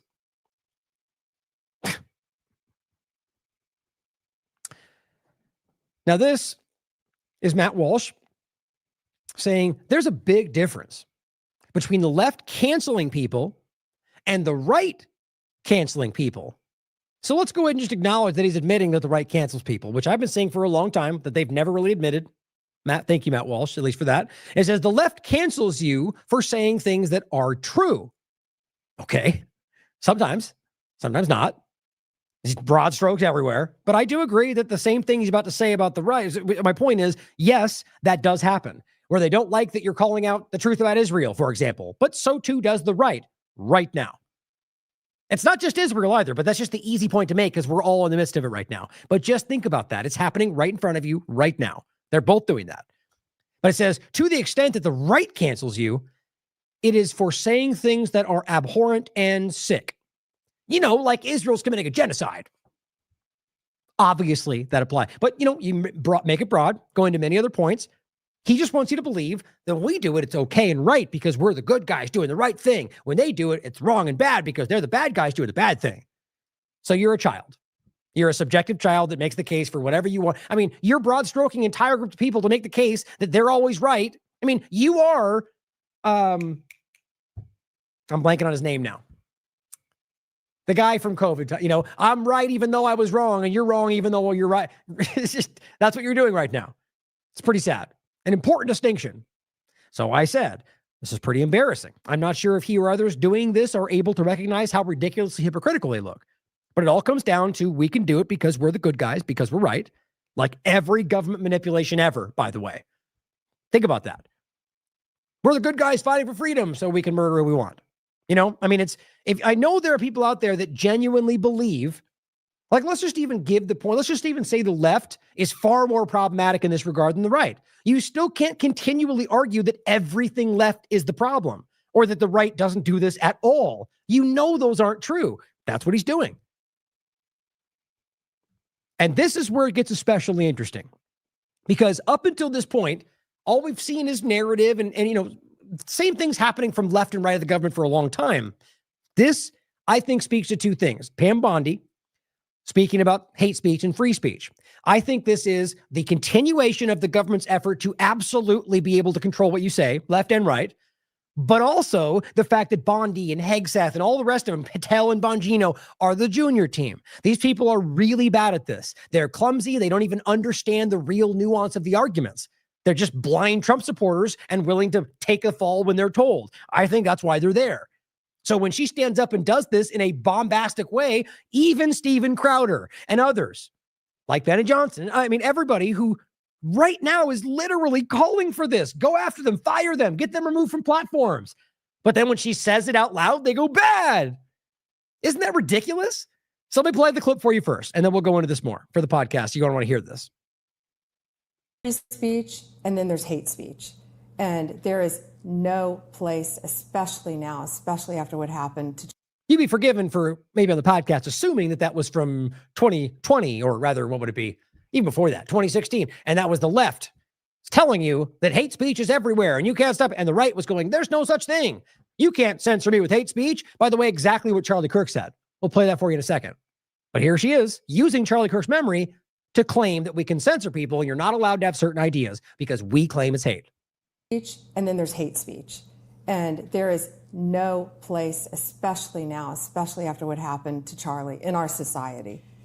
Do you see more law enforcement going after these groups who are using hate speech and putting cuffs on people so we show them that some action is better than no action? We will absolutely target you, go after you if you are targeting anyone with hate speech, anything. And that's across the aisle. Guys, think about what she just said. They'll go after you anywhere if you're targeting people with hate speech. So saying I mean, anything derogatory, any racist term, or things they claim are that, like from the river to the sea, for example. And they're telling you that they're now going to go after you legally for those words. Even the right is losing their mind about this because that's a little bit too obvious. I think that's just Bondi's misstep by making it clumsy. But the point is that's what they've always been doing. She just took the mask off, guys. It has been clear. People like Walsh and Crowder, they've just played this game where they're kind of like, we're not really doing that. We're doing it because the lefties are bad. But now it's becoming clear that it's not even about that. It's about the broad stroke idea that anybody saying things they deem hate speech, they're going to go after you for. Except the problem that's wildly unconstitutional, as even Twitter points out. Hate speech is not a concept in the First Amendment jurisprudence. I mean, think about this, guys. And Crowder says, what in the world is she doing? I said exactly what you all partisans justified. Don't act surprised. And this is not about left and right from my perspective, guys. It's exactly what the left does, exactly what the right does. You are rationalizing. The last 2-3 days, you've been pushing this exact kind of sentiment. And she comes out and does it very clearly, and you act like you're surprised. It's just this constant game, guys, to act like somehow they're the ones not fighting for this. It's always what the partisans do, in my opinion. Here is Matt Walsh. And another clip we'll play first for you. Terrific. It's free speech, but you shouldn't be employed anywhere if you're going to say that. And employers, you have an obligation to get rid of people. You need to look at people who are saying horrible things, and they shouldn't be working with you. Businesses cannot discriminate. Now, I want to make a quick point here. A business can fire who they want. At least I would argue that's obviously the case. A business should be able to fire whoever they want for whatever reason, hire whoever they want for whatever reason. It's your business. You can manage it how you please. The problem here, though, into what she's about to say too. Hold on. Working with you, businesses. Oh, right. So the idea is that, so it's a personal, you're in a business, a business owner can fire you. And if you feel that that's somehow unjust or whatever, you can sue them if you want. There are actions you can take to, petition a grievance. The point is that from the state side of it is where it becomes a problem. They're all conflating this. I'm going to get to Speaker Johnson's statement. It's not, he's conflating them on purpose in a very clear way to make it sound like he's being rational, but ultimately at the end of the day, conflates the idea that a government entity can fire you based on your ideas because of professionalism. No, that is censorship. If a government, from a state perspective, is censoring you based on your ideas, your words, in any context, or firing you because of those, that's a crime. That is the highest level. That is censorship. That's a violation of your constitutional rights. Free speech. So when she's doing this, she's trying to make the case that the employees should fire anybody who has these ideas. And yes, that is technically the case. But the fact that she's putting it out there, I think there's a line being crossed. That the government, from her, literally, Attorney General, for her power level, is stressing that people should fire people for saying certain things. Like, look, whether or not you think that doesn't cross the line, and it's a conversation. It's still simply saying something that is repugnant to what we believe in this country by and large. That you should be able to say what you want and have ideas, regardless of whether it makes somebody upset. And if it happened in the reverse situation, they would be crying foul like you damn well know. Cannot discriminate. If you want to go in and print posters with Charlie's working with you, businesses cannot discriminate. If you want to go in and print posters with Charlie's pictures on them for a vigil, you have to let them do that. What? Oops. Now, I genuinely think that was just her mistake again. I don't think this was necessarily even about that. I think that her mind was going through this topic, and that's just something she thought made sense with the moment. Do you already catch where this is going? Here's what Matt said. Get rid of her today. This is insane. Conservatives have fought for decades for the right to refuse service to anyone. Oops. Bondi really stepped in on this one. Because I know, we'll play it again just in case you missed that. Prosecute you for that. I have Harmeet. You have to let the pictures with Charlie's pictures on them discriminate. If you want to go in and print posters with Charlie's pictures on them for a vigil, you have to let them do that. We can prosecute you for that. I have Harmeet Dillon right now in our... Wow. They can prosecute you for if you don't let somebody print Charlie flyers. Right. So again, what about the cake conversation, right? These people are showing you that there are no principles, guys. And it's not just Pam Bondi. That's what Matt's doing right here. It's her. Get rid of her. It's not Bondi, guys. She is a mindless Trump order follower. Okay. It is principle They don't have any really, but it's left and right the same. They're just using what they can, the tools they need to coerce you into the position they need for their agenda. What she's saying is that we can force you to do whatever we want. Oops, I forgot that was supposed to be something we cared about. It's just wild how clear this all is. So he doesn't like that. He says, we won that fight. Now Pam Bondi wants to roll it back for no reason. No, she's just trying to sell you on what she thinks is the current reality. She says the employee who didn't print the flyer was already fired from his employer. This stuff is being handled successfully through the free speech and free markets. This is totally gratuitous and pointless. Well, see, I mean, do you really think he doesn't recognize what this is, or is he just too unwilling to recognize the problem in somebody who's on his side? You think if the left was doing this, he wouldn't be able to rightly identify what this was really about? He says, we need the AG focused on bringing down the left and the left-wing terror cells. Has anybody even verified that that's what's actually happening? Or are we just now running with this idea that Elon and Loomer put together? They're all just screaming online. That just kills me. These people are so, I'm genuinely over the top about this right now. It's wild. Now, Matt says, between this hate speech nonsense and Epstein, Pam Bondi has committed two of the most egregious errors we've ever seen from an attorney general. How many seismic F-ups will Trump permit her before he cuts her loose? And this is a 10 strikes and you're out deal. See how this is going? Now she's the scapegoat, right? Welcome the sacrificial lamb of Pam Bondi. And largely why I think they pick people like this that can barely tie their own shoes, because they can get disposable. And that's why Trump doesn't care. He does what he wants. He contract. I mean, even look at Tulsi Gabbard. When she came out and made a point and he was like, I don't care what she says. It's just very clear. I think, and the real point he made, are we really going to pretend like Bondi is just unilaterally doing her own thing? It's been made clear at least 3 times that I can see that she is just like blindly acquiescing to what Trump wants from her. And again, I think that's why they're there. So this is Matt, I think, playing his role. Or maybe how he thinks he's supposed. I mean, you must know that Trump is culpable for her actions, right? And a good leader would be, he picked her, he put her there, he's involved with these choices, but it's Bondi, get her out. And then you're also not going to blame Trump for not doing that. I mean, we'll see how this goes.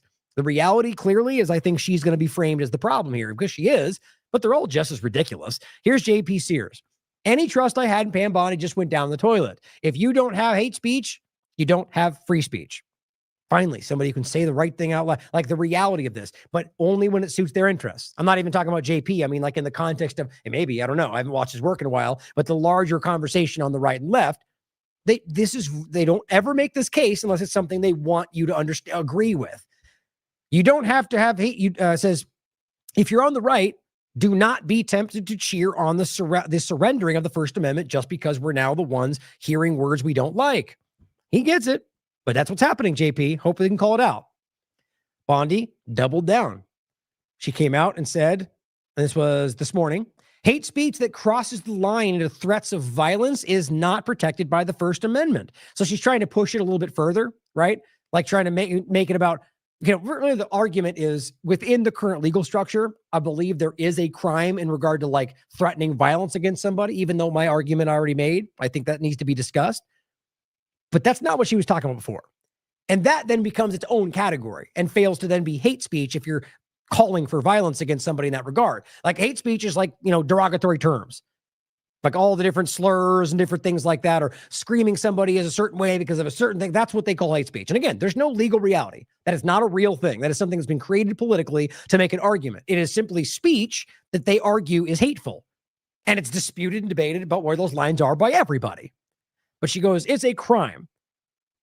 Far, far too long, we've watched the radical left normalize threats, call for assassinations, and cheer on political violence. Again, wildly selective, because yes, despite what you may think, it does very clearly happen in exact same ways from all over the right of the conversation, because they're driving people to hate them.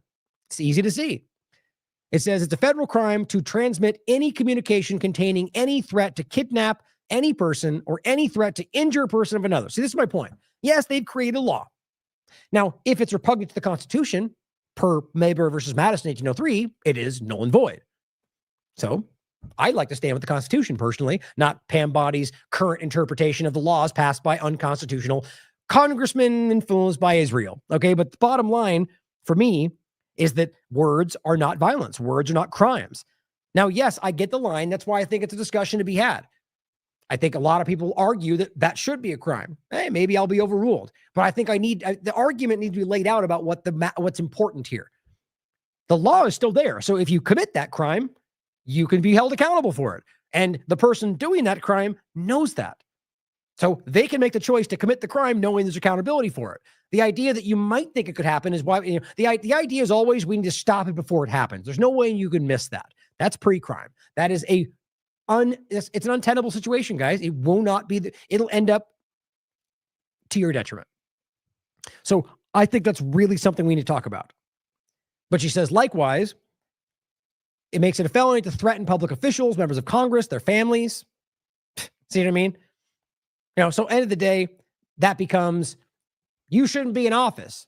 Like, or how about, a poster with a bullseye, whatever, remove that person, right? Or like, I'm trying to think of a better example. Like you can conflate, that it's, as opposed to political action, it's violence.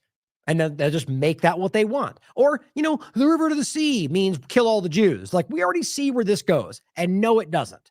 Okay. It's just lazy. But they're trying to patch this into this argument. So now they're going to say, you say Zionism isn't Judaism and you're going to go to jail. That's what she's pushing. You cannot call for someone's murder, she says. You cannot swat a member of Congress. You cannot dox a conservative family and think it will be brushed off as free speech. Funny how she makes it specific to one side of the paradigm. And again, they're doxing people right this moment, by the way, which we're going to get into next. These acts are punishable crimes, and every single threat will be met with full force of law. So she posted this on purpose because what she said before had nothing to do with these acts. She just simply said hate speech, violent, is a crime, and we'll go after you for hate speech, is what she said. She did this to make it try to kind of water it down with, but violence, though, not what she said. And in truth, is not even what this truly highlights. She just makes the case that that is a crime, and I argue we should be discussing that. But really points to things that are debatable when it comes to, threats is the point. Now, are threats violence?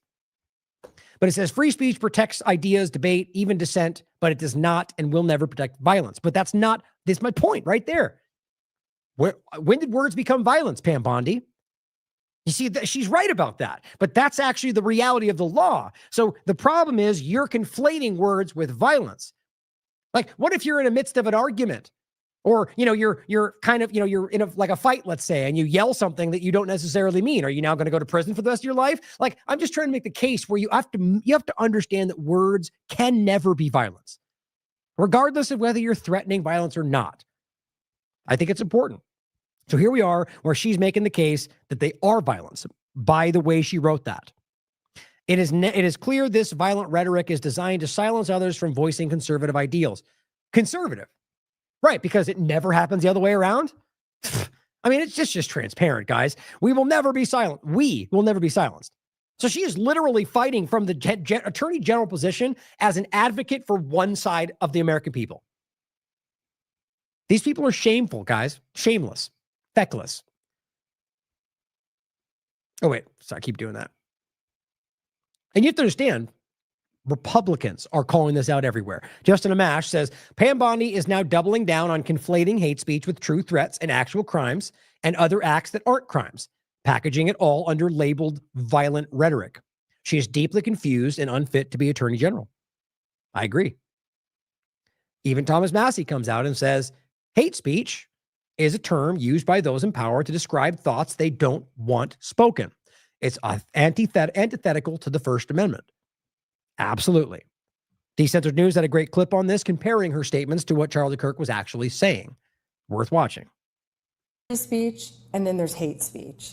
And there is no place, especially now, especially after what happened to Charlie, in our society. My position is that even hate speech should be completely and totally allowed in our country. The most disgusting speech should absolutely be protected. Isn't that crazy? So she's literally using Charlie's name to pass something that he found repugnant. At least he stated as much. Think about that. These people are bastardizing his memory for their personal agendas and then shouting you down from simply pointing out your thoughts. And it's not a viewpoint that is held by the left. The ACLU used to hold this viewpoint. The American Civil Liberties Union, they sued so that legitimate Nazis could march through downtown Skokie. You remember this? I do. You guys do, because they're ADL. And we've talked about this many times. It was literally covered by mainstream media. It was covered by, which one was it? It was covered by a local platform, but it was also covered by, God, I'm forgetting off the top of my head now. We've covered that many times. It was Levi, there was a Mordecai Levi was his name. And he was provably found out to be an ADL agent who was marching along as pretending to be a Nazi. It's the cover. What's one of many points I've made where they've faked these things to drive in their control manipulations. So that's just a side point, by the way. But back to the point here, right? He's saying that they protected it then. And look, if you really stand back and look at the big picture, I argue again that most people, left or right, or kind of swirling around the middle, are on the same page when it comes to this. That there might be some lines here and there, and I think largely that comes from government nudging about things like fire in a theater their whole lives. But most of them, I think, recognize the real picture of why this is so foundational. But then you get the other, the extreme side that push this in for one reason or another, always claiming to be absolute about it while attacking it everywhere else. Back in the 80s and 90s. Now, why would the ACLU do this? Because they said as soon as you use the word hate, that is a very subjective term. Because then all of a sudden it is in the eyes or it is in the implementation of whomever has the power. Do you see more law enforcement going after these groups who are using hate speech and putting cuffs on people so we show them that some action is better than no action? We will absolutely target you, go after you if you are targeting anyone with hate speech, anything. And that's across the aisle. I think that in a civil society, I really do think that Bondi just doesn't recognize that that's clumsy as hell. Just the way she's all really passionate to say it out loud, I think that she feels that she's got the cover because everyone's calling it out. And it kind of seems that way, right? I'm surprised. I'm not surprised because I don't think these people would ever admit that they're supporting this, but like Crowder calling her out, for example. I don't think she expected that. I think she felt they were all calling for this. I just think it's interesting. I just think it speaks to the lack of principles at the end of the day. the best ideas will win as long as you have that marketplace. And here's the real issue. As soon as you shut up hate speech, those people only get more powerful. Yep. And this is the unintended consequence of censorship. You give more credence to the silenced person the moment you shut them up, because then they can play the victim and they say, they're trying to shut me up because I have something that everyone else wants and I'm a threat to them. No, you're not. You're just a fool. And those people have too much power. And so the minute that you start to enforce speech laws like they do in Europe, based on specific political opinions, regardless of how reprehensible they are, then you actually give credence to them. This is why in Germany, where they do not allow swastikas, they do not allow Nazi paraphernalia, their white nationalist awful movement is actually gaining traction because it has like a rebellious underbelly. It's also driven largely by Israeli influence. That's not a secret. No. Let me be very clear. Bring your bad ideas publicly so decent people can cross-examine you, so we can see who you are, we can talk to you, and convince the public otherwise. There's free speech, and then there's hate speech. And there is no place, especially now, especially after what happened to Charlie, in our society. Right. So what you're saying is free speech is okay. But if I say somebody is a derogatory slur, that's not okay. That's what she's saying. Find that in the Constitution for me. Like, not even getting into violence, you understand. She's simply saying hate speech is a broad term. We all know what would generally be called. There's nuance that's hard to define in many cases. That's the problem. But specifically, calling somebody a very clear racial slur, they would all call that hate speech, right? Show me in the Constitution where it says you're not allowed to insult somebody. It's just very basic, guys. They are literally showing you who they are. This is a hard argument. And I want to be clear again. I'm in no way, you guys know me well enough. For those new on the show, I find it very repugnant, racism in general. And I think most people do. And I would call somebody out for doing that, but I would fight for the right to be able to say what they want, just in case you're new. For some young people to hear, because they're like, it's so hateful, it's so awful, it deteriorates our country. No. Those ideas, if they spread, deteriorate our country. But good people will speak in opposition to them. See? And that's why I'm a big believer. I'm a free speech absolutist through and through. And all the rest of the Republicans doing what they're doing right now are all pretending the same. That's what's so infuriating about this. The ones that are out there screaming for people to be shut down and censored and removed and doxxed are also claiming that. But then it shows the reality when it comes to points like this.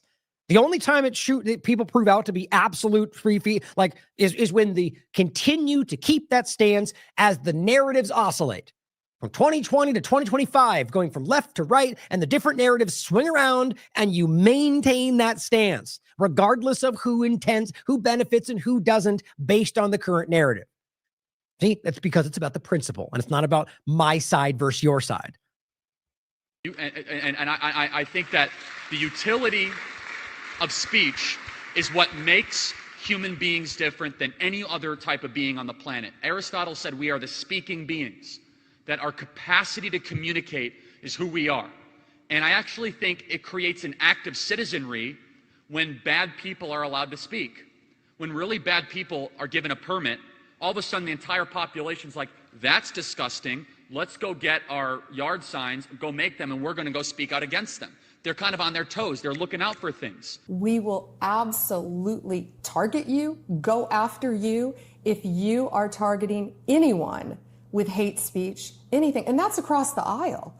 All of a sudden, if the government becomes the speech police and they start calling the shots, like, oh, the government will get rid of the bad guys for me. And they kind of become complacent. They become less active. They become less responsible for the country around them. And so I don't draw a line. That's me.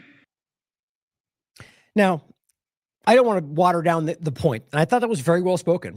I mean, like I said, there's plenty of things that I agree with on over the years with Charlie, but there's many things that I don't. And I think it's important to point out that there's examples I could make where that would be challenged, largely around Israel, like we've seen throughout the ongoing genocide, but maybe he was manipulated, like a lot of people are. I think that's worth considering. Here's what Dave Smith said about Trump. He said, the problem with Trump was never that he was a Nazi or a Russian spy or any of that other ridiculousness. The problem was always that he's an ignoramus who only cares about himself. Even in a moment like this, all he cares about is him, or it's all he cares about him. Here's what he had to say. Come on, stupid thing. There we go. Pam Bondi saying she's going to go after hate speech. Is that, I mean, a lot of your allies say hate speech is free speech. She'll probably go after people like you because you treat me so unfairly. It's hate. You have a lot of hate in your heart. That's where you go with it? Weaponizing it even further? Oh, he's just kidding. Is he? History shows not. Going after his opponents, going after people he doesn't like, going after people that say bad things about him, allowing immigration where he wants it. Just very subjective and abstract, whatever I want when I want it. Nothing means everything. Everything means nothing. You ask him a very important question. That's why I started with that clip about what about this problem? Isn't that contradictory to your entire idea? Maybe I'll use it against you. Like, this guy's just like drunk on his own power, it feels. I mean, he is full of his own hubris. It's who he is. It's who he's always been. It's the idea is you could show many examples of people that are acting in very similar ways in policy, but are much more reserved and present better to average people. That's one reason many of us have always said that there's the positive of Donald Trump is that he tears that mask off. He makes it very easy to see the authoritarian tendencies of our government. Maybe they'll come after ABC. Well, ABC paid me $16 million recently for a form of hate speech, right? Your company paid me $16 million for a form of hate speech. So maybe they'll have to go after you. What a stupid thing to say. All he was doing was just moving away from the question. Don't want to acknowledge the fact that that's an embarrassing hypocrisy moment, but maybe I'll just attack you for even bringing it up. How about that? That's what it was. Well, here's Mike Johnson responding to the question about Pam Bondi. That's what he says.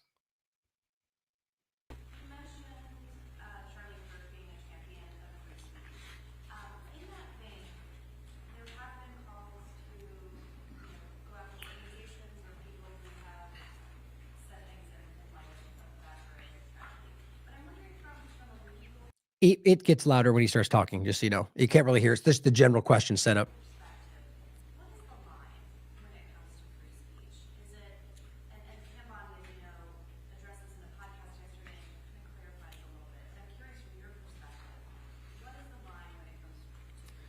Well, I mean, I approach this as a former litigator who defended free speech in the courts for a couple of decades. We defended religious freedom and speech that some people deem to be inappropriate. Look, in America, it's a very important part of our tradition that we do not, this is a conservative principle, See, it's not a tradition. It's not a conservative principle. It's the effing Constitution. I hate these people. And certainly an American principle. We do not censor and silence disfavored viewpoints. People in America are allowed to say crazy things. Now that's said. You're not allowed. See, this is what's so crazy. He can't stop framing this as them giving you things. They can't take this away. They didn't give it to you. It's an inherent right that was outlined by people when this first started. It's just their entire world is built around keeping you thinking that they can give you and take away that your whole world is based on their allowance. If I'm an employer or I'm a government agency and I have someone in my employ who is online celebrating the heinous murder of an innocent person, a young husband and father, I can make the decision that they don't deserve to work for me. They should. Now, first of all, the nuance of whether or not they're celebrating the heinous murder or making it tasteless joke is a huge chasm of difference. But the point is the same. Did you catch the overlap? Well, he conflated a personal business and a government agency. See, he's not stupid. He knows exactly what he's doing as a lawyer. He's conflating the ideas and acting like anyone. That's the government censoring you based on ideas. When it's a personal thing and personal, yes, that is the case. But when you're talking about a government agency, I don't care whether it's an employee or not, you are censoring their opinions. You're firing him based on his inalienable rights being challenged. He knows that. But see, now they're creating this idea, and they're rationalizing the points I'll be showing you next. You know, the party for for veterans, and we're supporting the military, even though we're getting rid of anybody in the military who had a different opinion about Charlie. Even ones that said it tastefully. I'll show you one next. They're literally cheering it.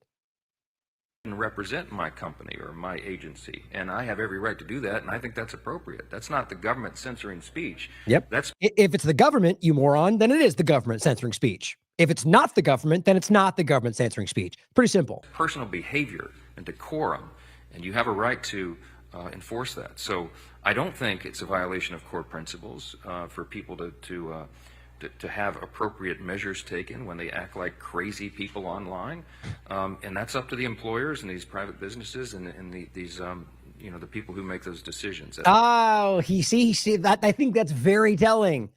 What did he say last time? Private businesses and government agencies. So right there, he said private business and everybody else. Yeah, okay, very clearly I think that speaks volumes, because the government agencies, like I just said, is where that then becomes not true. It's not something that Congress is involved in, but I mean, I think all of that is intellectually consistent, and we'll continue to defend it. Money. The political world to lower the temperature, cool down the rhetoric, and not use words like evil and enemy. The president has been called the most despicable names by people on the left for a long, long time. I don't have to give you the catalog. It would be this thing. Are we pretending like they didn't say some of the most grotesque things ever seen about Biden? I'd probably say on both sides, most of them are accurate, by the way, but it doesn't change the fact that they've said a lot of really crazy things. And I mean, like from the highest levels of power, by the way. But anyway, I mean, you get the point. I mean, it's just constant, guys. I really hope, I'm wondering to what degree, how many people in the country do you think are just not complete partisan morons? I'm not saying everybody partisan is a moron. What I'm saying is the people like these people that are like willfully ignorant or willfully manipulative based on the idea that only their side is allowed to do whatever they want when they want, and only the other side is not when they choose they're doing something wrong. It's abstract and completely whatever they want, whenever they want it. Like, a Democrat saying like free Palestine suddenly becomes a Hamas terrorist, rapist, murderer. Like it's clownish today. And it's not, that's just the current where we are. It's not only one part of the paradigm. You can go back to COVID-19 to make similar examples in reverse. I mean, you know this, guys.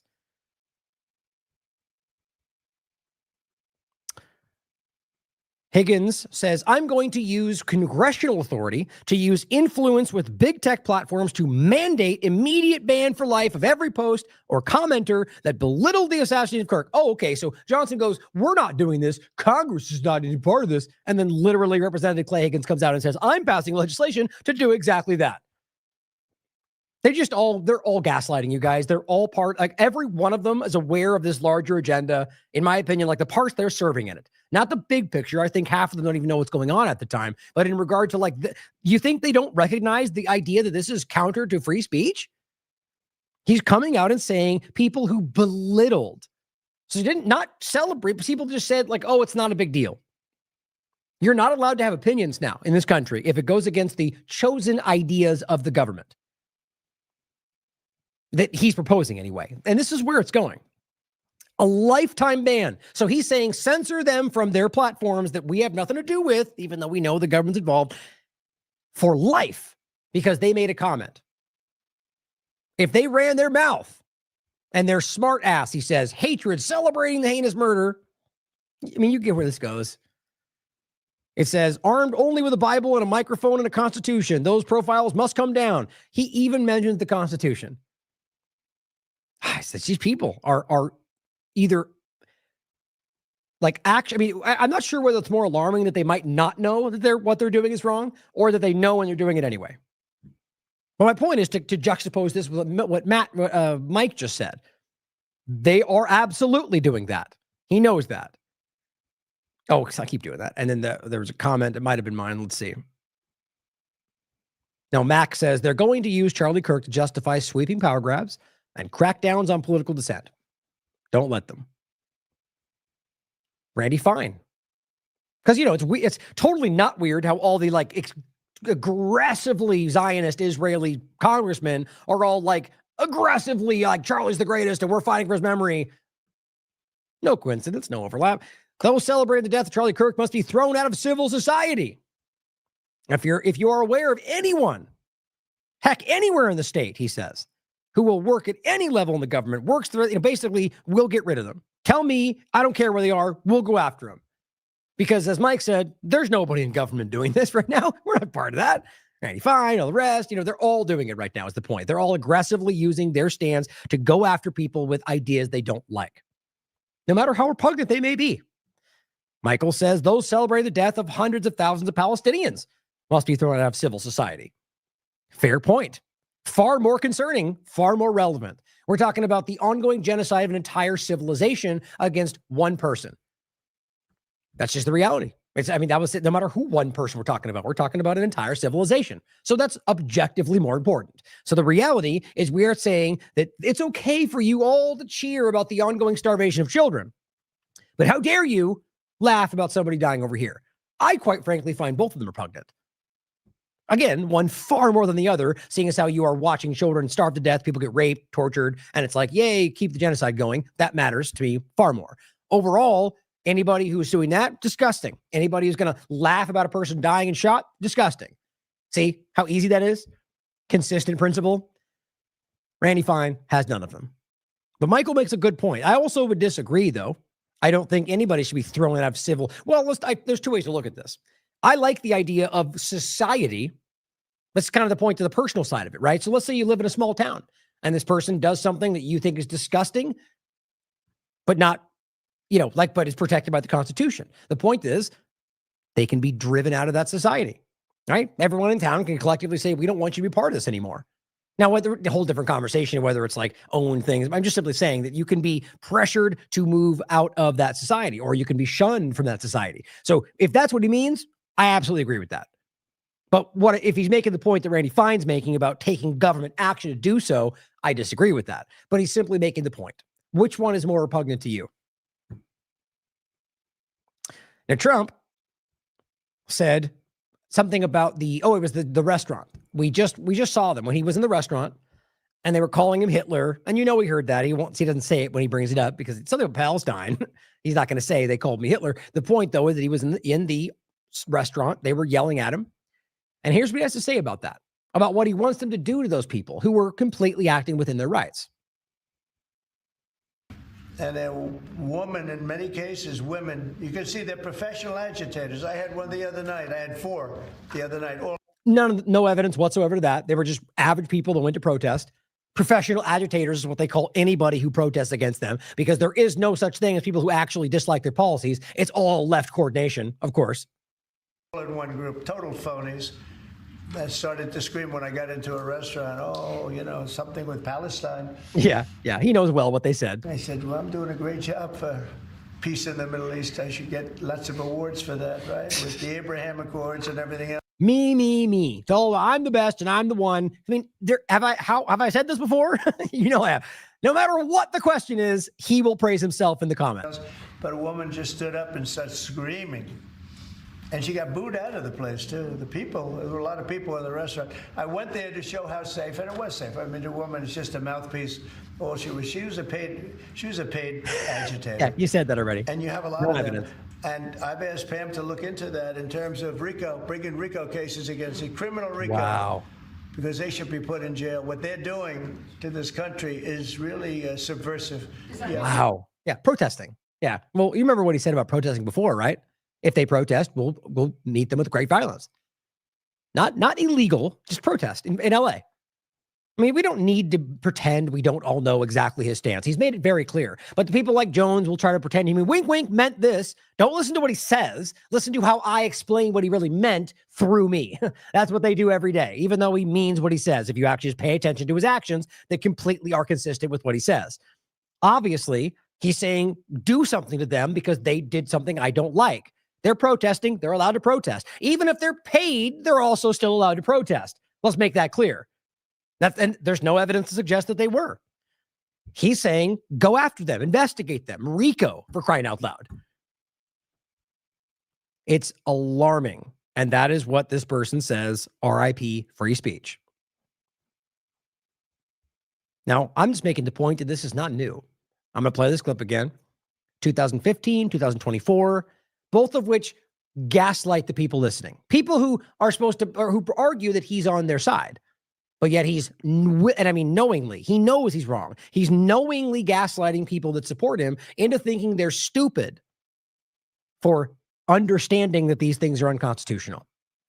Now, I mean, look, we're doing it right now. We're talking about unconstitutional actions, whether it's doxing or censorship or whatever else is happening in this country. Surveillance, 100 different points. I mean, what we're seeing right now is foundational change that is disregarding the Constitution at every single stage. And so this is Trump simply pointing out, or me showing you Trump saying these things in many years before this. So this is my point about consistency. He said it then, he said it in 2024, he's doing it now. So either you look at his actions and his statements and realize he was consistent, or you listen to what Jones tells you he wink wink means from the cue board and pretend that's what it looks like, even though every other data point shows you that he said it, he does it, he means it. Because we're losing a lot of people because of the internet. And we have to do something. We have to go see Bill Gates and a lot of different people. Oh, but don't forget, that's coming out again right now. He's already floating the idea that there's parts of the internet that are problematic and there's, areas and Bondi talking about going after certain locations. That's what's going on. And hey, Bill Gates is right back in the swing of things. He's right in the inner circle now.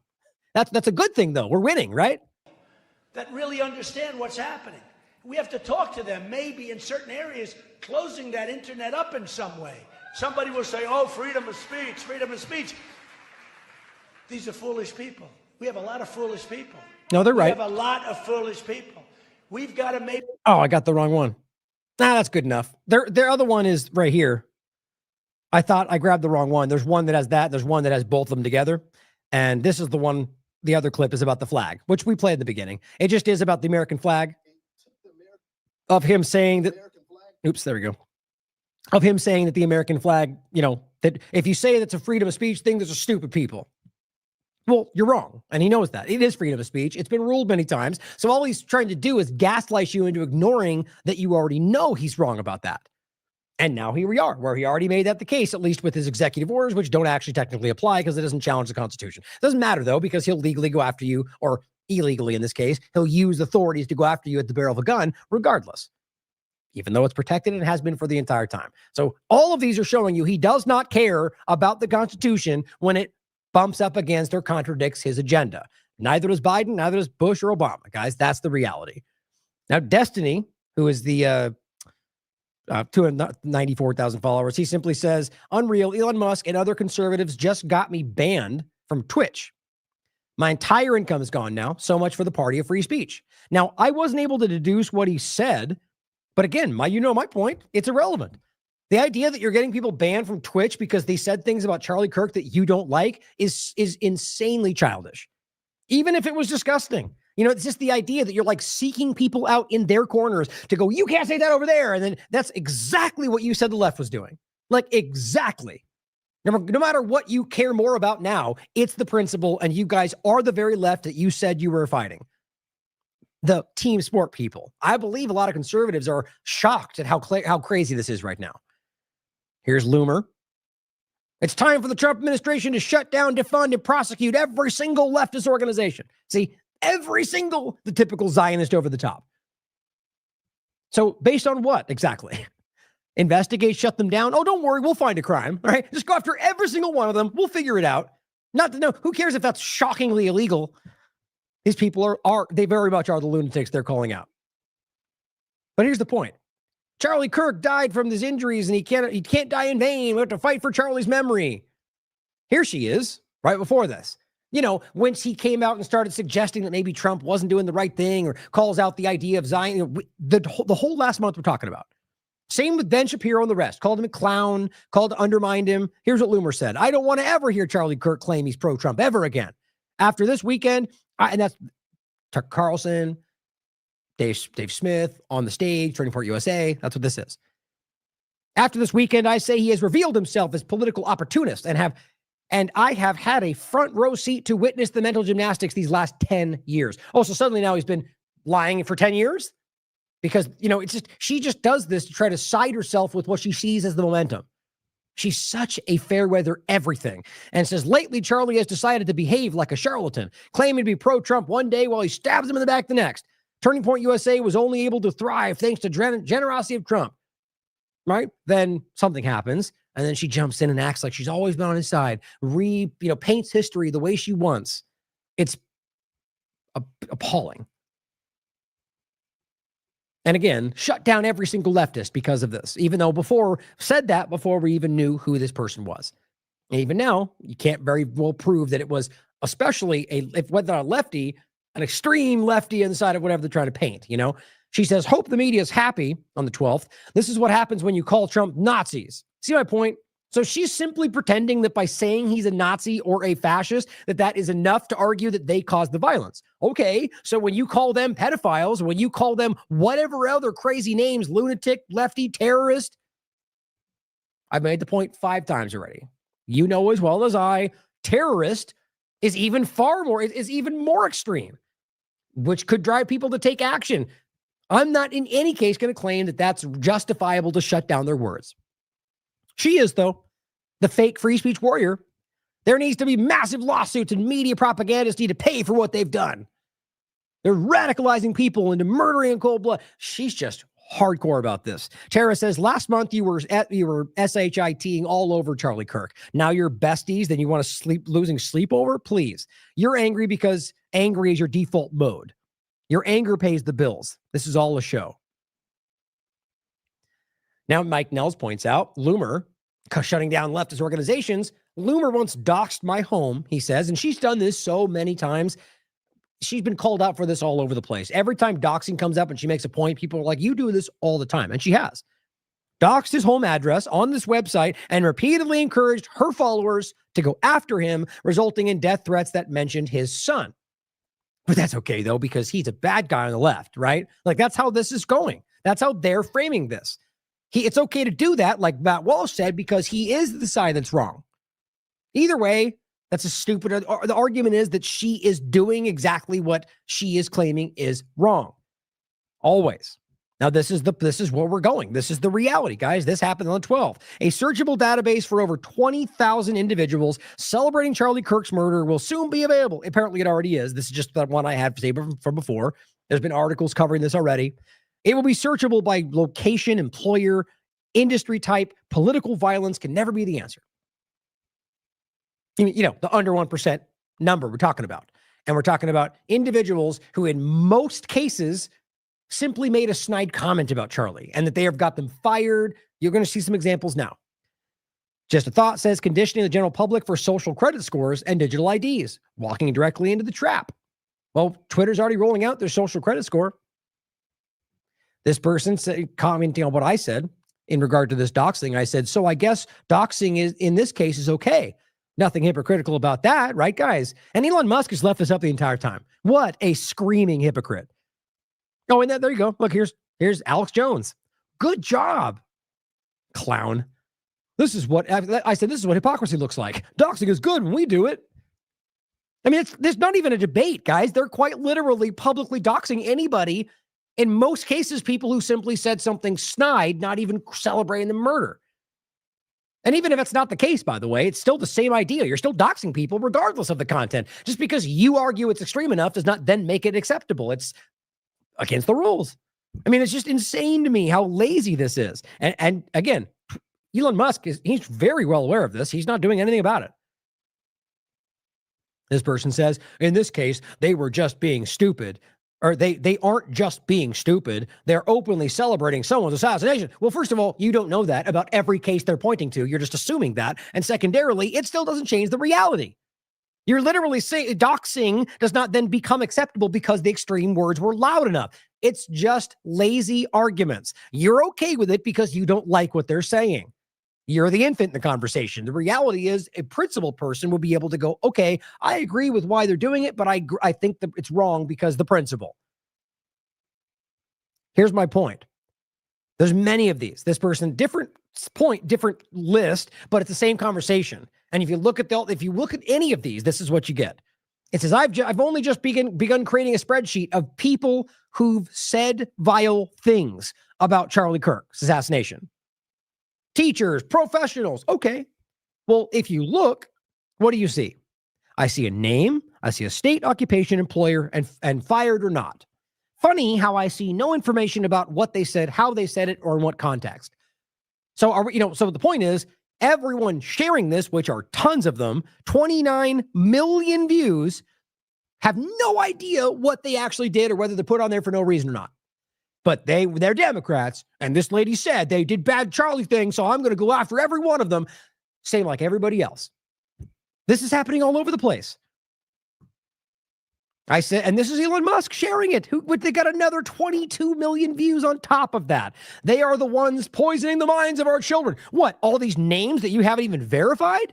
You don't realize, guys, this is one of the most important points in this. Elon Musk gave 22 more million views on top of 29 million to a unverifiable list of people's names, their jobs, and their state, and said that they are poisoning the minds of our children without having any idea who they are or what they said.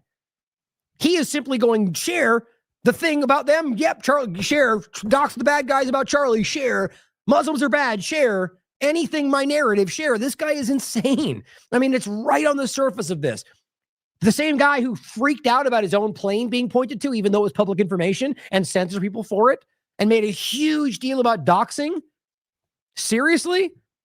These guys don't have principles, or at the very least, they're willing to ignore them the moment that it benefits them. This is one to remember right here.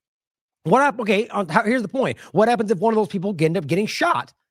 I would still argue it's not Elon's responsibility to take, he's not going to be, the only person that should be charged for a crime is the one who shot the person. The point, though, is that if you're going to stand here making this big argument about what they're doing is driving violence, what the hell do you think that is? Why? Because you're going to blindly assume that person's name at number 23 did what you assume because they told you that? My God, we can't be this stupid. Matt Walsh. Cameron Bradford says, medical experts are now saying that Charlie Kirk probably didn't even have enough time alive after the incident to recognize the irony of it. Obviously making a joke. You could argue it's in poor taste. It makes a point. Whether you agree with it or not, it's not saying, yay, he died. It's simply making a point that, yes, is meant to be slightly humorous if you want to laugh at it, that ultimately the joke is that he was unable to recognize the irony of the fact that he was, shot, or that it was violence, or, however they're seeing it, that overlaps with things they're calling out on the right. Whatever you think about it. And you can argue it's distasteful, repugnant, that it's lacking decorum. It's on the 10th. That would be my point. My point is there's no reason for this in the midst of the person dying with their family suffering. You can do what you want. It's free speech. You're allowed to say what you want. You can say that all day long. But I would simply personally argue that, you couldn't have waited until later. You know what I mean? That's my personal opinion. But if it came down to reporting about things, I wouldn't hold back whether it was the moment afterward. Here's what he says. Matt Walsh. These kinds of posts have hundreds of thousands of likes. Okay. So do a lot of disgusting posts from the right. This is not fringe. It's not even fringe. It's not even as crazy as you guys are trying to paint it as. You realize how many comedians make jokes that are tasteless about people that die like the moment it happens? You could even make the argument he's not even trying, that he doesn't even hate Charlie. He just saw an opportunity to make a joke. Do you realize this is exactly what they made fun of about the left? Now you've got people like Matt Walsh at like the higher levels of the Republican influence machine who are now clutching their pearls just like the left were. How embarrassing for you guys. I hope you feel really stupid about this. It says the mainstream left wants you dead. Oh, so there we are again. Every one of them on the left just want you murdered and spit on your grave.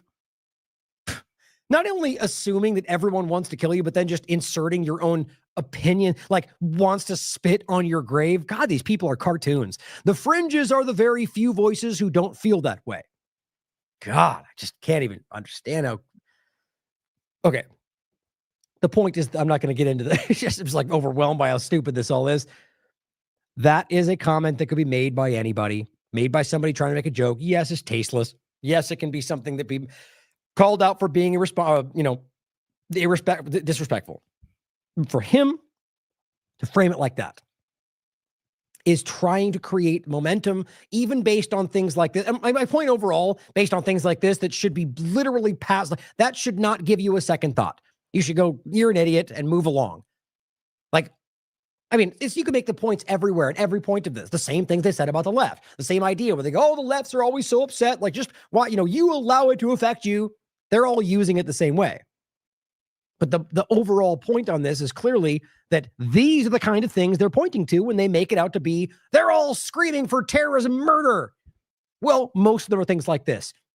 Check it out for yourself, guys. Look at their montages. Other than the tiny account they highlight that are likely bots being run probably by people wanting to push this all, Zionists, this is the vast majority of it. That's well within free speech. I think all of it is. Now, I just want to add to this. I think this is just a random hostess on the 13th. Simply just says, and this is Marvin, 171,000 followers, ultra MAGA, KJ, conservative Christ, drain the swamp, Israel, Trump, fans, build the wall, just like every buzz thing they can think of to jam in there to be like, follow me, I'm a Republican. It's probably not even real. And it just says, patriots who follow back, and just lists off a bunch of Republicans that will follow you if you merely follow them, as long as you're a Republican. How stupid is this? It's just so ridiculous. With a gun shooting. Like, it's like somebody made fun of Republicans and like people are like, yeah, we're the same. My point is it's so often on this platform, just a blind social feedback loop. Well, we're the same and you've got MAGA, so we're follow, you're Democrat bad. Just like lazy thinking, but I don't think that's the majority. But this app is overrun with these blind Pied Piper following things. It's crazy to me. So just back to that point about the doxing, and here's Alex Jones going, good job. This person says, and I said, this is what hypocrite looks like. Doxing is good when we do it. This guy says, don't care. Left is going down. Maybe bot. It's pretty stupid. But I said, thank you for making my point. The point is a lot of people are just hell-bent on dunking on the left, and that's all they really care about. This is what Just a Thought pointed out about the doxing. Here's Elon Musk.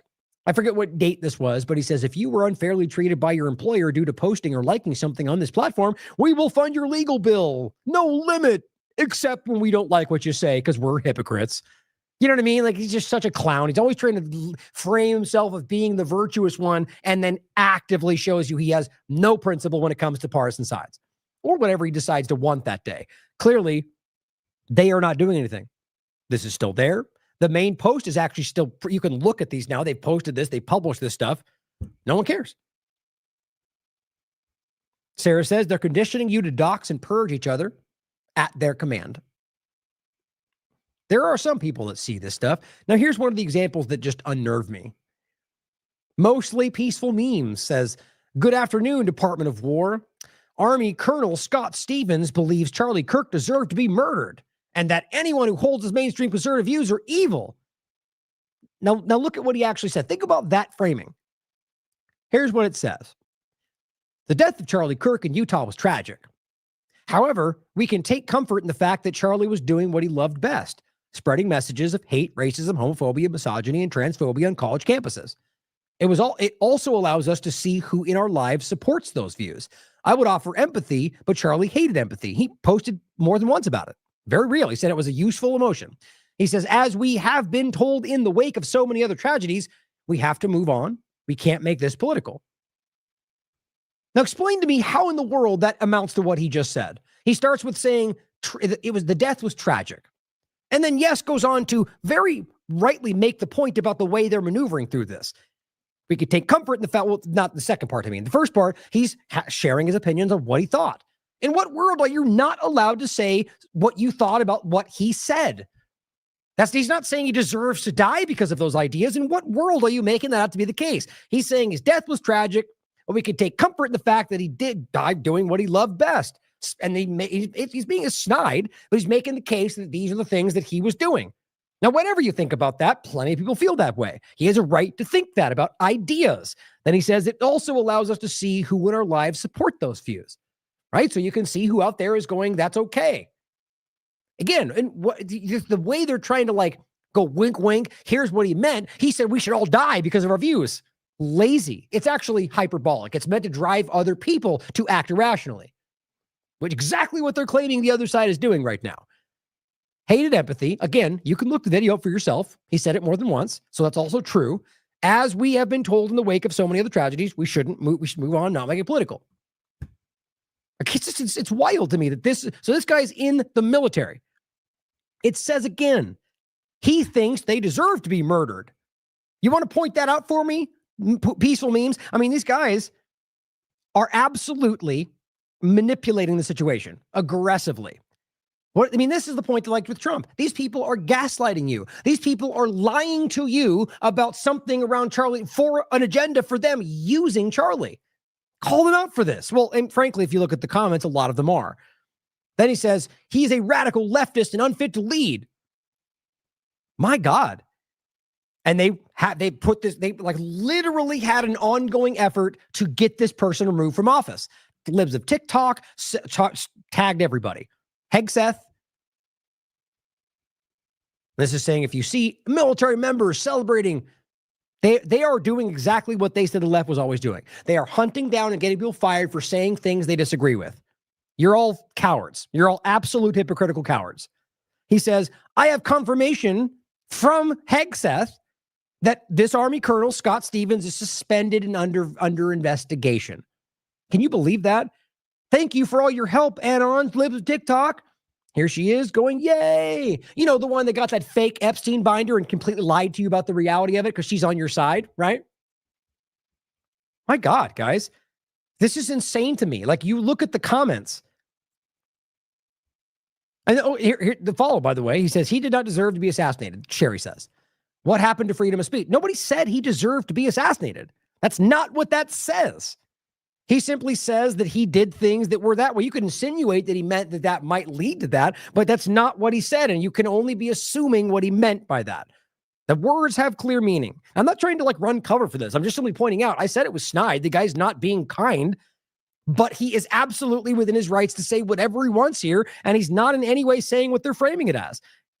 This person responds saying he spent years inciting political violence to die the victim of it.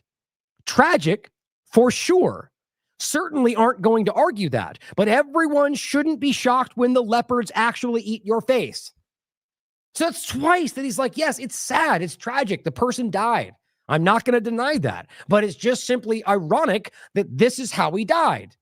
Like the fact that you've turned that into he wants you all to die and that you deserve to die. That's deranged, guys. I either like literally these people are like in a psychosis right now, or that they know they're lying and getting people fired from their careers because they're small people. It kills me. I don't, this needs to be called out more than anything, guys. I mean, look at the amount of reach. It's getting, I think their own people are disgusted by them right now, and they simply don't care. So here is that tweet. And I said, they're all such hypocrites, and it's clear they're either too stupid to recognize that or have zero principles and simply don't care. This person had a great comment. He said, in their minds, important to reference frame, they are supremely principled and justified in committing immoral acts to achieve their means. Their opposition is evil subhuman scum. Right? That's how they see it. That's it. Lying, cheating, murder are not only permitted, they're morally required actions to further their version of the greater good. They're completely unconstrained by the norms that the rest of us recognize asymmetric warfare. Now, I argue the point is that they've been manipulated into that position. Either way, might as well be what the government does to us every day. Hegseth tells staff to find and identify military members and any individual associated with the Pentagon who have mocked or appeared to condone Charlie's murder so they can punish those officials. Guys, I mean, can you imagine if any of this was happening? Like, let's just say John McCain when he died, or let's just say John McCain was shot. And the things that were going to happen then and guaranteed would still happen today when they came out and made fun of that all over the right, which happens every time on both sides. And then they did this, and Biden shut it all down and fired every military person that said a single word about him. Do I even need to finish the sentence? Republicans out there listening, do I even need to finish the sentence? You damn well know, as well as I, that's exactly what you guys would freak out. And I'd like to believe that most of you are already aware and are freaking out about the same on the other side because it's problematic from people you support. He says, so are we now to the point to where we have military members looking at these social media posts of others in their unit so they can rat them out on free speech? Are we really doing this now? Here's Matt Walsh again. It's a good thing is people, this is somebody, look at, Live to TikTok is going crazy about this. Nurse at Children's Healthcare Atlanta said, F his kids, F his ancestors, especially that want to birth them. Yeah, disgusting. Absolutely disgusting. She's repugnant and has a right to say it. And Live to TikTok doesn't believe in free speech, which we already know. We did this back when the woman made the joke about Trump being shot and made the whole joke about wish there was a better shot. And that random woman fired from her job at Home Depot, probably ruined her life. Didn't care though. They laughed about it because they're disgusting people who have no morals. And she's going after this person because they said something that they have a right to say. I think it's disgusting. Absolutely. Especially the kids. What right do you have to make statements about their children in regard to, being disgusting or not? But the reality is, bad choice of words there. The point is they have the right, regardless, the constitutional right to say what they want. The idea that you then hunt them down and get them removed from their jobs because they spoke out words that you don't like, regardless of how repugnant, because that's the principle of it, shows who you really are. Matt says it's a good thing these people lose their jobs.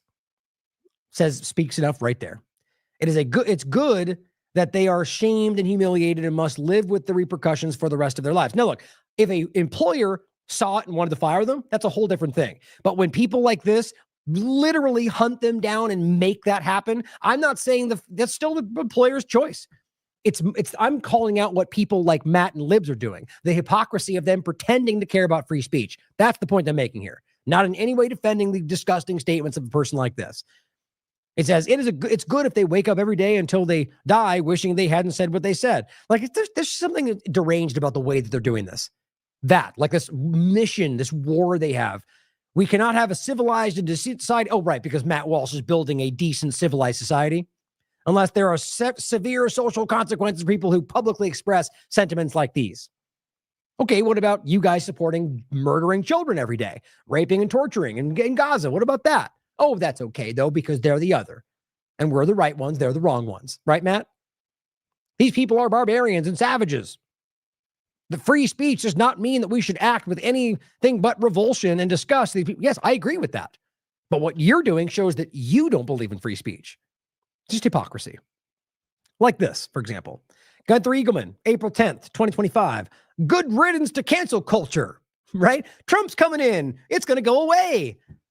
September 14th, 2025. It's your moral duty to get libtards fired. Guys, these people are children. Like, you don't think he knows that that's stupid? Like, I'm willing to bet you that he doesn't even think you're paying attention or doesn't even care. He's making too much money on Twitter by just supporting the current thing. Here's Matt Wallace. I've called him out for years. February 21st, 2023. Cancel culture. September 12th, 2025. My team and I have now gotten at least 25 people fired from their jobs for celebrating the assassination of Charlie Kirk. Should we keep going? How much you want to bet? That's not even true.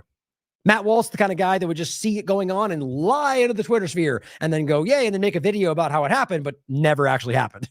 This guy is one of the most, he's bad at it too. Very poorly put together lies, but seems to somehow get lots of views.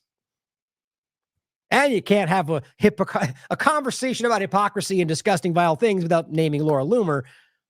Jason Bassler says, and just like that, the right becomes the anti-free speech, censorship-happy, woke mob cancel culture they screeched about for years.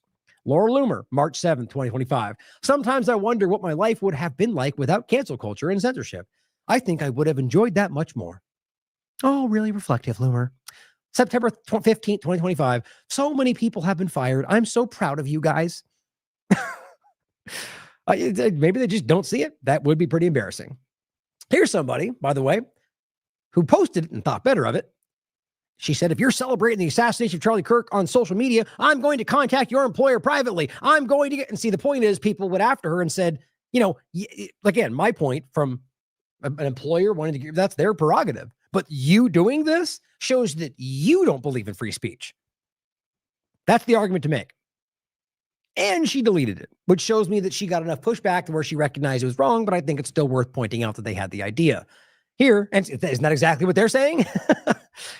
Over 100 teachers in Texas will have their teaching certificates suspended and will be rendered ineligible to work in the state's public schools after endorsing the assassination of Charlie Kirk or inciting further violence, per Greg Abbott. Of course, here's the post from this person. Charlie Kirk was a bastion of free speech. Cancel anyone who jokes about Charlie Kirk. But here's the post. It says, the Texas Education Agency said it received about 180 complaints related to Texas public school teachers appearing to celebrate Charlie Kirk's murder. They said some of the complaints were under investigation. It said, while all educators are held to a high standard of professionalism, there's a difference between comments made in poor taste and those that can call for and incite further violence, the latter of which is clearly unacceptable. It says the TEA educator Investigators Division has already begun its review, and I will be recommending to the State Board for Educator Certification that such individuals have their certification suspended and be rendered ineligible to teach in a public Texas school. This person says, I was disgusted to read the Commissioner Mike Morath's letter threatening to investigate and intimidate Texas teachers for exercising their First Amendment rights. Morath's shameless and transparent use of the assassination for his own political gain is reprehensible. I did not see him react in a similar way to the targeted political assassination of the leader of the Minnesota House Democratic Caucus, Melissa Hortman, and her husband, who were shot dead in their home just weeks ago and had very similar statements made by people on the right. The original post, and that's the whole thing. To me, it doesn't change the reality. If the right action is being taken, even though it didn't happen last time, you can easily point out that they didn't do it when they should have then, which shows them hypocritical. Doesn't mean you shouldn't do it now. Which tends to be the argument from the side it's happening to. You didn't do it then, so don't do it now. Well, no, it should happen now. It should have happened then. But my point is that it's interesting to watch the back and forth. Is that, remember, most of these people really just said things that people didn't like, not necessarily that they were like, yay, they died. Very different. On top of that, we're talking about a teacher. We're talking about it's not, I mean, it's a little bit different than a normal job, and it's a little bit different than working for the State Department, but still, I argue, overlaps with the idea of a state function and that you can be removed for stating things. I would argue this would absolutely be a case-by-case basis, and if you're going to argue they're inciting violence, then you should have to prove that in front of some, whatever the system should be, whether it's I doubt to be jury, prove that in front of some kind of a court system. Like you're making the case they incited violence, well then prove that. That's my point. Individual. The idea that the state, they're stepping in and making claims about individual statements and saying that they're going to get fired from their job for those statements. I mean, guys, I shouldn't even need to argue this. We're at a point where this is self-evident and it's clear that it's become accept the ideas that I don't like. And it's the same thing you called out about the left. He says, where was it? The original post said, I'll bet if the victim had been black or brown or a Democrat influencer, Spencer Cox would have been singing a different tune. Could Kirk have baited just one too many people? Could this have been the consequences of his actions catching up with him? You see my point? That's what they're claiming is him celebrating the murder. No, it's not. That's an objective statement of you saying this person, if it was not a Republican, probably would have done something different. You could be wrong, but that's an opinion. Secondarily, Could Kirk have baited one too many people? Now, you can disagree with that, guys, but if you're in the process of a very partisan top, everyone in the partisan field, in my opinion, is being very divisive. They're doing things like we've just went over all day. Whether it's racial, whether it's political, you're dividing people based on political ideas. That's what he did in a lot of ways. You can't deny that. It's pretty easy to see. But again, plenty of things he said I actually agree with. Overall, to say that him doing that and being divisive might have caused somebody to act, not to say that's justifiable, but it's just an obvious statement of possible fact. Could this have been the consequence of his actions catching up with him? Now, you could argue that last statement is more so the insinuation that maybe he caused it. But in what way does that amount to celebrating his murder? It is just a game of trying to push this further. And my point is the same. You look this up anywhere, every conversation, that is the kind of comment they're pointing to. With the occasional extreme bot account that's like, kill everybody. Or maybe not a bot account, but just a tiny account. That's the reality of the bigger picture. It's pretty much everywhere you look right now. Long show today. I wanted to make sure we got all that out. I'm sure I'll get 75 emails about how your shows are too long, which happens every time. But we're going to get it to a show tomorrow. We have more to talk about. I'll leave it there for today. I don't think I mentioned in the beginning, but I had some severe family stuff I had to deal with over the last few days. I was really, I am very much gung-ho, but I'm just going to let the next couple of weeks speak for itself. But it's frustrated with the timing of what just happened. It kind of pulled me away from what we were getting into, but more content coming your way, guys. Make sure you tune in. I'll see you tomorrow. We're going to catch up on a lot more things. Unless a lot more kind of spins out tomorrow, I'm going to have some focus will be on Israel regardless. Because I want to make sure we get more into the weeds about, the current reality of what they're doing in regard to where they're pushing them and so on. But we'll see what happens. We'll be talking to you more tomorrow. I really hope that we can stand back and, take a breath and be objective about this. I'd like to believe that I'm right about the fact that most people out there, left and right, will get whatever side you think you're more close to, you recognize this is a problem. Because it's just wrong, guys. They're using things like this, knowing it'll emotionally manipulate, to drive in extreme action, to drive in censorship, to drive in surveillance, to drive in the actual thing they're claiming is happening, driving people to act irrationally. So just don't be baited. Don't get pulled into the partisan divide. Stand with your principle. It's paramount today. Thank you for tuning in. I love you all. As always, question everything. Come to your own conclusions. Stay vigilant.